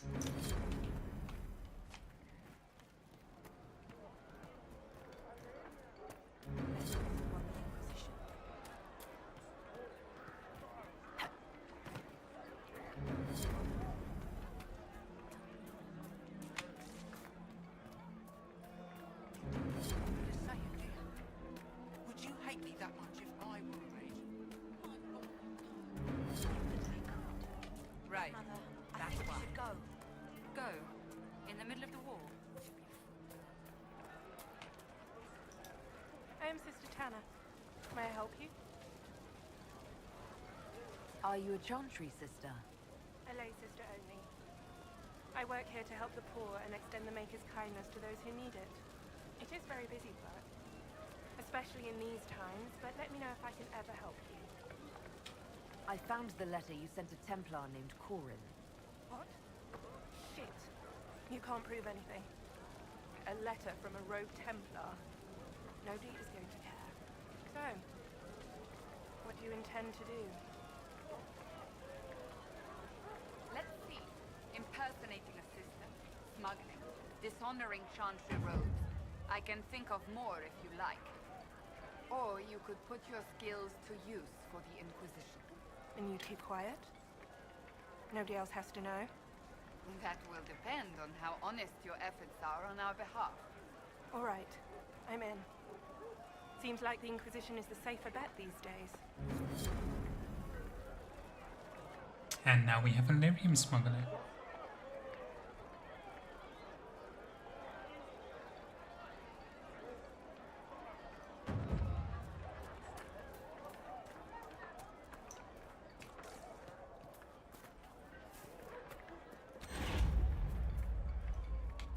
They say Andraste sent you to save the world. If it'll help save lives and bring peace, I'll be the first to believe. Your beliefs mean nothing to me. Good. Perhaps the adulation of thousands won't go to your head. I don't see any other priests in the village. Where is everybody? The Magister had the others escorted out for their own safety, but I refused. He can throw me out if he wants. Until then, I tend to my flock. Are you working for the Mage Rebellion?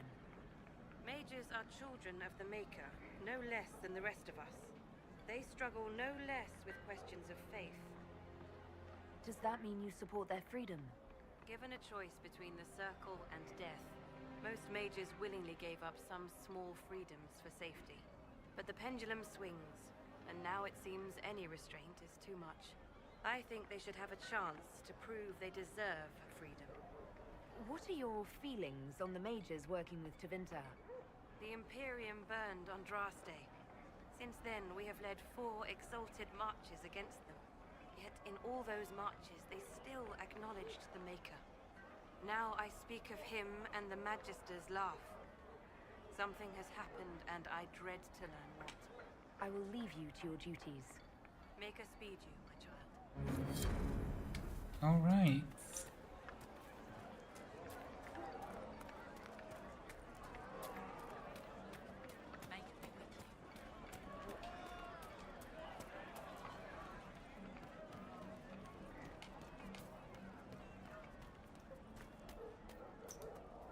Please, are you with the Inquisition? As you've wandered, have you by any chance seen a ram that is, different? Lord Wolseley wandered off, and he's very special. If you could find him, I'd be most grateful. What makes your ram so special?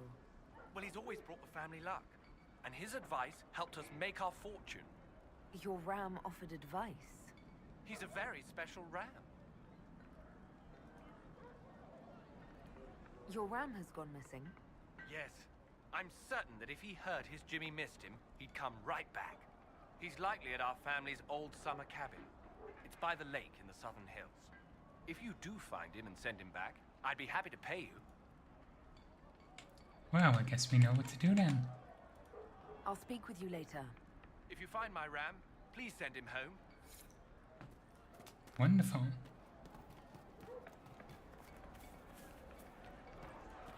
I should never these up.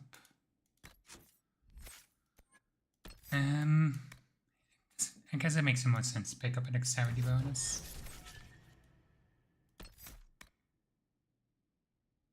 Do we need...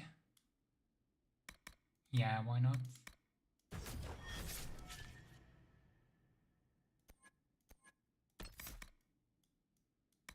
And...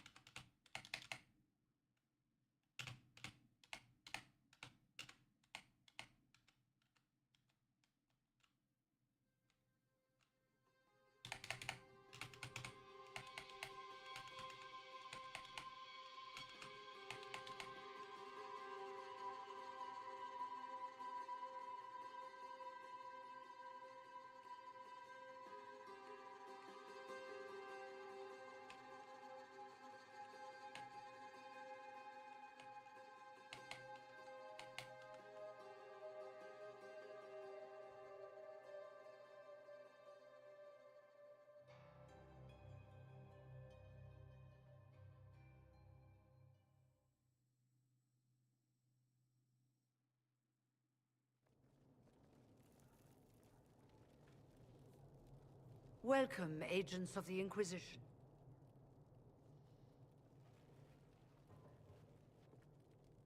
First Enchanter Vivienne? My dear Fiona, it's been so long since we last spoke. You look dreadful. Are you sleeping well? What has brought you to Redcliffe? We're here because of your invitation back in Val Royeaux. You must be mistaken. I haven't been to Val Royeaux since before the Conclave. There is no mistake. While the Templars were leaving, you came to Val Royeaux and asked me here. The Templars left Val Royeaux? Where did they go? That sounds... Why does that sound so strange? Whoever or whatever brought you here, the situation has changed.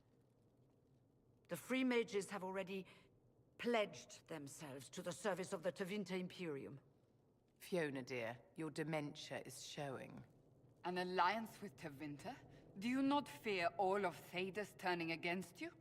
As one indenture to a Magister, I no longer have the authority to negotiate with you. An alliance with Tevinter is a terrible mistake. All hope of peace died with Justinia. This bargain with Tevinter would not have been my first choice, but we had no choice. We are losing this war. I needed to save as many of my people as I could. Welcome, my friends. I apologize for not greeting you earlier. Agents of the Inquisition, allow me to introduce Magister Girion Alexius. The Southern Mages are under my command. And you are the survivor, yes? The one from the Fade? Interesting. I'd like to know more about this alliance between the rebel mages and the Imperium. Certainly. What specifically do you wish to know?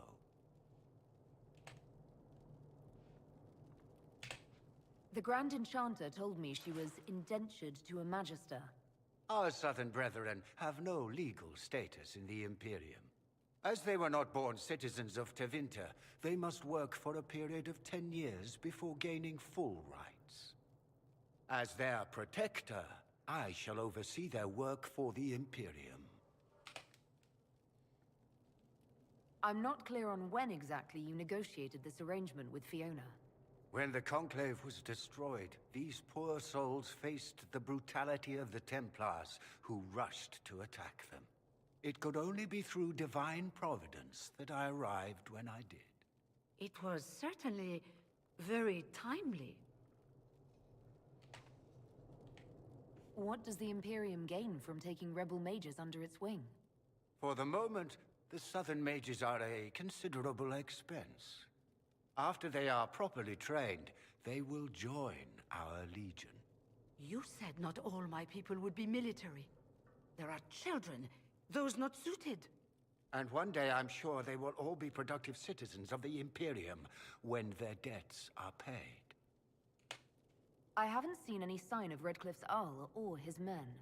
The Arl of Redcliffe left the village. Al Tegan did not abandon his lands during the Blight, even when they were under siege. There were tensions growing. I did not want an incident.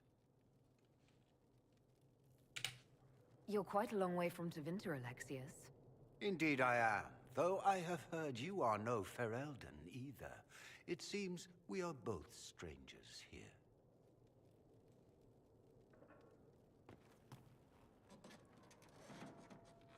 Felix, would you send for a scribe, please? Pardon my manners. My son Felix, friends. I'm not surprised you're here. Containing the breach is not a feat that many could even attempt. There is no telling how many mages would be needed for such an endeavor. Ambitious indeed. Well, when you're fighting a massive tear in the sky, you can hardly afford to think small. There will have to be...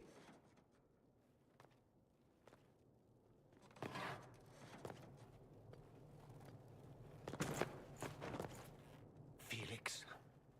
I'm so sorry. Please forgive my clumsiness, my lady. Are you all right? I'm fine, Father. Come, I'll get your powders. Please excuse me, friends. We will have to continue this another time. Fiona, I require your assistance back at the castle. I don't mean to trouble everyone. I shall send word to the Inquisition. We will conclude this business at a later date.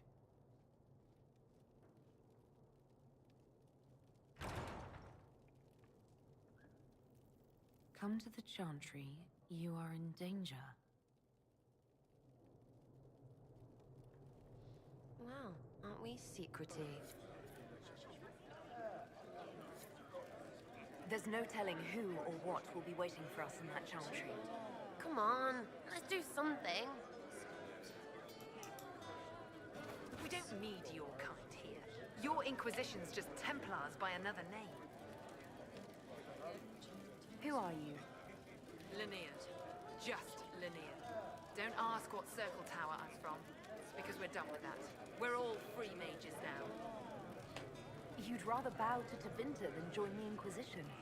Don't tell me you bought the Chantry's lies about how evil Tevinter is. It's just because they're ruled by mages. No one wants us to look at them and say their mages are free and the world hasn't ended. But don't Magisters summon demons and practice human sacrifice? The Chantry says whatever they think will scare us. What's wrong with blood magic? People don't like the idea of us controlling their thoughts, but they have no problem with us throwing fireballs in their wars. In Tevinter, the mages police themselves. It works. Why does everyone think we're part of the Chantry? We left the Chantry. They hate us. Right. And I'm the Empress of Orlais. Interesting. Magister Alexius wishes only mages to remain in Redcliffe. He will approve of you. He does not approve of me. Many villagers have already left to escape his ire. This village has a history with mages, doesn't it? Do you know the details? During the last blight, the Arl of Redcliffe became ill. Not even the efforts of the Circle could save him. His young son, who was an undiscovered mage, made a deal with a demon to keep the Arl from death. The boy became an abomination. Through him, each night, the demon raised armies of corpses to assault the village. The hero of Ferelden defeated the demon and stopped the undead hordes from destroying Redcliffe. What does the Magister have against you? He does not like to be reminded of what mages can become. He says all Tranquil must leave Redcliffe, but who would take us in? You're one of the Tranquil? Yes, my talent for magic was insufficient to protect me from demons. Rather than risk me becoming possessed, the Circle removed my connection to the Fade. My magic is gone, along with my dreams and desires. Those now in Redcliffe prefer not to see us. How long have the Tevinters been here? Magister Alexius arrived at nightfall, 2 days after we retreated from the Temple of Sacred Ashes. He forced anyone without magic out of the castle, save those he required to serve him. Even the Arl was sent away. Farewell, then. One moment. You are a member of the Inquisition, are you not? I am an alchemist. You must require potions. If the Magister will not have me here, perhaps I can offer my services. We would be delighted to have you working for the Inquisition. Thank you. While one lives, it is good to believe there is still a use for one's talents. Perfect. I think that's everyone. And we still need to talk to Corporal Vale.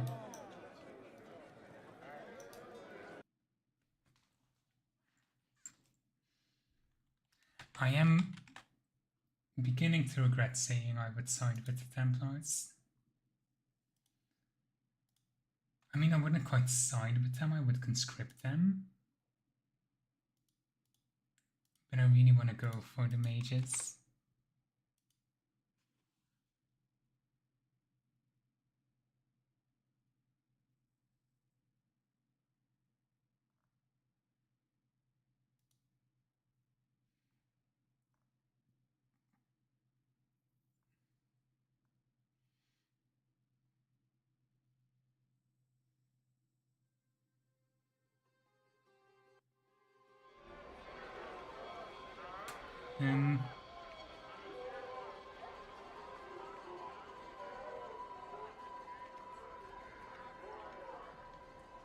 Trying to look.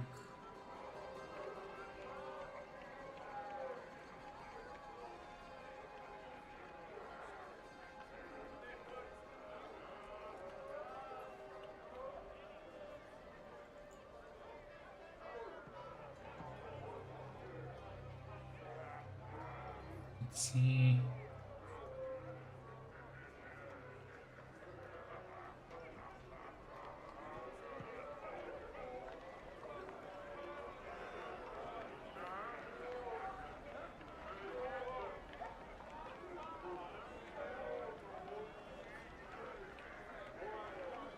Okay.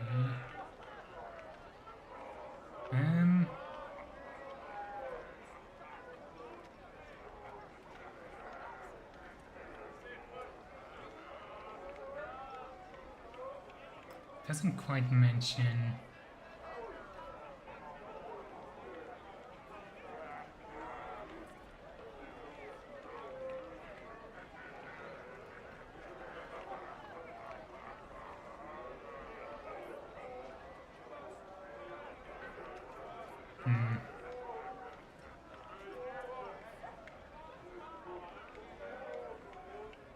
I could go for conscripting the mages.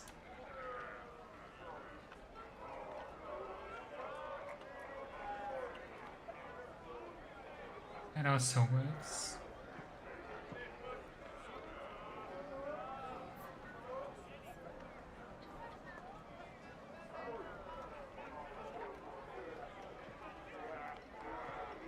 We get greatly disapproves if we make them allies. And greatly approves if we conscript them. Oh, but they can't have prisoners.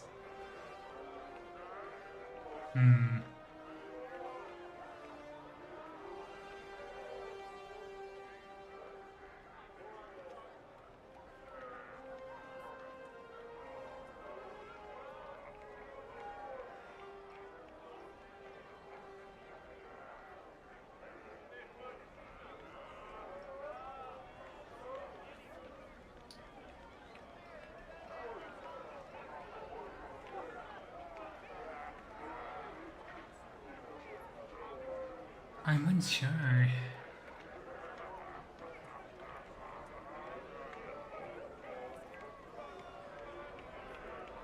Maybe approve is worth 20 points. Okay.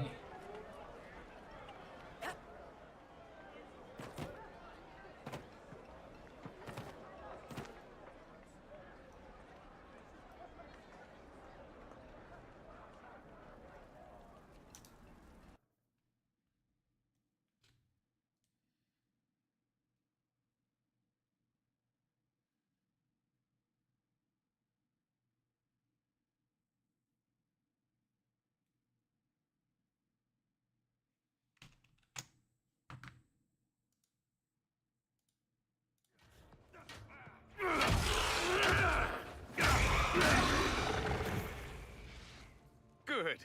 You're finally here. Now help me close this, would you?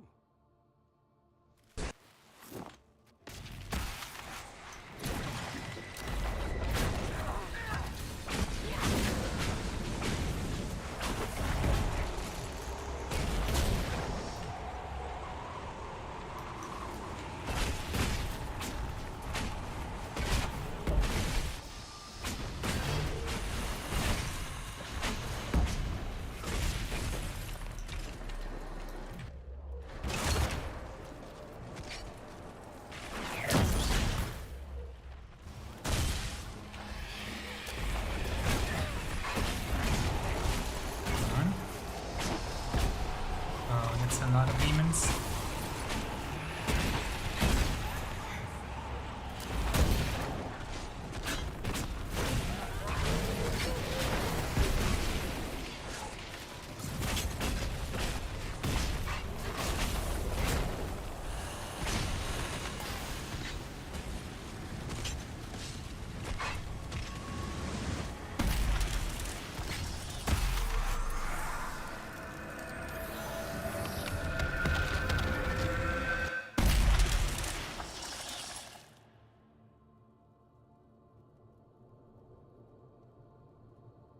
Fascinating. How does that work exactly? You don't even know, do you? You just wiggle your fingers and boom. Rift closes. Who are you? Ah, getting ahead of myself again, I see. Dorian of House Parvus, most recently of Minrathous.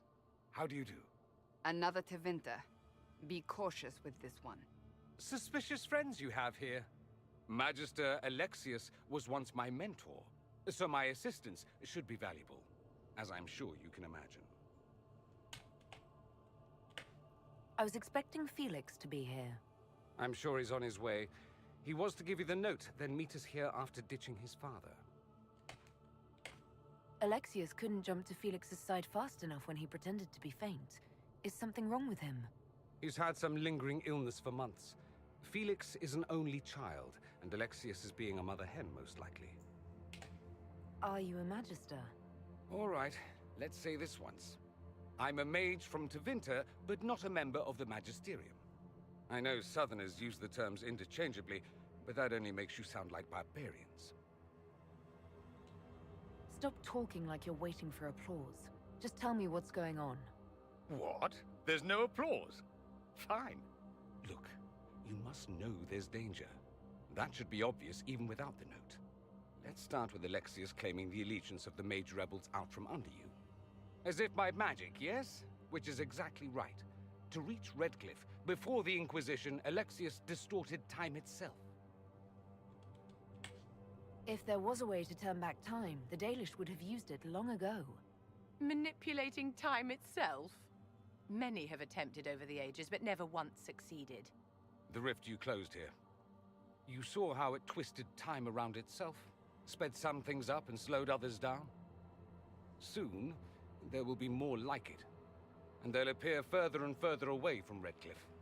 The magic Alexius is using is wildly unstable, and it's unraveling the world. You're asking me to take a lot on faith. I know what I'm talking about. I helped develop this magic. When I was still his apprentice, it was pure theory. Alexius could never get it to work. What I don't understand is why he's doing it. Ripping time to shreds just to gain a few hundred lackeys? He didn't do it for them. Took you long enough. Is he getting suspicious? No, but I shouldn't have played the illness card. I thought he'd be fussing over me all day. My father's joined a cult, Tevinter Supremacists. They call themselves Venatori. And I can tell you one thing. Whatever he's done for them, he's done it to get to you.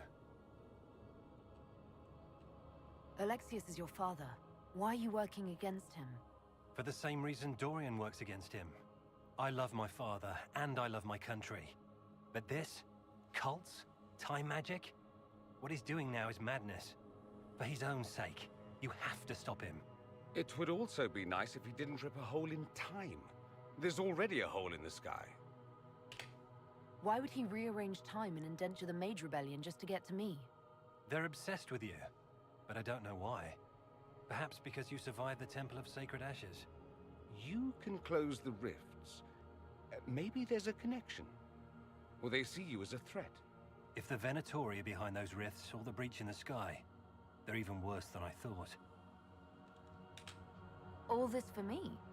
And here I didn't get Alexius anything. Send him a fruit basket. Everyone loves those. You know you're his target. Expecting the trap is the first step in turning it to your advantage. I can't stay in Redcliffe. Alexius doesn't know I'm here, and I want to keep it that way for now. But whenever you're ready to deal with him, I want to be there. I'll be in touch. Oh, and Felix, try not to get yourself killed. There are worse things than dying, Dorian. So the one issue I have is when you do these quests, Dorian is introduced, so when he shows up, it's not as much of a surprise. But we're never introduced to Call if we don't go to the Templars. Yet I also can't really imagine Omatara not helping the mages. So it's difficult for me. I don't exactly know which path to take.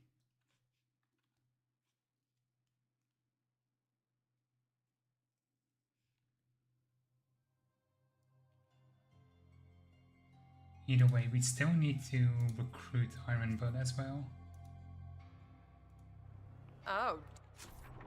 Humans don't scare me. I'll fight 10 at once. Ease up, big horse. He seemed competent.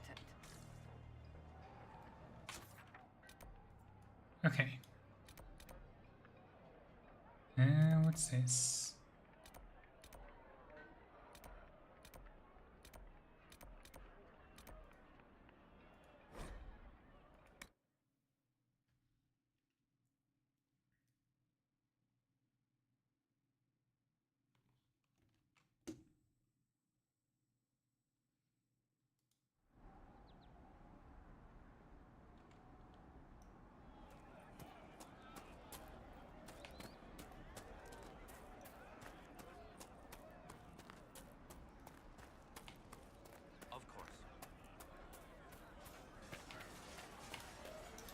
The healer says we have to thank you for convincing her to join us. She's already saved some lives. What can you tell me about the man who's supposed to be getting horses for the Inquisition? Horsemaster Dennett. He lives on a farm to the west. Tough old fella. We haven't heard from him. Best we can tell, he's holed up until the Mages and Templars are done killing each other. Farewell. And you as well. Okay. So I think we need to get to Master Dennett before we can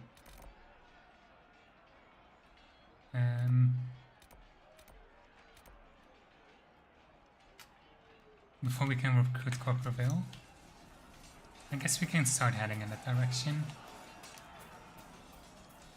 Let's get Lord Woolsey and the Spirit in the Lake first. Then we can, I guess, get towards Master Dennett. I don't think we'll clear around all the objectives around the farm, but we can get the camp. So we know to go there next time. And then I think next stream we're gonna go to the Storm Coast. Because I want to make sure we do that before we go. And finish up. I don't even know what to call it, I guess Act 1. And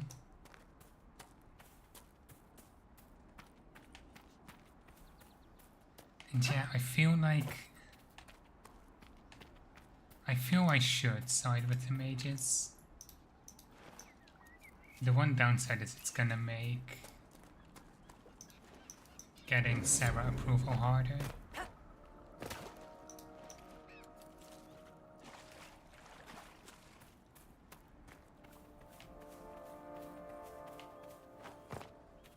Like, it's not impossible, but it's just markedly easier.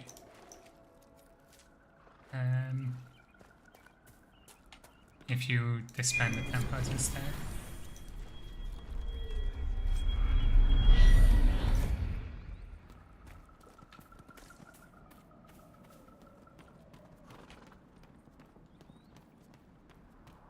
Well, Wolseley should be here somewhere.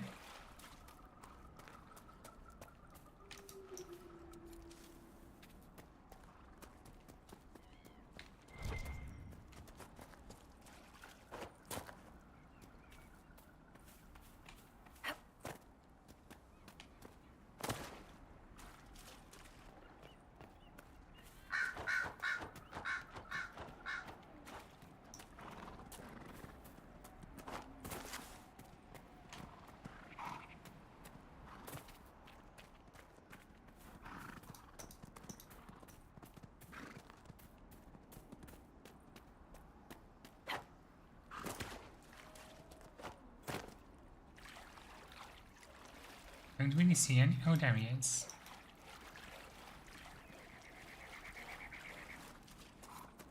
Lord Wolseley, I presume? A young man named Jimmy would very much like you to return home. Ah, good. It seems to have understood us, somehow.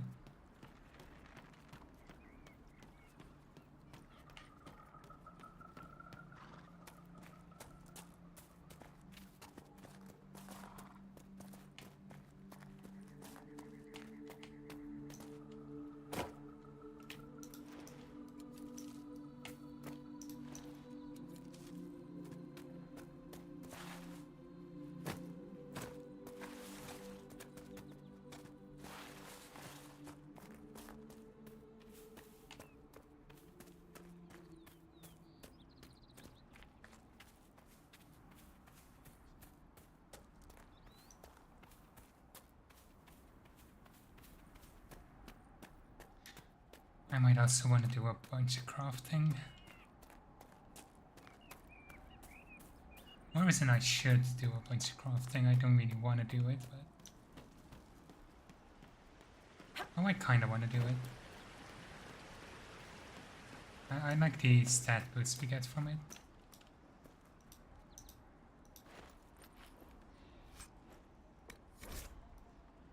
Take it back, do you stop to take it back to the Western Fortress.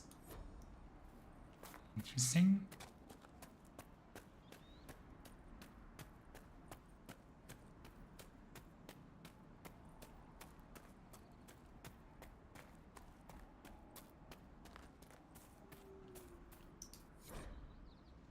How many demons and pulsators are in that area? Package was lost somewhere in the river north of the farms. Follow the river, find it, or we'll find you.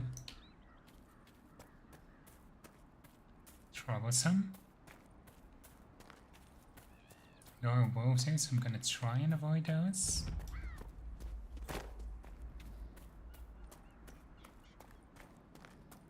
And stick our flag in the camp.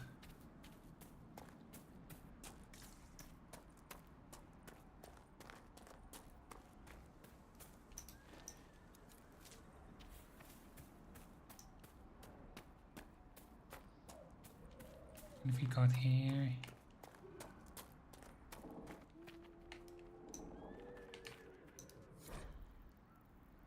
And during their tell everyone to leave until the mages and Templars stop burning everything down and start When the merchants were looking, though, if we just feed or pick our houses clean. Taking a little protect to the cave in the hills up north. You know the one, a bit safe there until all this blows over. Good.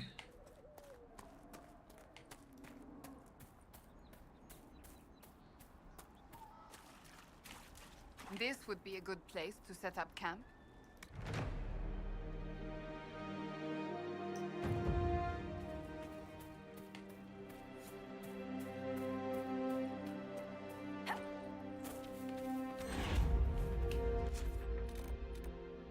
It's this rift specifically I'm worried about. I think it's like level 12 or something like that. Something ridiculous. So we want to be careful.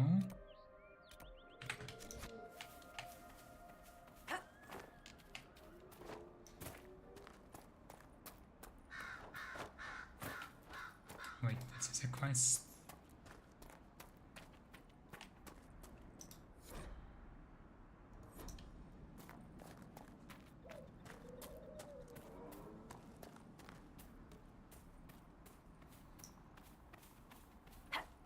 This must be Master Dennett.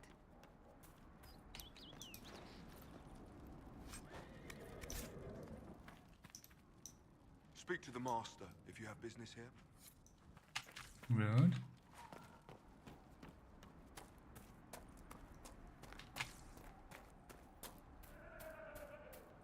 Can we... Might be something here. You'll be wanting to speak with my husband.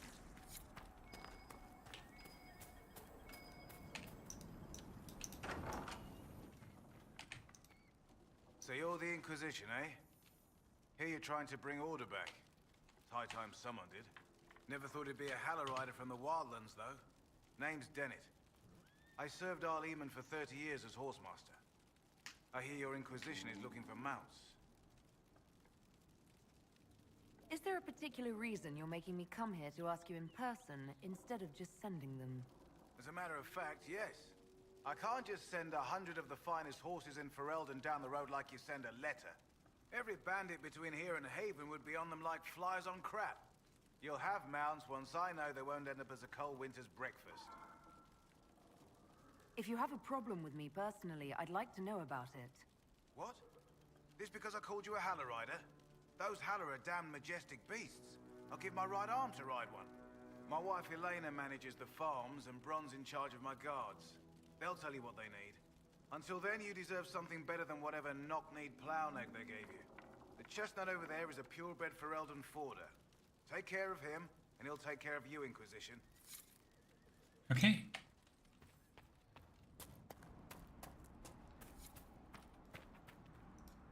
I heard what my man said. If you want our horses, then we need our farmers back safe in their fields. Since the breach appeared, the wolves have gone mad.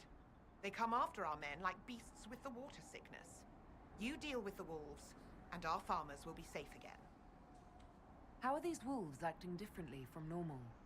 Normal wolves go after livestock, but come at them with a torch and a blade and they run. These beasts, though, it's like darkspawn during the Blight, or when the dead rose to attack us. They're possessed, or something like it. I've lost too many men to the beasts. I won't endanger more. Farewell. Good day to you. Alright. Oh yeah, there was something to search in here. Good to see you, Inquisition.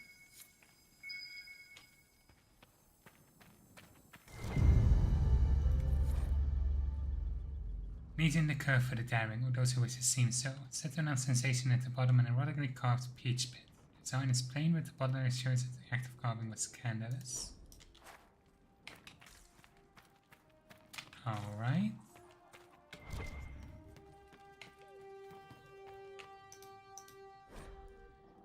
Arden Hightown Chapter 1. They say coin never sleeps.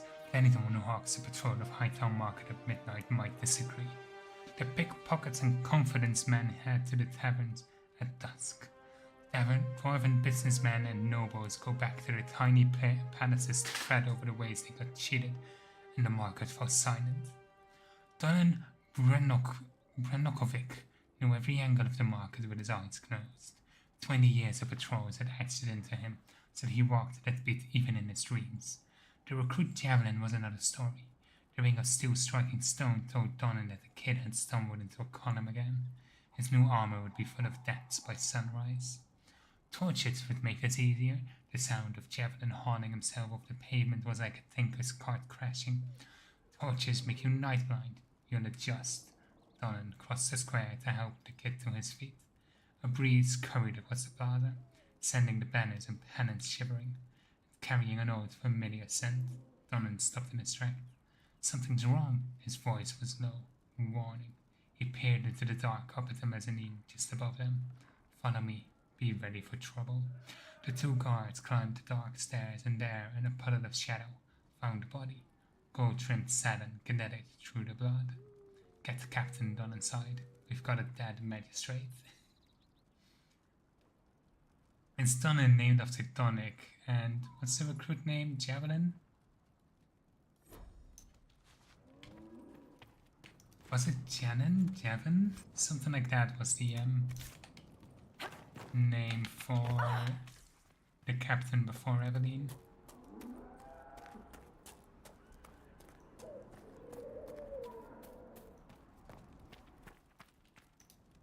The Master doesn't want me handing those refugees weapons until they've got any hope of defending themselves. If you put up a few watchtowers, we'd all have more warning before the next attack. You said you had a way to help the refugees. I do. There are too many hills in these parts, good places for raiders and bandits to gather. I've marked good spots on the map. You set up watchtowers there, I'll talk to the Master and get your people weapons. Farewell. Okay.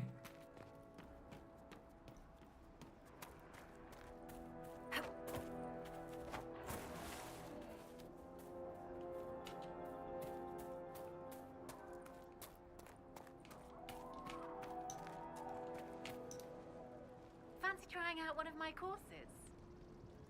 What kind of racing are you talking about? I set up a course over there with stakes in the ground. It's too narrow to race directly, so I time it with a sandglass. You try to ride the course before I call time. I'll speak with you later. I'll do this another time. I want to clear out some of the other objectives here first.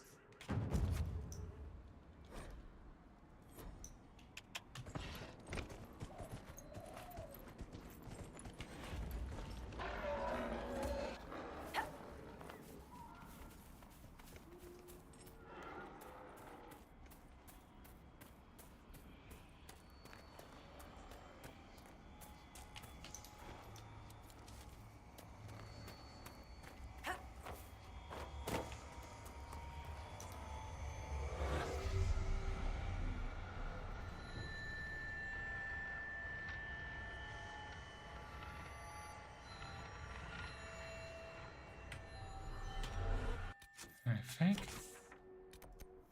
I want to set this as active.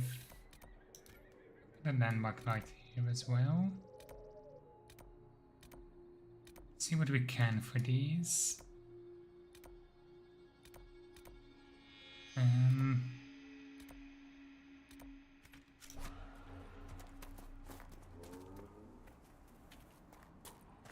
We'll be able to do pretty much everything except that one really difficult rift. It's kind of meant to be left until later, I guess. My dear Cassandra, I am impressed with how well organized the Inquisition was in the aftermath of the Conclave. It was chaos. I would hardly call it organized. Perspective, darling. The Chantry hasn't even found the right vestments for issuing a statement on the Divine's death.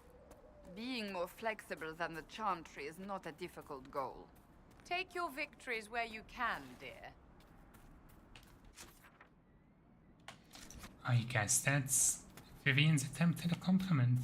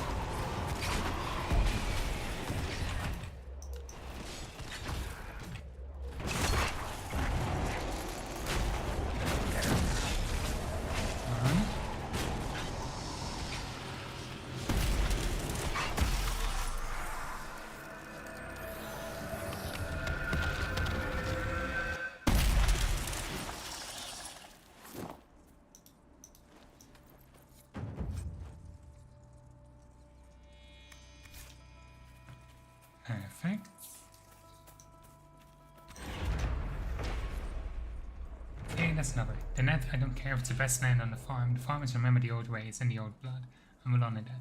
Just as I honor you twisting the old horseshoe nails into circles and sneaking them into the horses' saddles for luck. The farmers want to leave that tree to honor Taylor's never-head lover, or let it be. Whatever we lose from the land will gain in loyalty. If I come back and find the tree gone, and you and Bron blustering some story about the falling in the storm, I'll get the truth from Sena, and you'll be sleeping in those stables you love so much. Oh, my love, Elaine. I think the people feel strongly about the tree. Though I can imagine why.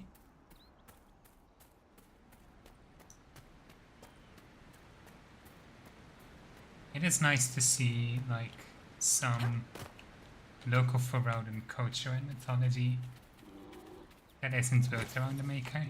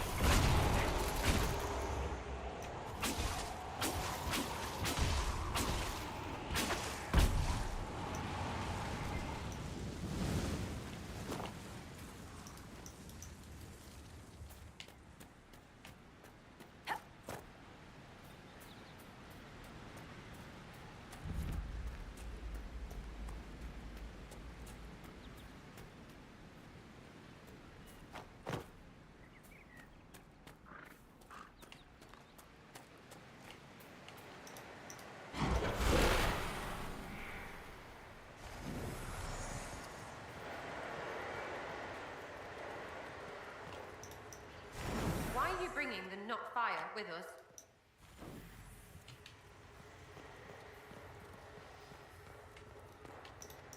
I mean, because it helps us see in the dark, Sarah? That's kind of an obvious one.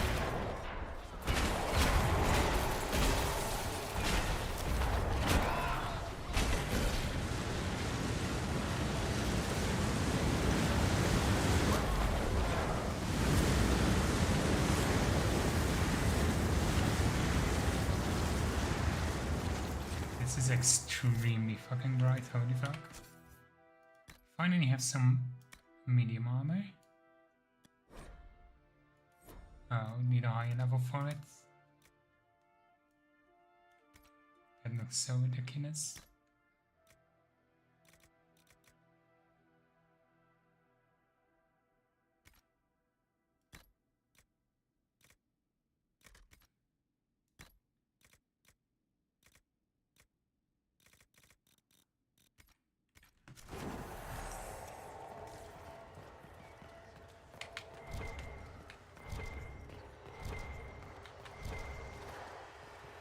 Surely something here.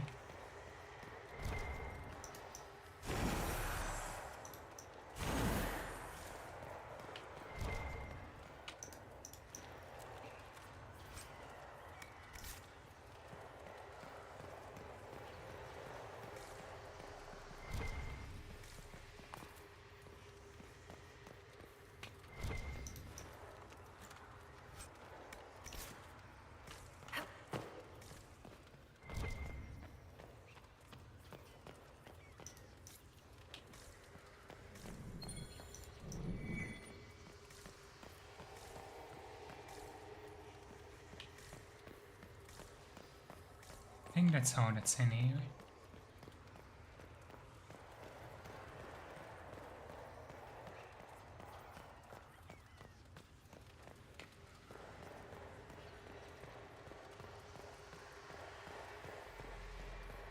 It needs its all that I can find.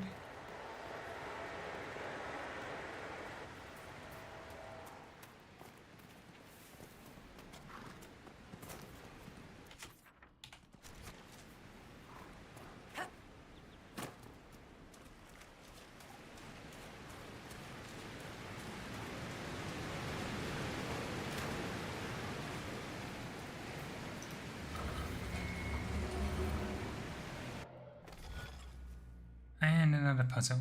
Again, we look for a point that has an uneven amount of connections, and this one does, and this one does. So we'll start with the body of both, and then here, and then this will make another loop. Constellation Paraquedes, referred to as Voyager in common parlance, the constellation Paraquedes is commonly depicted as a ship. No ordinary ship, rather the primitive vessel sailed by ancient peoples such as the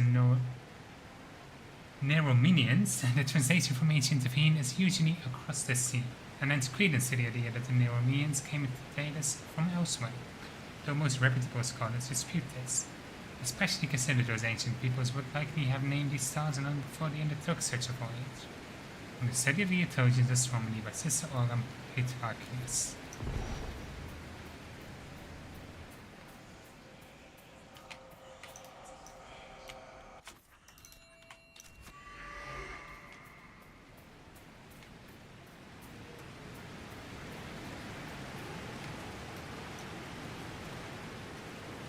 Just a couple shots more.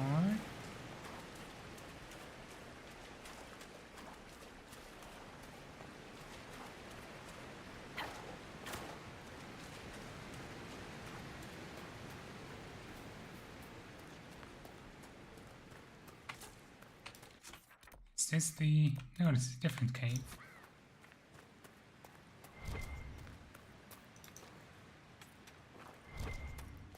Okay, this is just...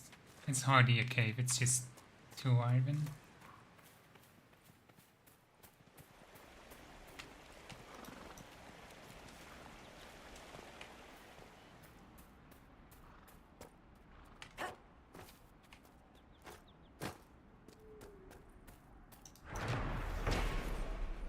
Statue of Mafarat giving, and that after the death of his wife, the prophet Andraste, whom he betrayed out of jealousy. Can we steal that sword?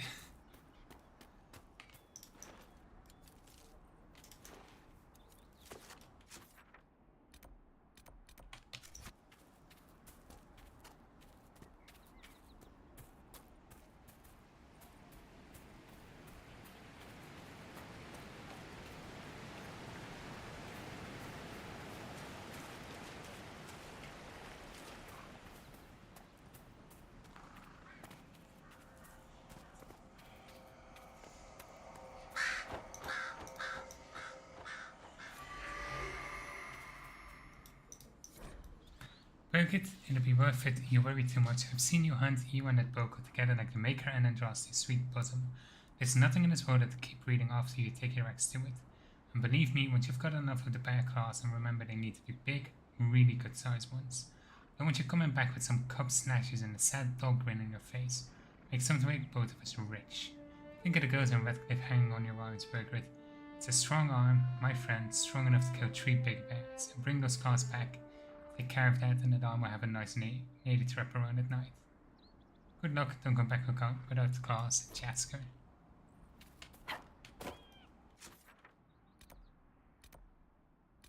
I know that we can look for the claws. Do we actually hand them in? That seems a little bit suspect.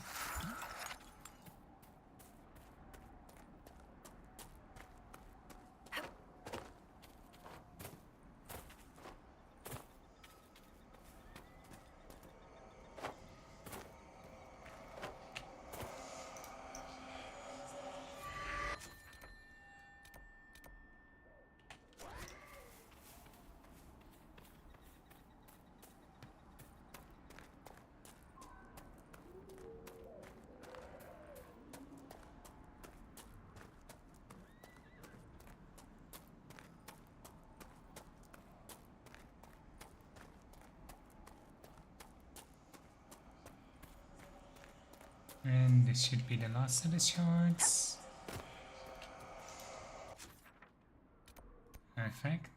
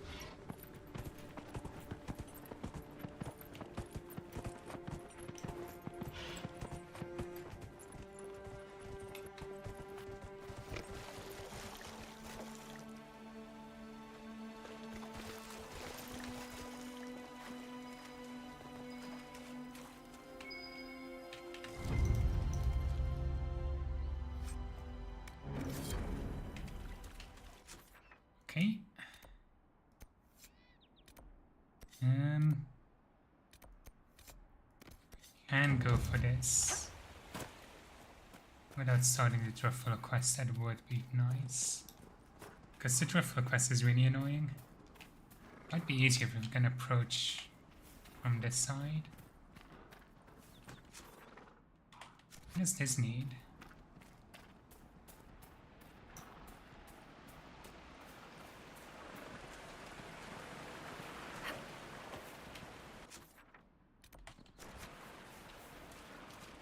It's needing somewhere.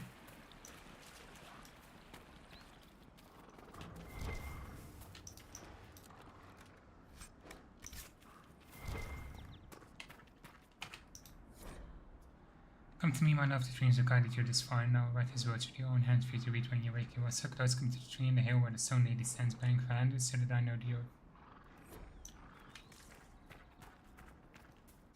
That's a little bit worrisome.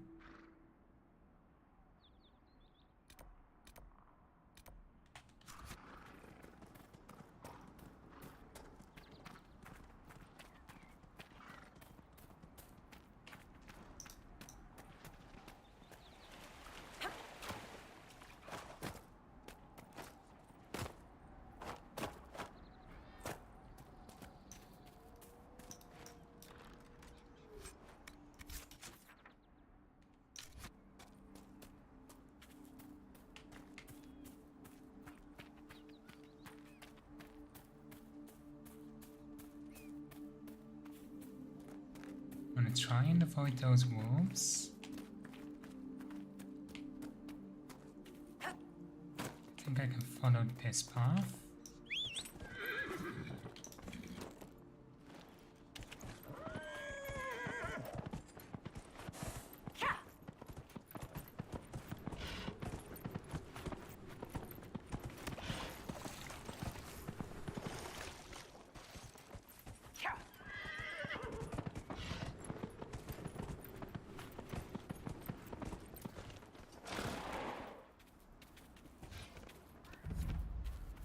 This is the big. Those are level 12 indeed. We are not ready to face them.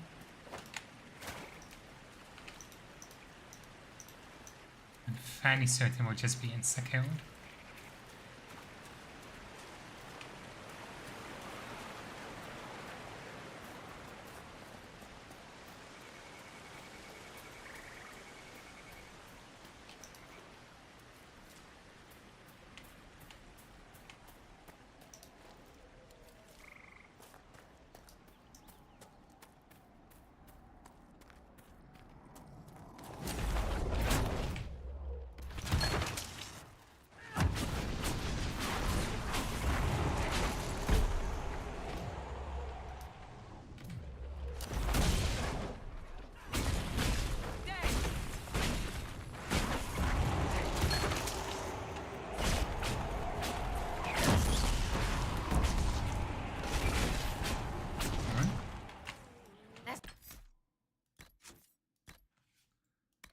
Getting some codex pages. Only child and heir presumptive to the senatorial seat of Magister Howard Pavas, Dorian came from a prestigious line of mages, prominent in the coastal defensive city of Quarinus since the late exalted age.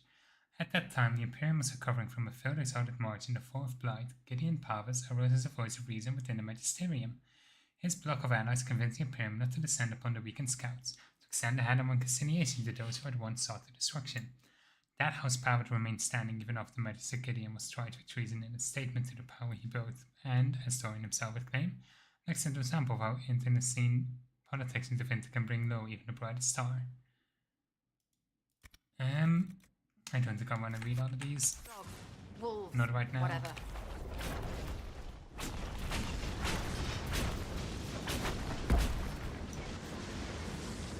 Elena was right. Something has driven these animals mad. Perhaps the breach drove them mad.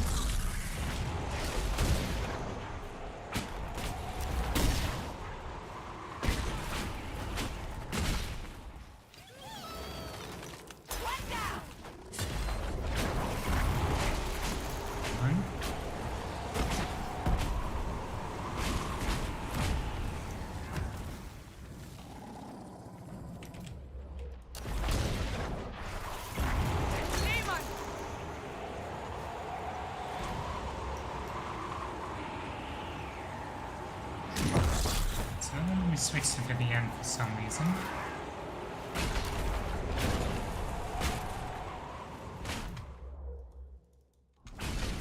I don't know why.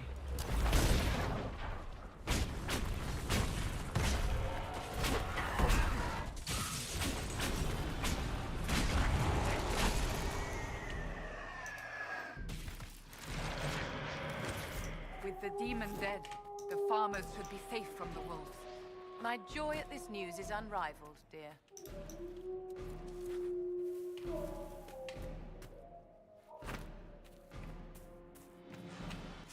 And there was something else here.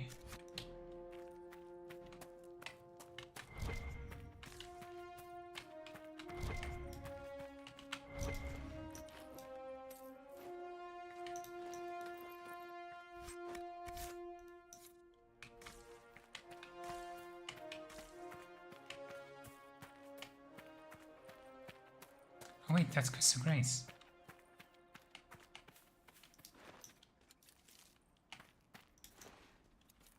We need quite a bit of that.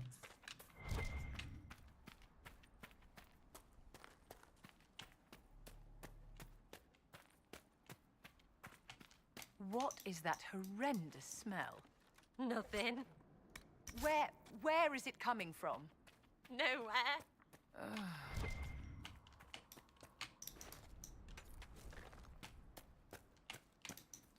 There we go. We can give that to the healer.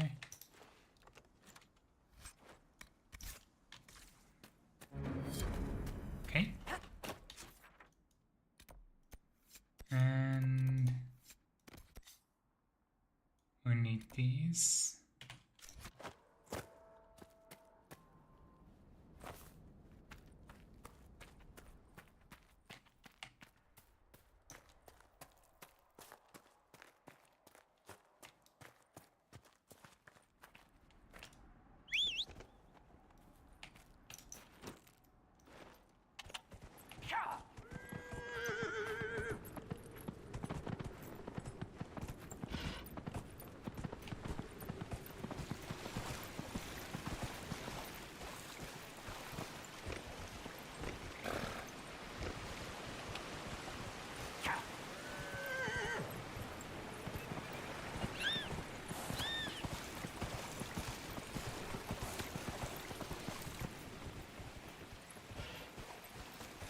I just want to wrap this up and get Horse Master done it.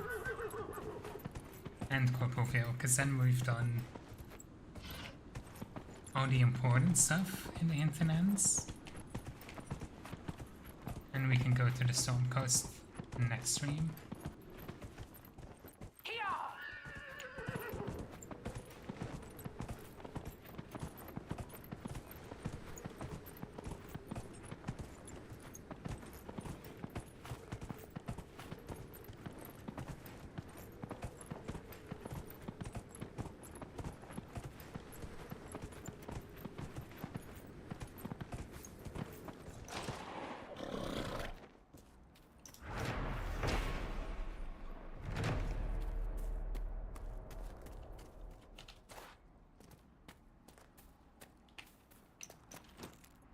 I guess we can also get the Truffalo back.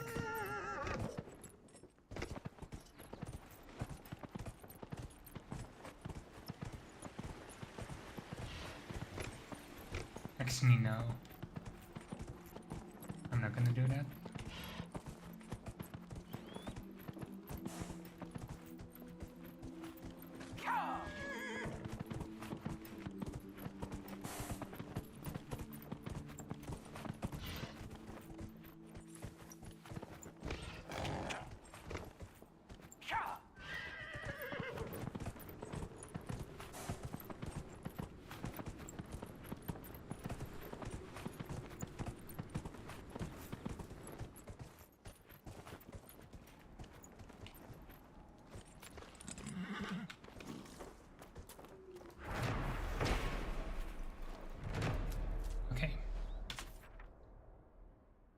Roadmap to Haven.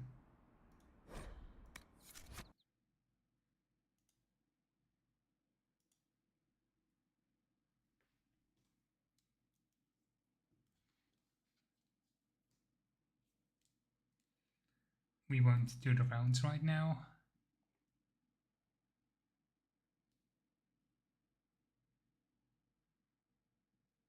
I'll ask Sarah to unlock the locks.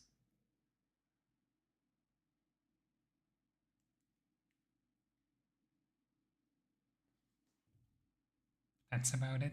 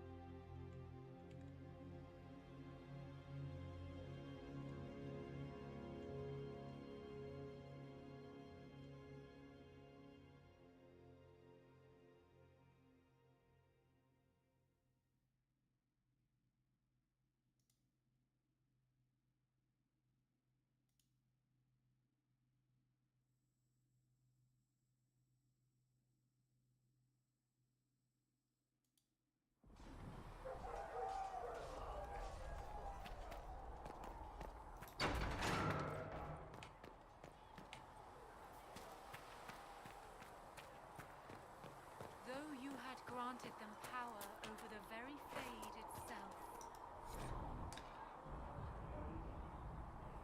Yeah, this is sound. Hymns of praise unending. Though they could do anything, they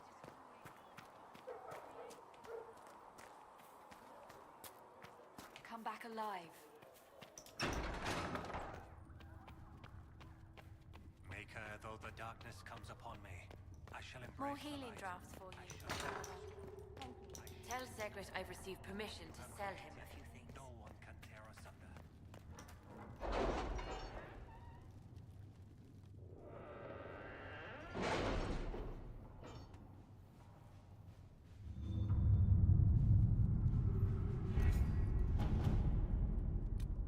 And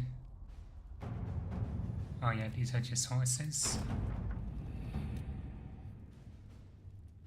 We'll post soldiers a safe distance from the temple. Our best guess that's safe, anyway.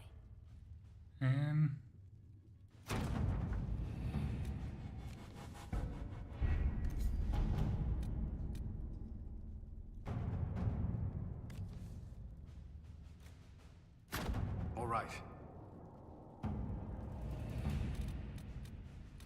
Okay, that one takes a little bit of time. Let's see what we have. Just because it likely will otherwise cause a bug.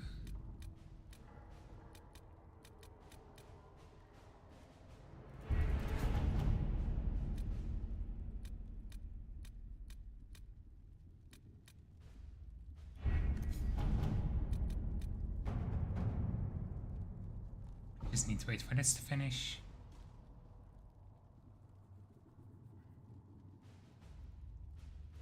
Three, two, one.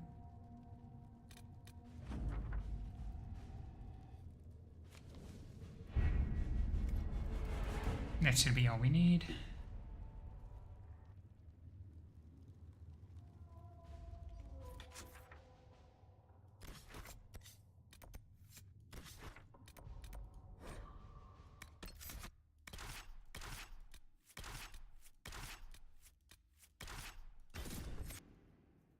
We haven't had Sonas around for a while. Actually, no, I want to have Sarah around in case completing missions gets her approval.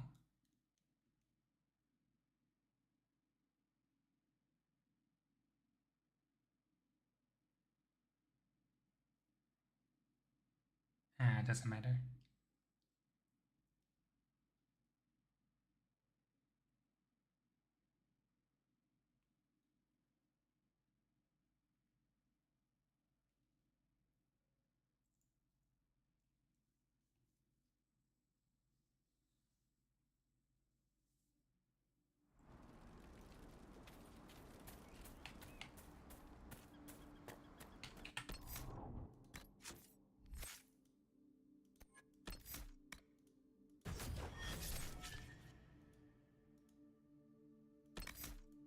So let's Peaceful Aura and then Dispel.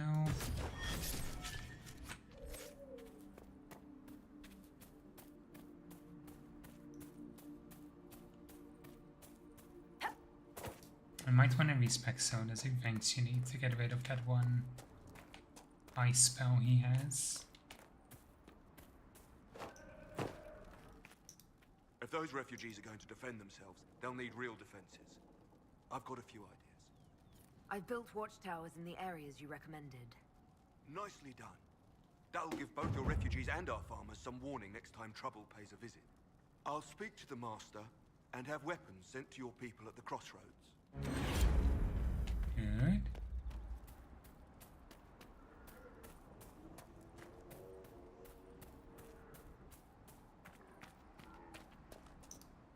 You deal with the wolves, and our farmers will be safe again. The wolves should be back to normal now. There shouldn't be any further trouble. That's good to hear. I'll send word to the farmers and let my husband know what you've done. It may not seem like much, but you've given this land hope it desperately needed. Thank you. So I should check if... Give him this.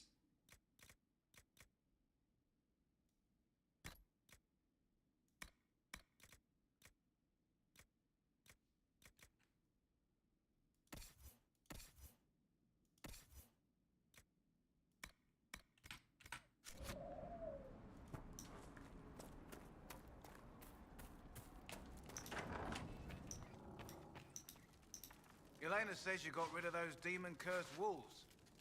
Should be safer for our farmers now. You've held up your end of our bargain, Inquisition. You'll have my whole stable and good hands to go with it.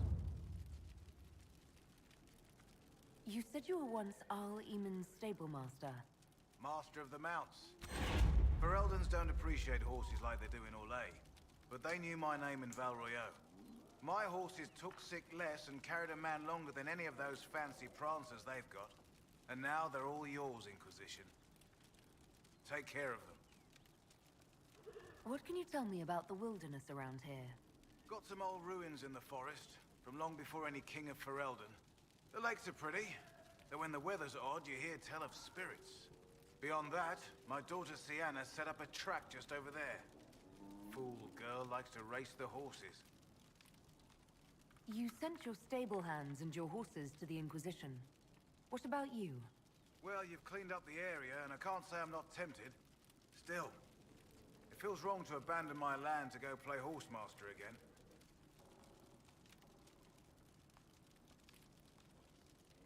Are you Andrastian? This is a matter of faith. The Maker would want the best to join us. I've heard some things about you lot. Can't say I'm not interested in what it all means. All right, Inquisition. I'll look to your horses myself. Never let it be said that Redcliffe gave less than the best. Just let me settle matters here and say goodbye to my wife. I'll meet you at Haven. Good. And now we just need to talk to Corporal Vale and hand in these flowers.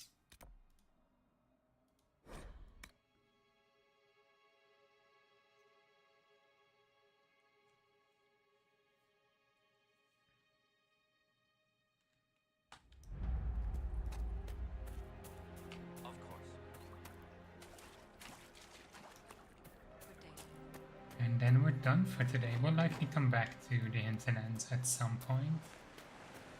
But I want to level up a bit first. Probably around level 12. A pleasure to see you again. I found some of the herbs you were looking for. This, I'm certain I can save more lives. Goodbye. Thank you so much for your help. Good. That's maxed out. And now Corporate Vale should be willing to come with us. What do you need?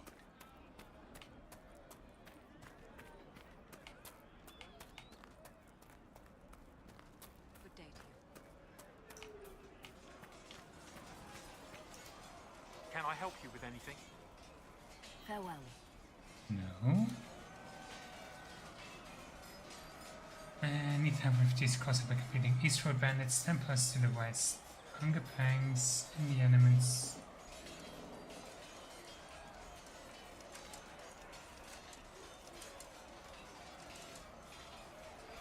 Oh. And you as well. I said we were gonna do it today, so fuck it. We're gonna go to East Road Bandits. It's this one.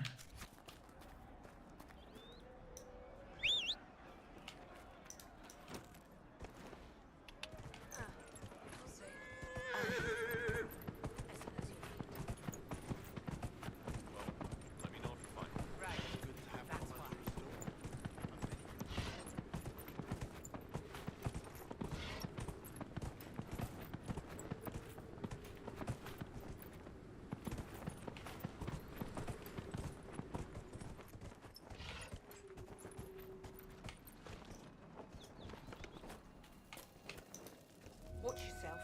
Bandits up ahead. Something anyway, they're blocking the road. You don't think they're bandits? Bandits wait till people are vulnerable, then hit them fast so nobody escapes. These bastards show themselves too early. They care more about driving people away than taking loot. They're either stupid, or they're more than just bandits. And they're too well armed for stupid.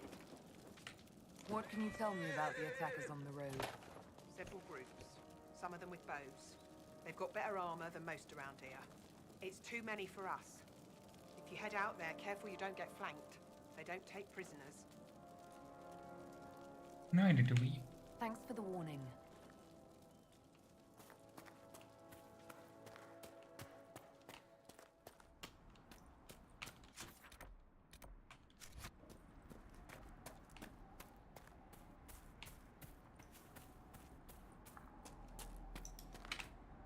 Bandits ahead!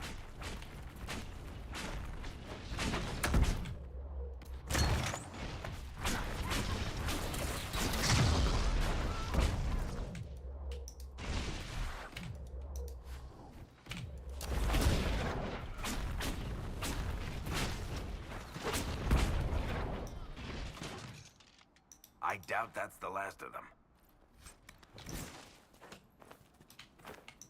Should have dealt with them when I came out previously. Shouldn't have put it off.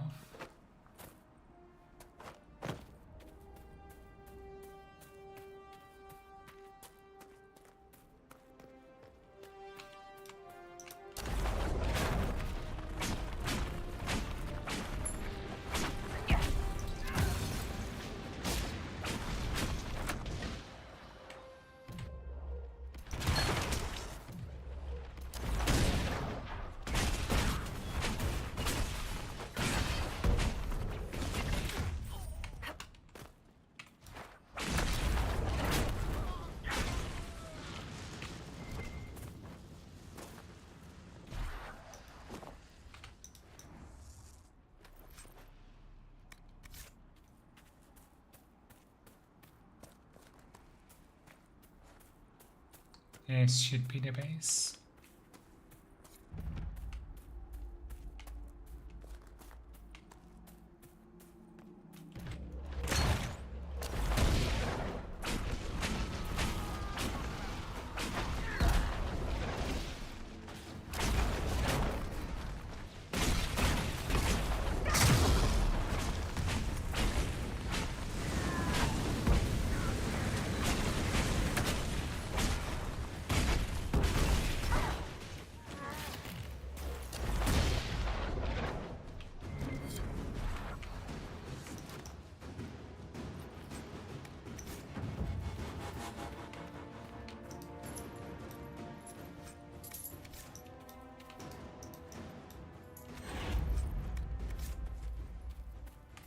So, set up camp or keep moving? Let's set this one up just so we have it.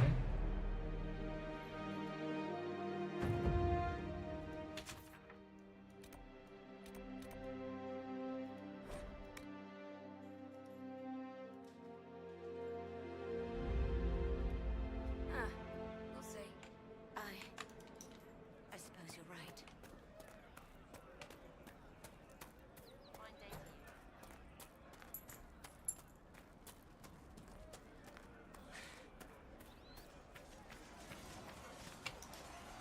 done amazing work out here. Thanks to you, these refugees are safe, with warm clothes and food in their bellies. The Inquisition might be able to make use of them. If you had a mind to.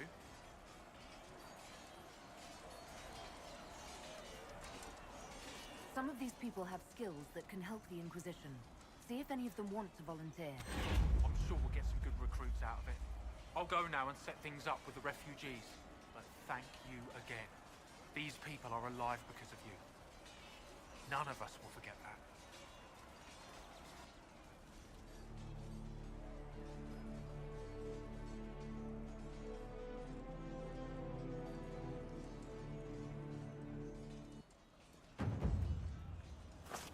Sweet. Just a little bit short of an expert, but that's fine.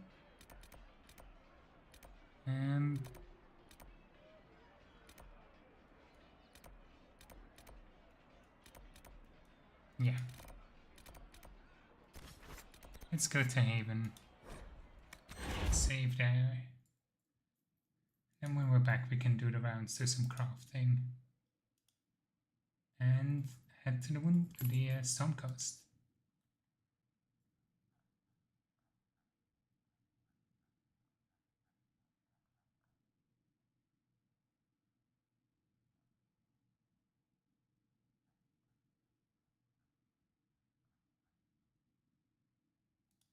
Either way, thank you for everybody who came in today, as always. I hope all of you have a wonderful rest of your day. And I will hope to see you all again soon. Goodbye.